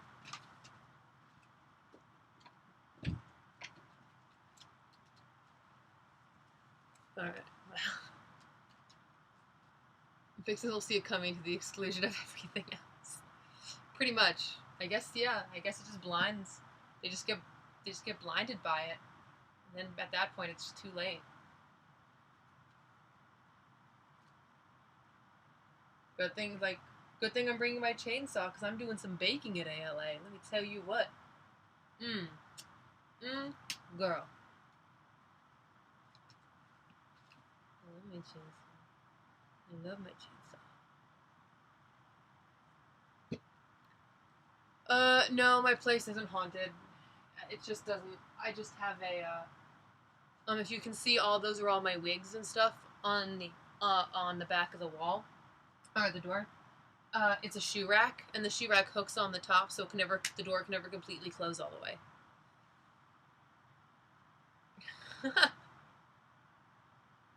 Oh, Amasuka and Iliot says that it's Blooky. Yes. You just can't see him on the stream because he's a ghost. Because he's a ghost. He's crying. He's crying because you can't see him. Oh no. Oh no.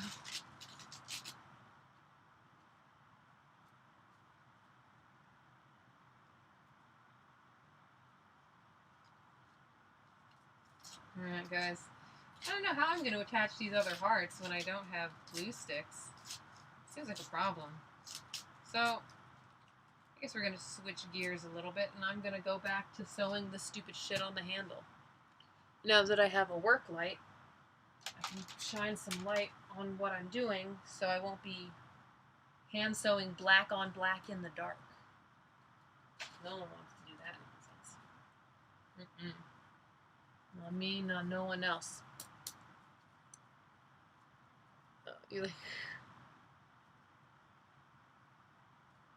I didn't shut him out. He's here right now. Jeez, wow. He already came in.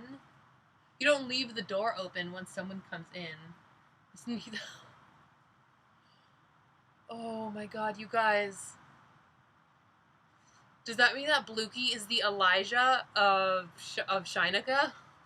I mean, I know that's Passover, but I guess if we're mixing all the Jewish holidays right now, mixing all of them together. God, I have a lot of stupid pairs of eyelashes. Damn.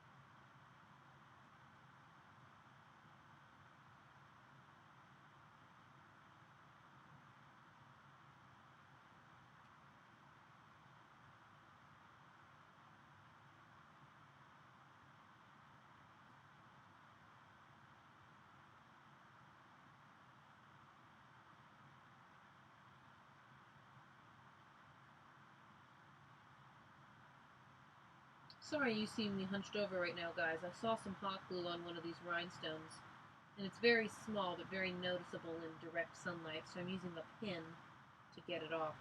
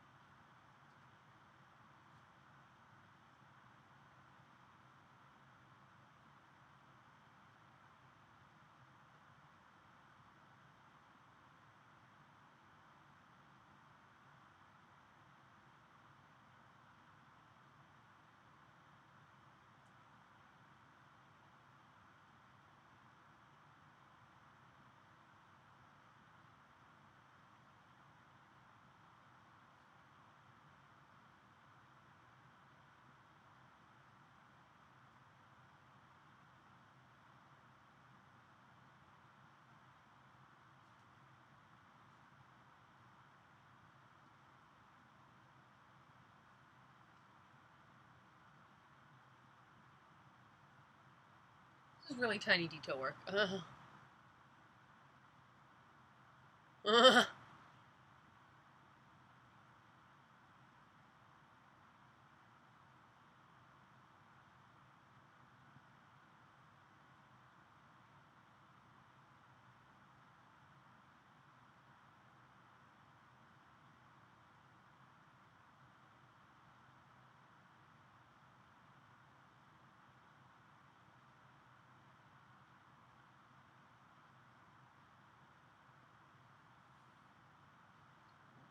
Hey guys, wouldn't it be like the coolest thing if a ghost took a body and that body was my chainsaw, you guys?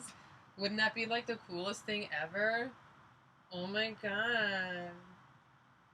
If I was a ghost, I'd want to be in this chainsaw. Not really.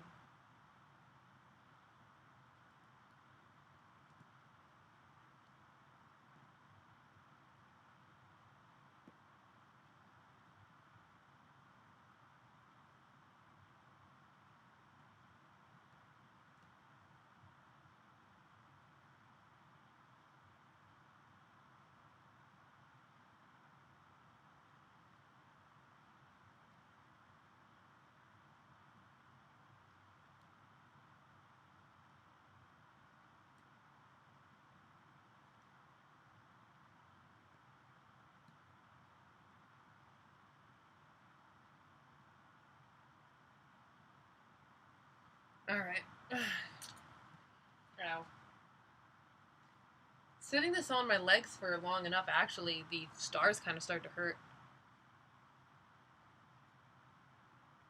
See if I make it a Napstasaw.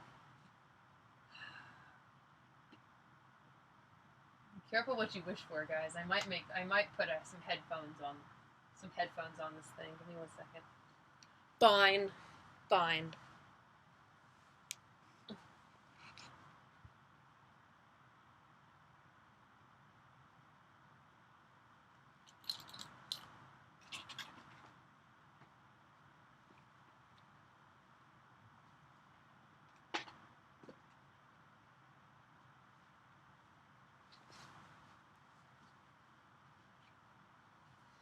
Fine. Fine.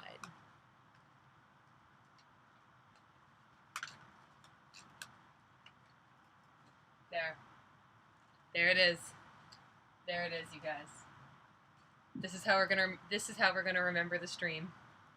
This is it right here.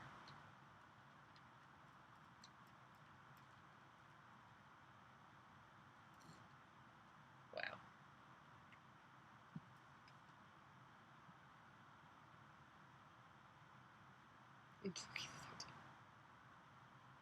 YouTube. Loading.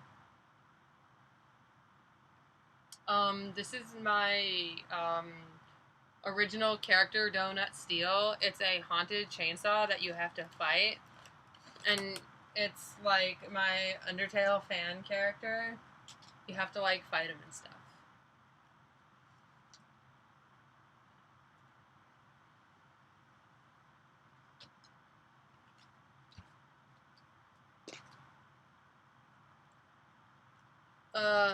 I Love Anime asks if I'm from SoCal. Yes, I'm from SoCal. I live in Malibu.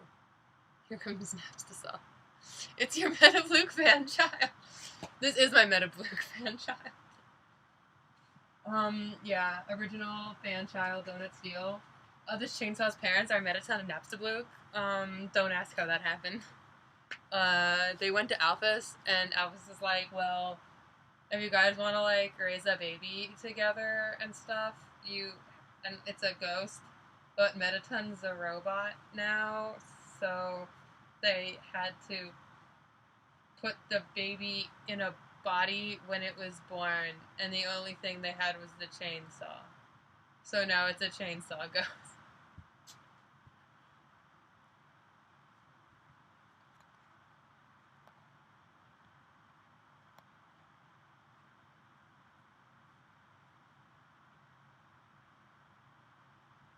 Undertale OC is Shadow the Hedgehog. Oh my god. Napstasaw for President 2K16.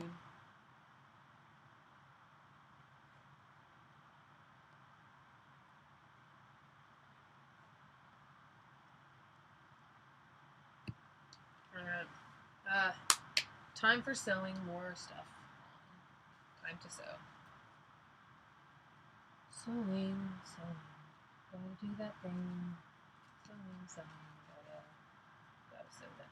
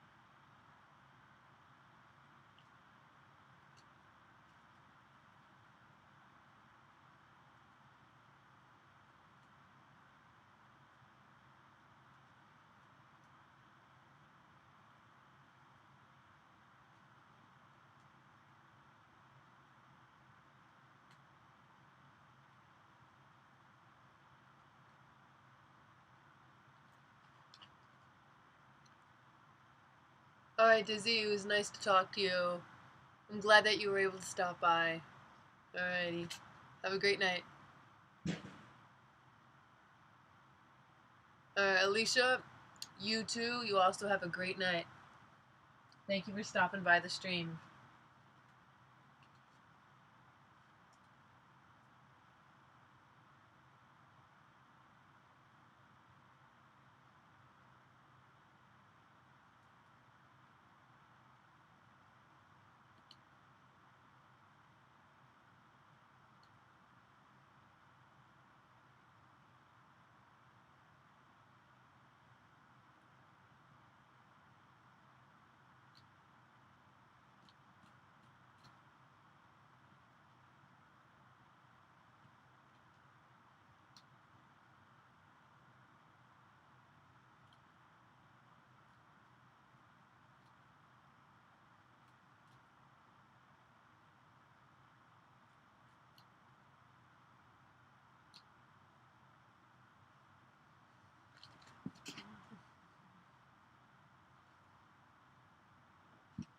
Fun sewing, fun, yay. The rest of the night is just gonna be sewing. Oh, hey Astro. How was your nerd convention today? How was your nerd convention for nerds? Was it fun?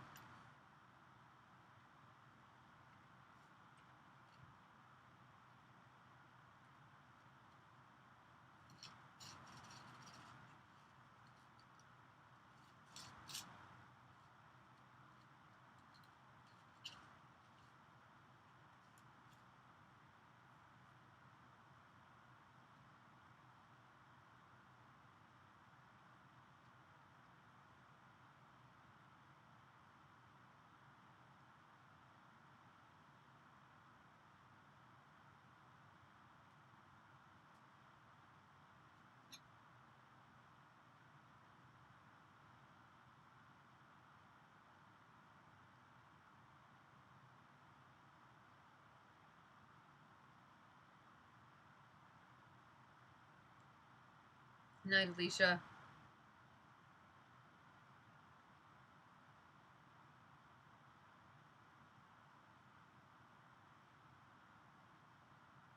Got free noodles and Pocky.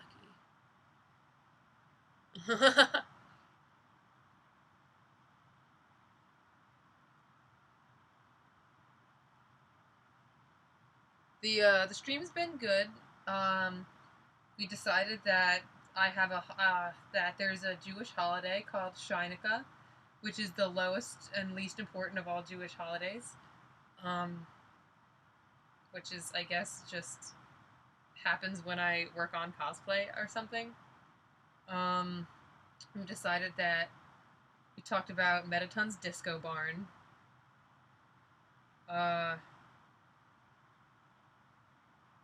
God, somebody fill Astro in on everything that's been going on. Pretty much that. Yeah, there was a pun battle for who got to be the stream sons. It was pretty ruthless. Ducklings are here. That's another one.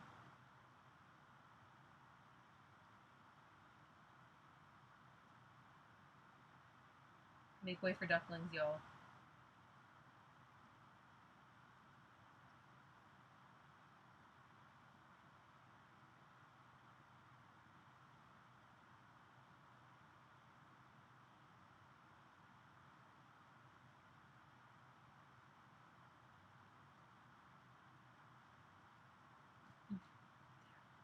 God, this is so much better to have a light so I can do this stupid hand sewing. Oh my god. So much better. I can actually see what the hell is going on here.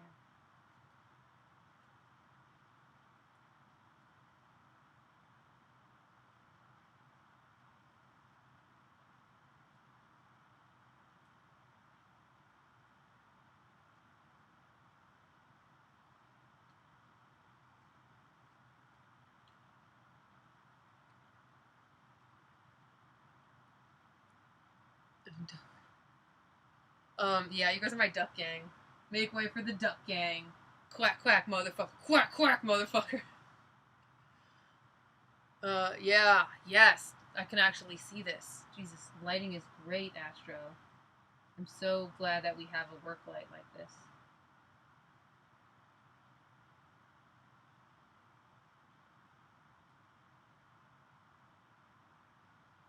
Yeah, this feels so much better than what I was doing before.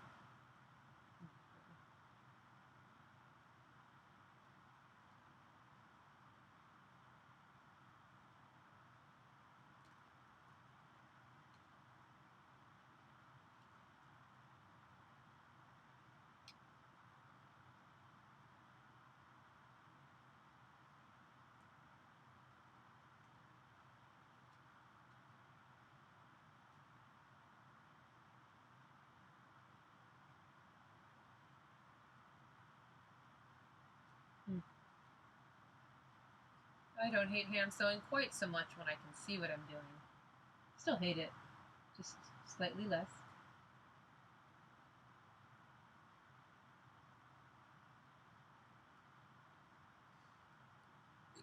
Wow, guys. Duck squad. What? We're not. None of the competitors for the Stream Sans Award of the night is gonna make a Mighty Ducks pun here. No one's gonna do that.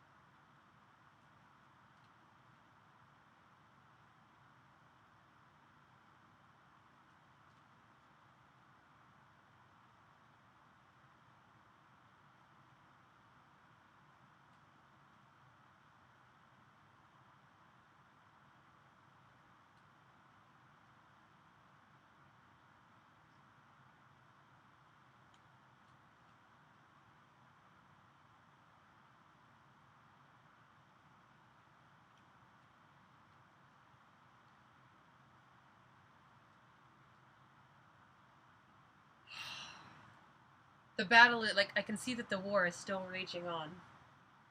Oof.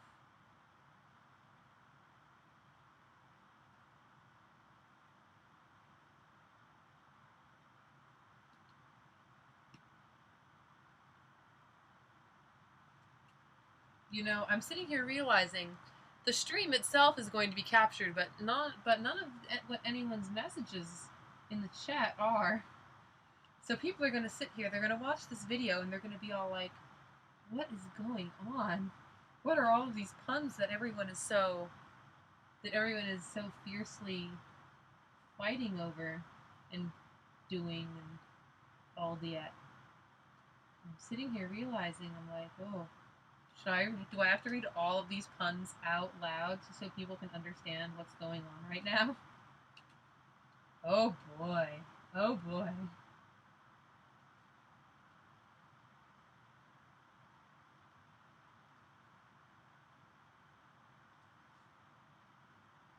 Sitting here realizing exactly what that entails. Reading everyone's puns for posterity's sake.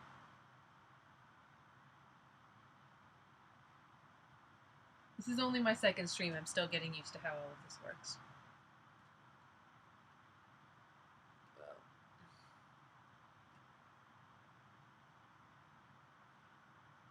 I sure hope that it saves all the stuff going on in the chat. Oh, hey! I've been streaming for 4.5 hours. My clock reads 4:30. So that's very important. It's very important that you all know that my clock is reading 4:30 right now. I'm sorry, it's still a holdover from my time in the Metal Gear fandom. It's something that I refuse to let die. Even though I know only one person in this chat most likely will understand it, that being Taupe. Taupe is probably absolutely the only one here who understands or cares. And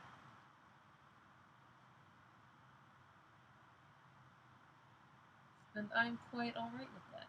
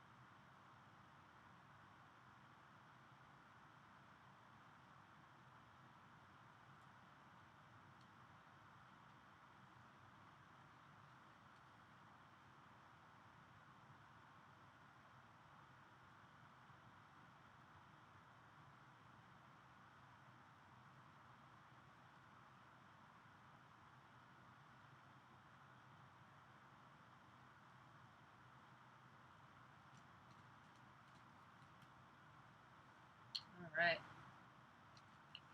We've got this starting up.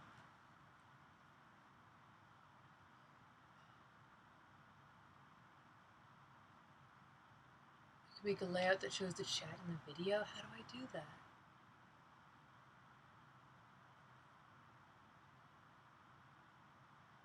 Man, if you guys can teach me how to make the chat show up in these windows, that would be great.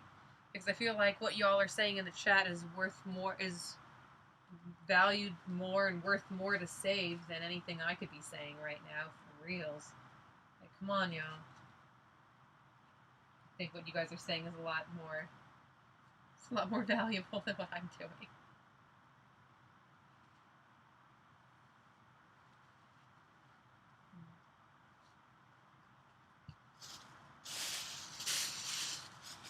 I wonder just to separate if I should put a row of the large ones just around here and here. Should probably do that, so I don't have to worry about how this connects into that. That'll work nice. That'll work nicely. So I don't have to worry about it. Get some kind of trim to cover it up.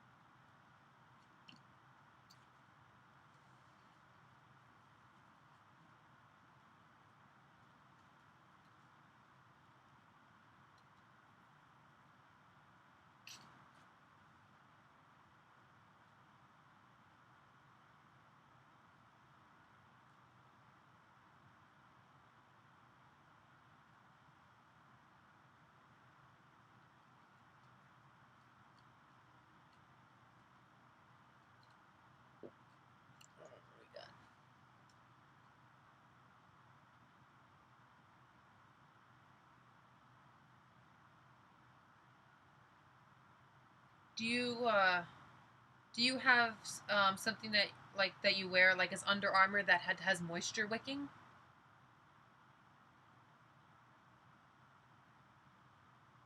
I'm sure that having that stewing in your own juices the can't help that.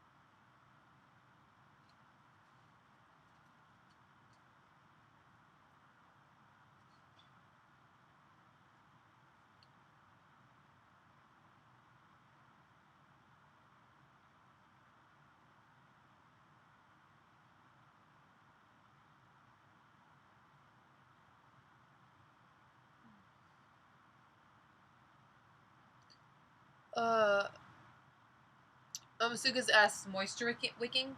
Moisture wicking is a piece of Under Armour or something where it takes the sweat and stuff, where it like kind of sucks it away from your body, so so your skin isn't covered in its own sweat. It kind of helps with that.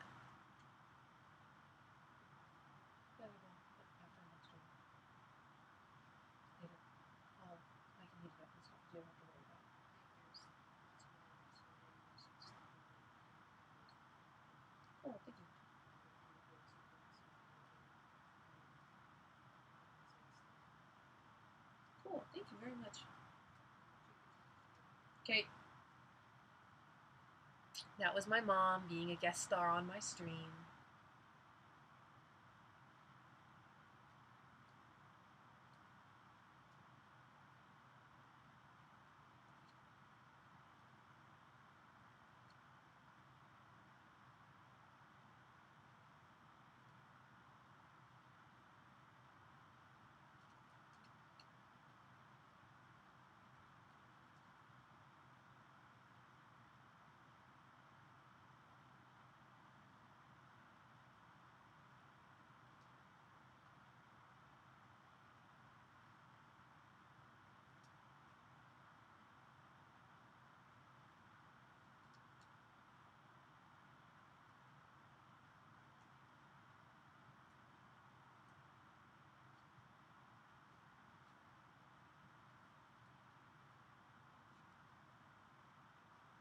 Yeah, I think what I'm definitely going to do is take some of my large silver rhinestones and use them as a border around where the body meets the handles, just as a little separator. So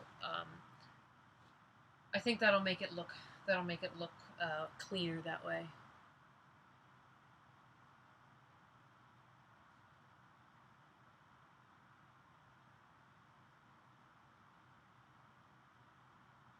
Sure. Does anyone want to hear a convention creeper story about a compression shirt? Says Rodimus. Yes, please do. I'll even read it out loud for posterity's sake. Unless you'd rather I don't.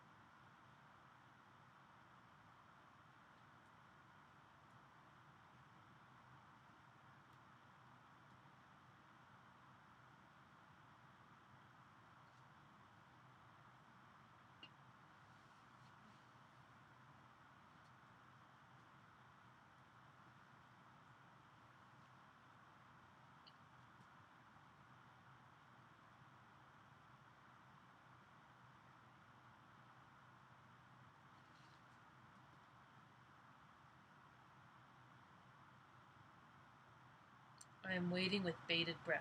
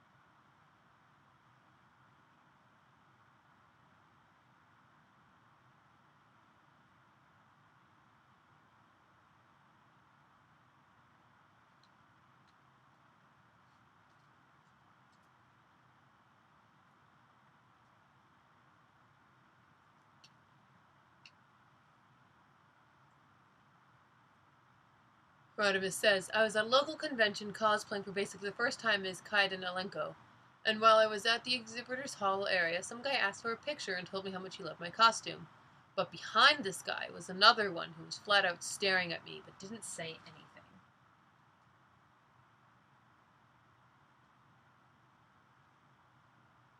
That doesn't bode well. I've heard many a convention creeper story, and that does not bode well.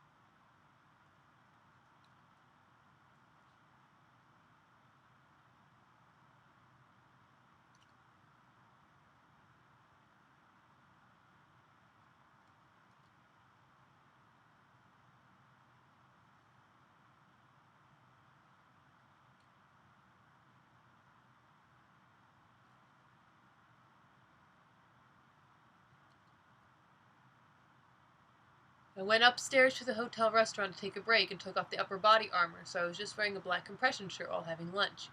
And that same guy comes up to me and says, I like your shirt, while glaring at me. Uh-oh.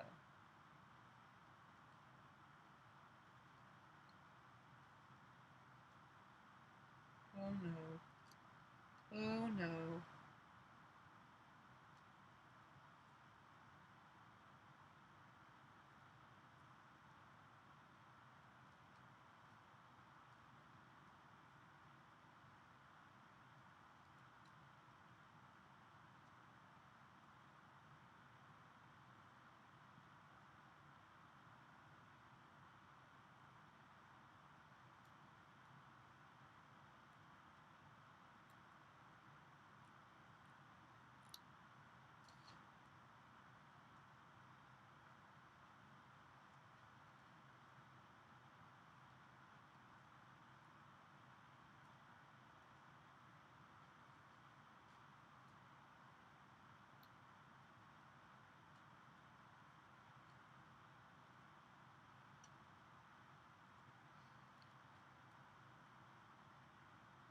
I tell him thank you and return to eating, but he's still standing there. When I look over again, he said, it's a very nice shirt.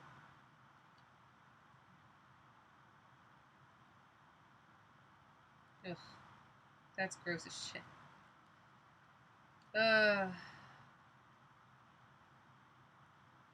Sorry to hear it.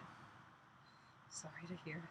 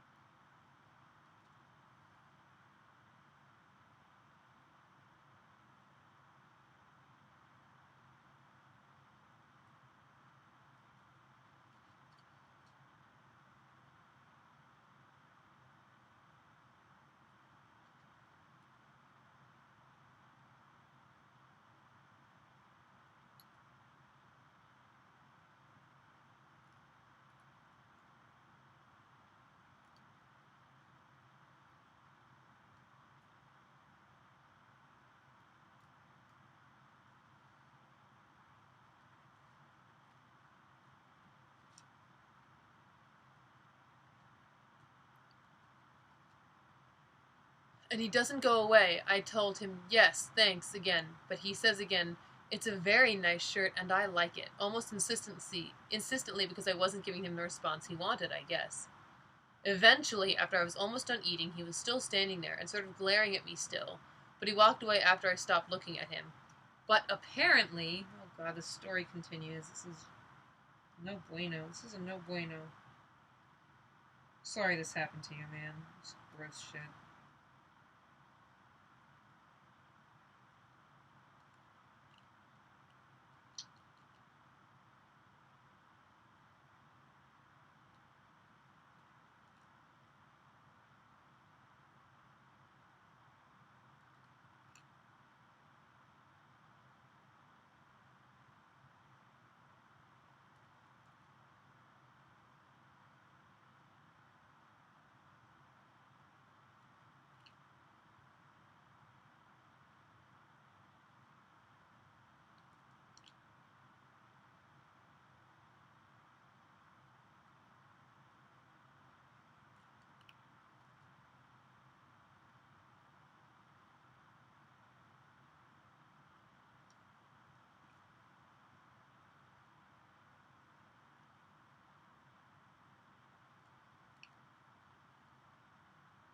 Apparently the guy had been bothering all kinds of people all day after I mentioned to the restaurant people. Oy. That sounds like not a convention kind of person, but sounds kind of like the some of the homeless people that we get at the Starbucks that I work at. Coming up to random people and making kind of nonsensical comments, insisting about them, and almost in a kind of angry way, I guess. I'm sorry, dude. Ugh.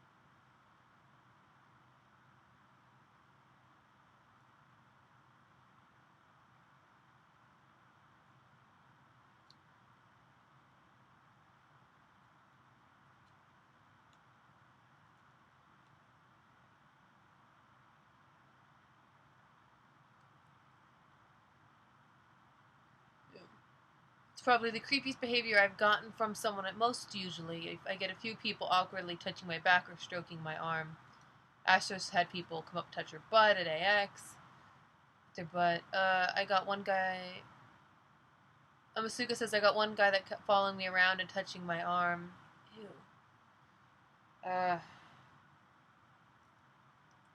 Man, you guys...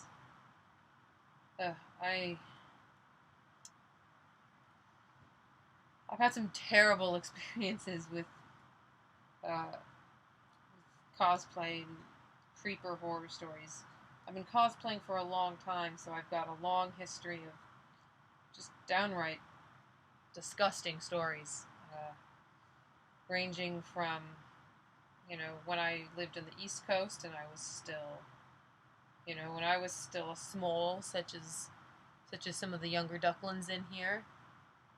Yeah, like, I've constantly flirted with me. One guy even gave me his hotel room number. Girl, you are 13. He is giving you his hotel room number and you are 13. Well, I can't say that never happened to me. But, I'm glad that that you've got a good head on your shoulders to know that that kind of stuff is a danger zone.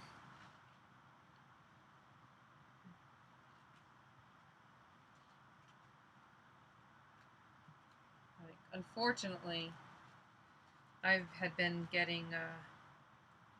have a plethora of creeper stories starting from when I was 13 onwards, convention or otherwise. It's kind of around when it starts.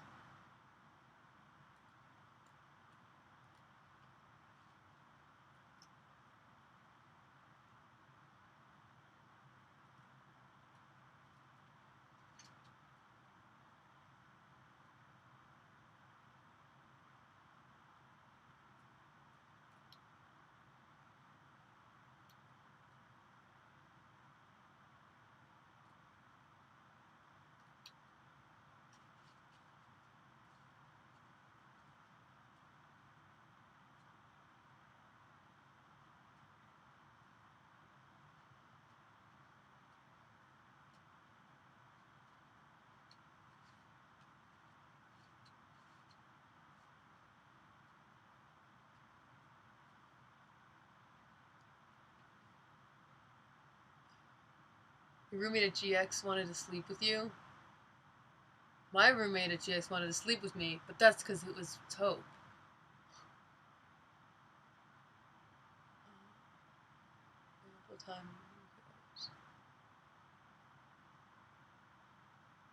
Oh, that's uncomfortable. I Love Anime says underage cosplayers trying to sneak into our 18 and over truth or dare and would touch my friend's butt since she was wearing a revealing outfit. Yes. I've had that happen to me where I had my butt touched while wearing a revealing outfit. Unfortunately, I was the jailbait at that point. Magfest this year and Kineticon seems to have upped their game, which is nice.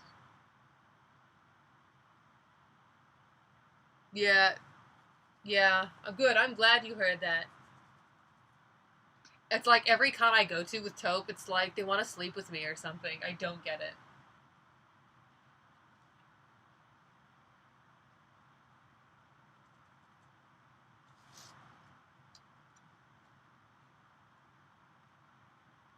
Oh, I've never gotten that kind of compliment before. Thank you. I'm glad that my voice is anything but grating.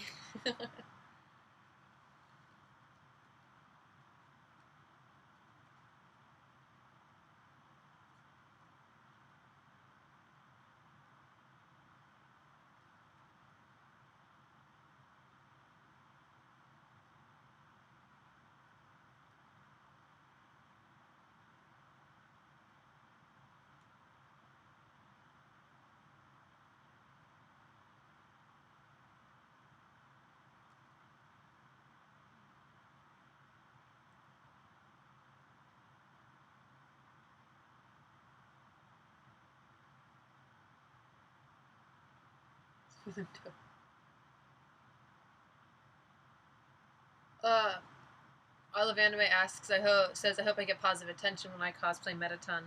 You probably will. You probably definitely will. He's a popular character and that people like having interactions with. I think people will definitely be excited to interact with you. If you put yourself out there, people will come to you.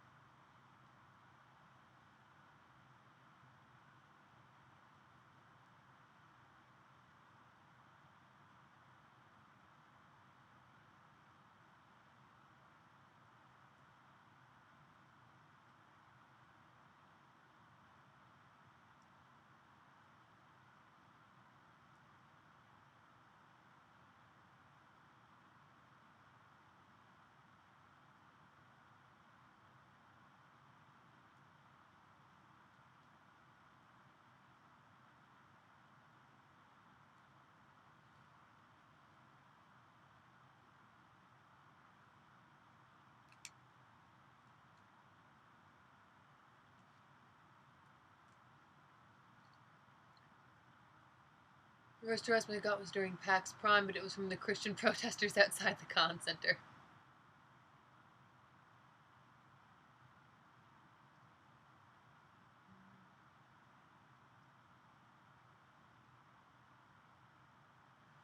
Greentrist says, I wish I could cosplay, but I don't think I have the appearance for anything but the dude from The Big Lebowski.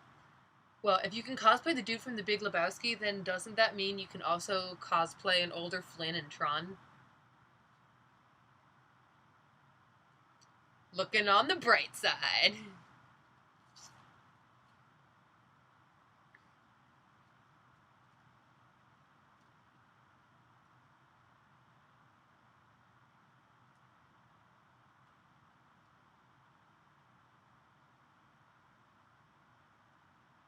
Smallest of smalls, were you able to find someone to help you when you were worried about that creeper?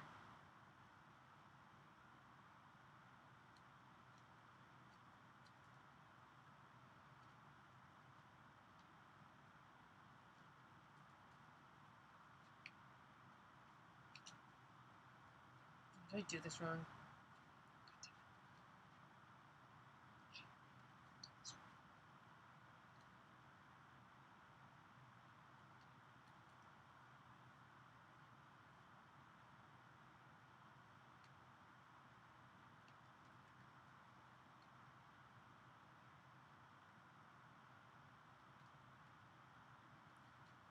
Well, all of a sudden I see these Ninja Turtles cosplayers and I walked up to them, explained what happened, gave them the number, and I have no idea what happened after.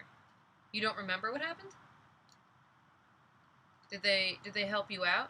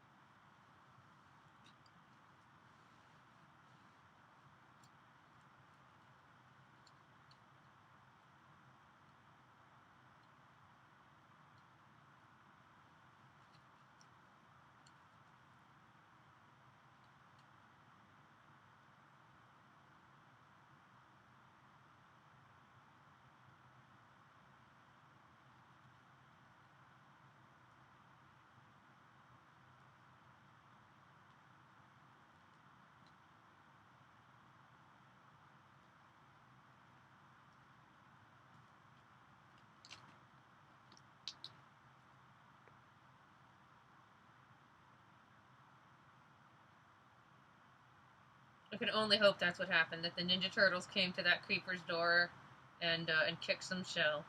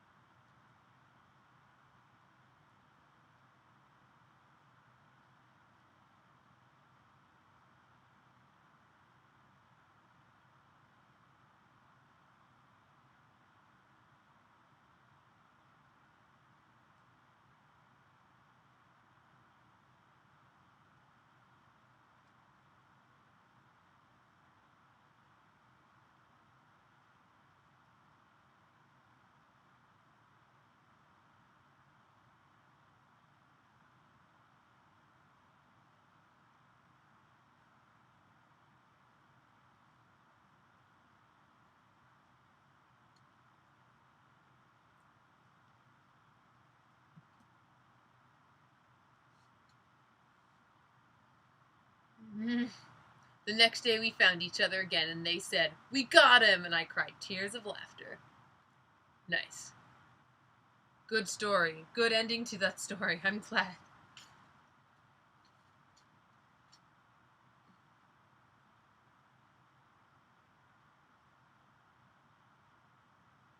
I was on a bus once wearing normal clothing with a friend and wearing a headband with cat ears, and some creepy guy took pictures of both of us with heavy mouth breathing. Yeah. Yeah. That happens. That happens on public transportation. You don't even need to be wearing anything with cat ears on it or whatever. You just have to look like like you're not going to say anything when they do stuff and they feel they can get away with it. Like, I used to get targeted all the time. All the time. I didn't.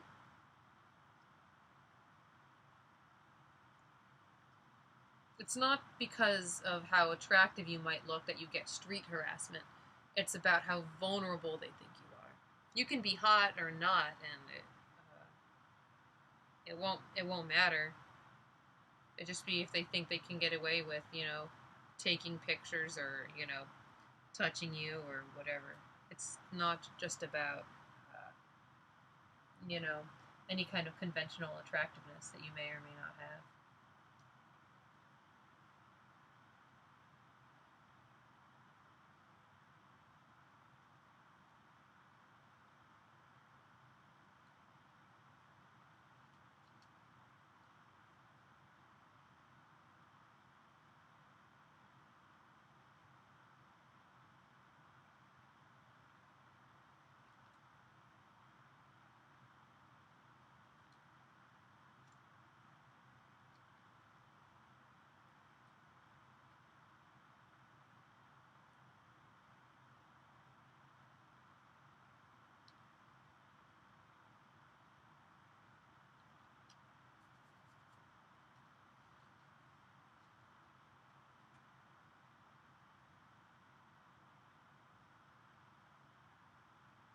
Oh, okay.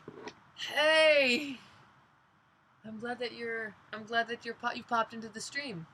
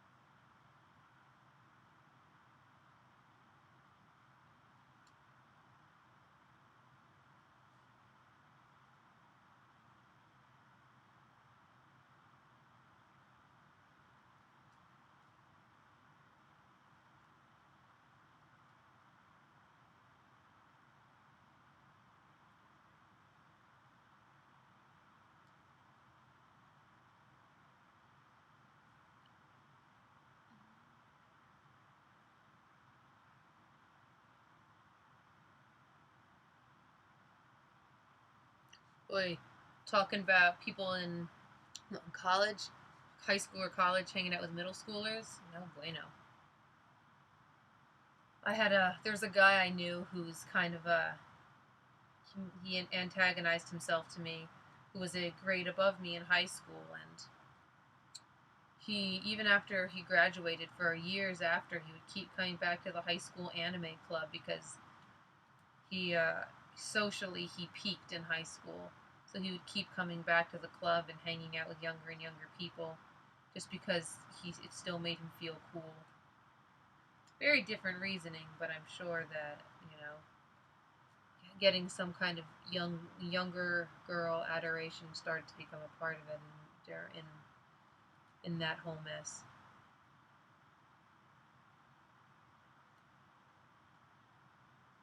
I think he did it for, like 3 or 4 years? Almost for there to be a complete turnover of people. Luckily, I was long gone by then. This guy chose his college based on proximity to Otakon, so not anything that he actually wanted to do or study. Otakon is the big convention on the East Coast for those of you tuning in who might not know. It's in Baltimore. It's in Balmer.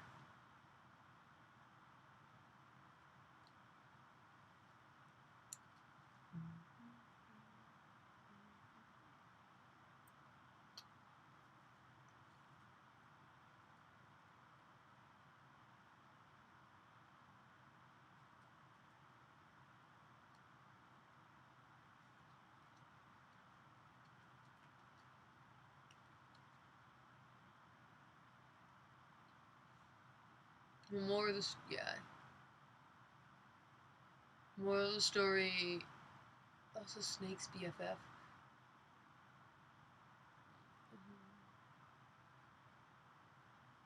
Alright, also Snake's BFF. I'm not sure about what Snake's BFF we're talking about because my brain instantly goes to Metal Gear here. But I can see how that can lead to pedophilia. This is why I stick to online fandoms now. Much easier to block people. That's true. A person creeping you online is much more easier dealt with than a person in your real life. But I guess I'm more of an extroverted person, hence, me hosting a stream where I'm talking to a bunch of people all at once. But I know I like to think that there's something about in-person interactions that internet fandoms, as nice as they may be, just don't have the same. It's not the same for me, at least. It's not the same as having friends who you can share with the fandoms or games or things that you enjoy. I would rather have a close circle of friends who like the same things as me than being in a large fandom. That's why I like to share my work. I like to share the work that I do and maybe repost some art more than I like really putting myself out there in a big space on the internet and interacting with people through Tumblr mostly. I'm not a fan of Tumblr's platform so much anymore. But I like using it as to showcase what I've been working on, which is why if you're looking for more active content from me, you might want to check out my Twitter, so I can do that from my phone, and I feel like I can be more up to date with the things that I like or that I'm talking about, or post progress pictures faster. It's tiny content, but still something or other. Still something.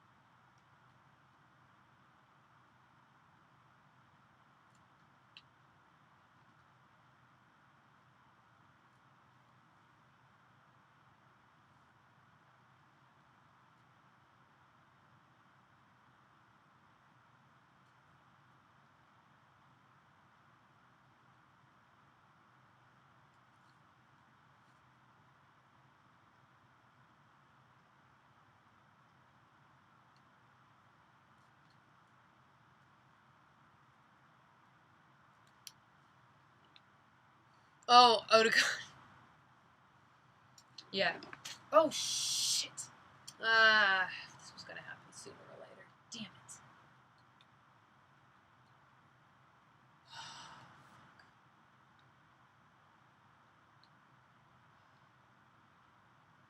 Well, at least I know these stars don't break off on their own. You gotta be having a lot of constant pressure on it looks like.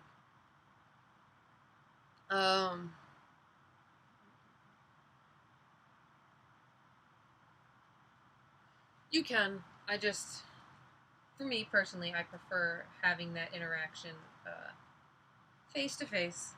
Nothing like good old genuine human contact. I say as I work on robot things. Okay.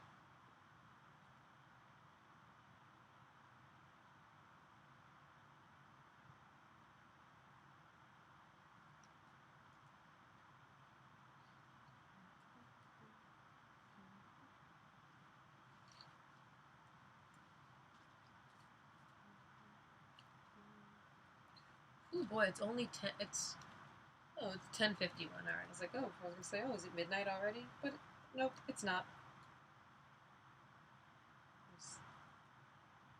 Where is the time going, y'all?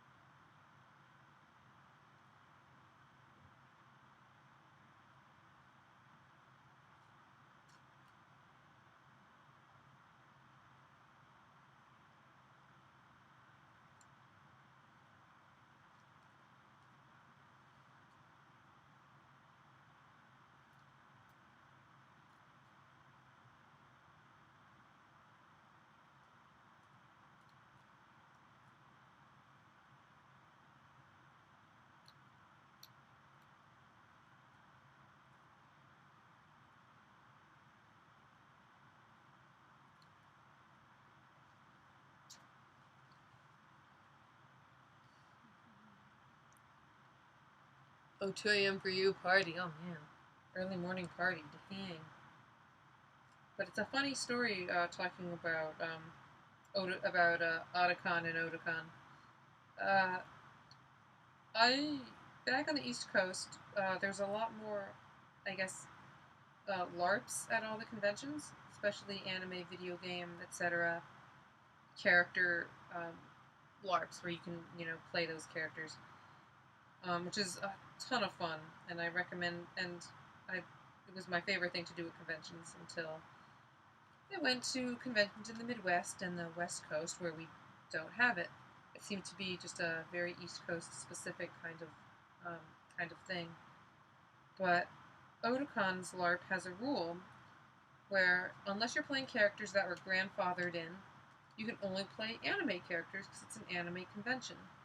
You can't play the manga version of a character, or if there's a manga version of the character, you have to default to the anime version as opposed to the manga version. And you can't play a video game character unless there's an anime adaptation or they were grandfathered in, which is how you can play all like the Final Fantasy characters.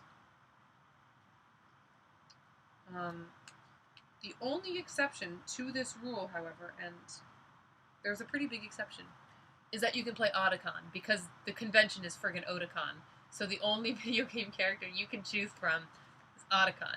Not, you can't be Snake, can't be Meryl, can't be Raiden, it can only be Otacon. So one day I want to come in there and I want to play Otacon. I don't think I do a very good job, to be honest, but it seems like it would be fun.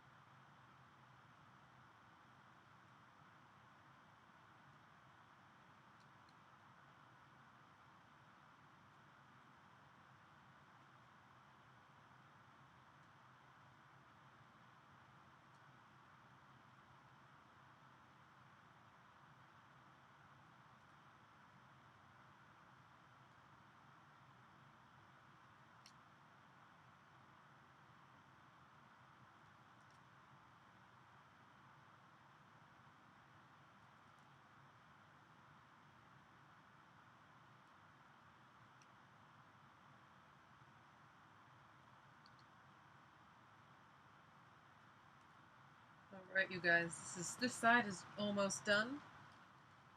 You can see where we're starting to get right here. It's got a tiny little square up in here. You can kind of see right up in this guy, right up in here. And I think it's it's almost 11 o'clock. We might start to chill down, and I think at about 11, a couple minutes, we might be shutting down the stream at 11, so I can have some dinner. We can all have some dinner and bedtime, and wind the night down a little bit. It's been a really nice time. Spending time talking with y'all, talking about good things, bad things, everything in between.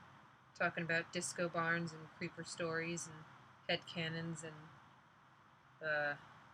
Shynukkah. Miracles of Shynukkah.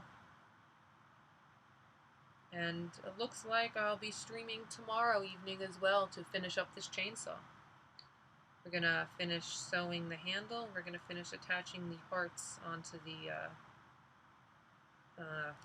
the main box. Hopefully I'll be able to get some hot glue sticks before the stream tomorrow. Before I go, I'm going to answer this. What's the point of cosplaying Otacon without any of the other characters? The point is that the character was named after the convention, so he's allowed to be played. It's something that the GMs thought would be fun. Most of the LARP of what goes on in LARPs at conventions are crossovers anyway. There's a very good chance that you will not be interacting mostly with characters from the same series that your character is from, unfortunately or not. I personally find that a lot more fun than just doing a series specific or only interacting with characters from your same series. I find it a lot more fun to do the crossover thing. There was one year when I played Seto Kaiba and there was a Yugi in play, but that's a story for tomorrow. That is absolutely too long of a story to tell tonight. But no, CalForCon, let me know. Maybe then I'll have your Mettaton done. You know what? Cool. There's a YouTube chat. Looks like it's doing obnoxious to pull off. Alright. I will check that on Twitter. I'm glad that I could make your night better. And if I ever up in NoCal, I will definitely let you guys know. Who knows? Who knows? It could happen. Could happen. You guys will be the first to know if and when it does. And by the first to know, I mean if you're following me on Twitter, you're probably going to be the first to know, to be perfectly honest.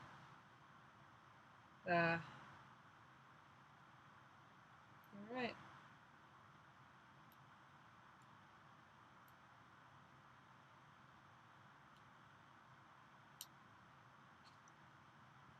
Okay guys, it is now 11:01. I'm going to turn my thing off, and when I can tell that the stream has caught up with my recording, I'm going to turn it off, and we are all going to have a very, very nice night. I'll probably be on Twitter a little while longer, but after this, I'm going to go and get some food. Alright guys, good night. Mwah, mwah, mwah, all that good stuff. See ya.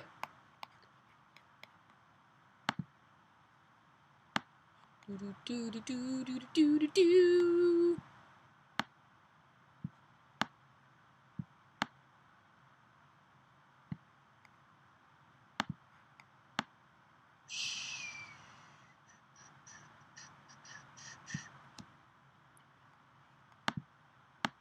Space Channel.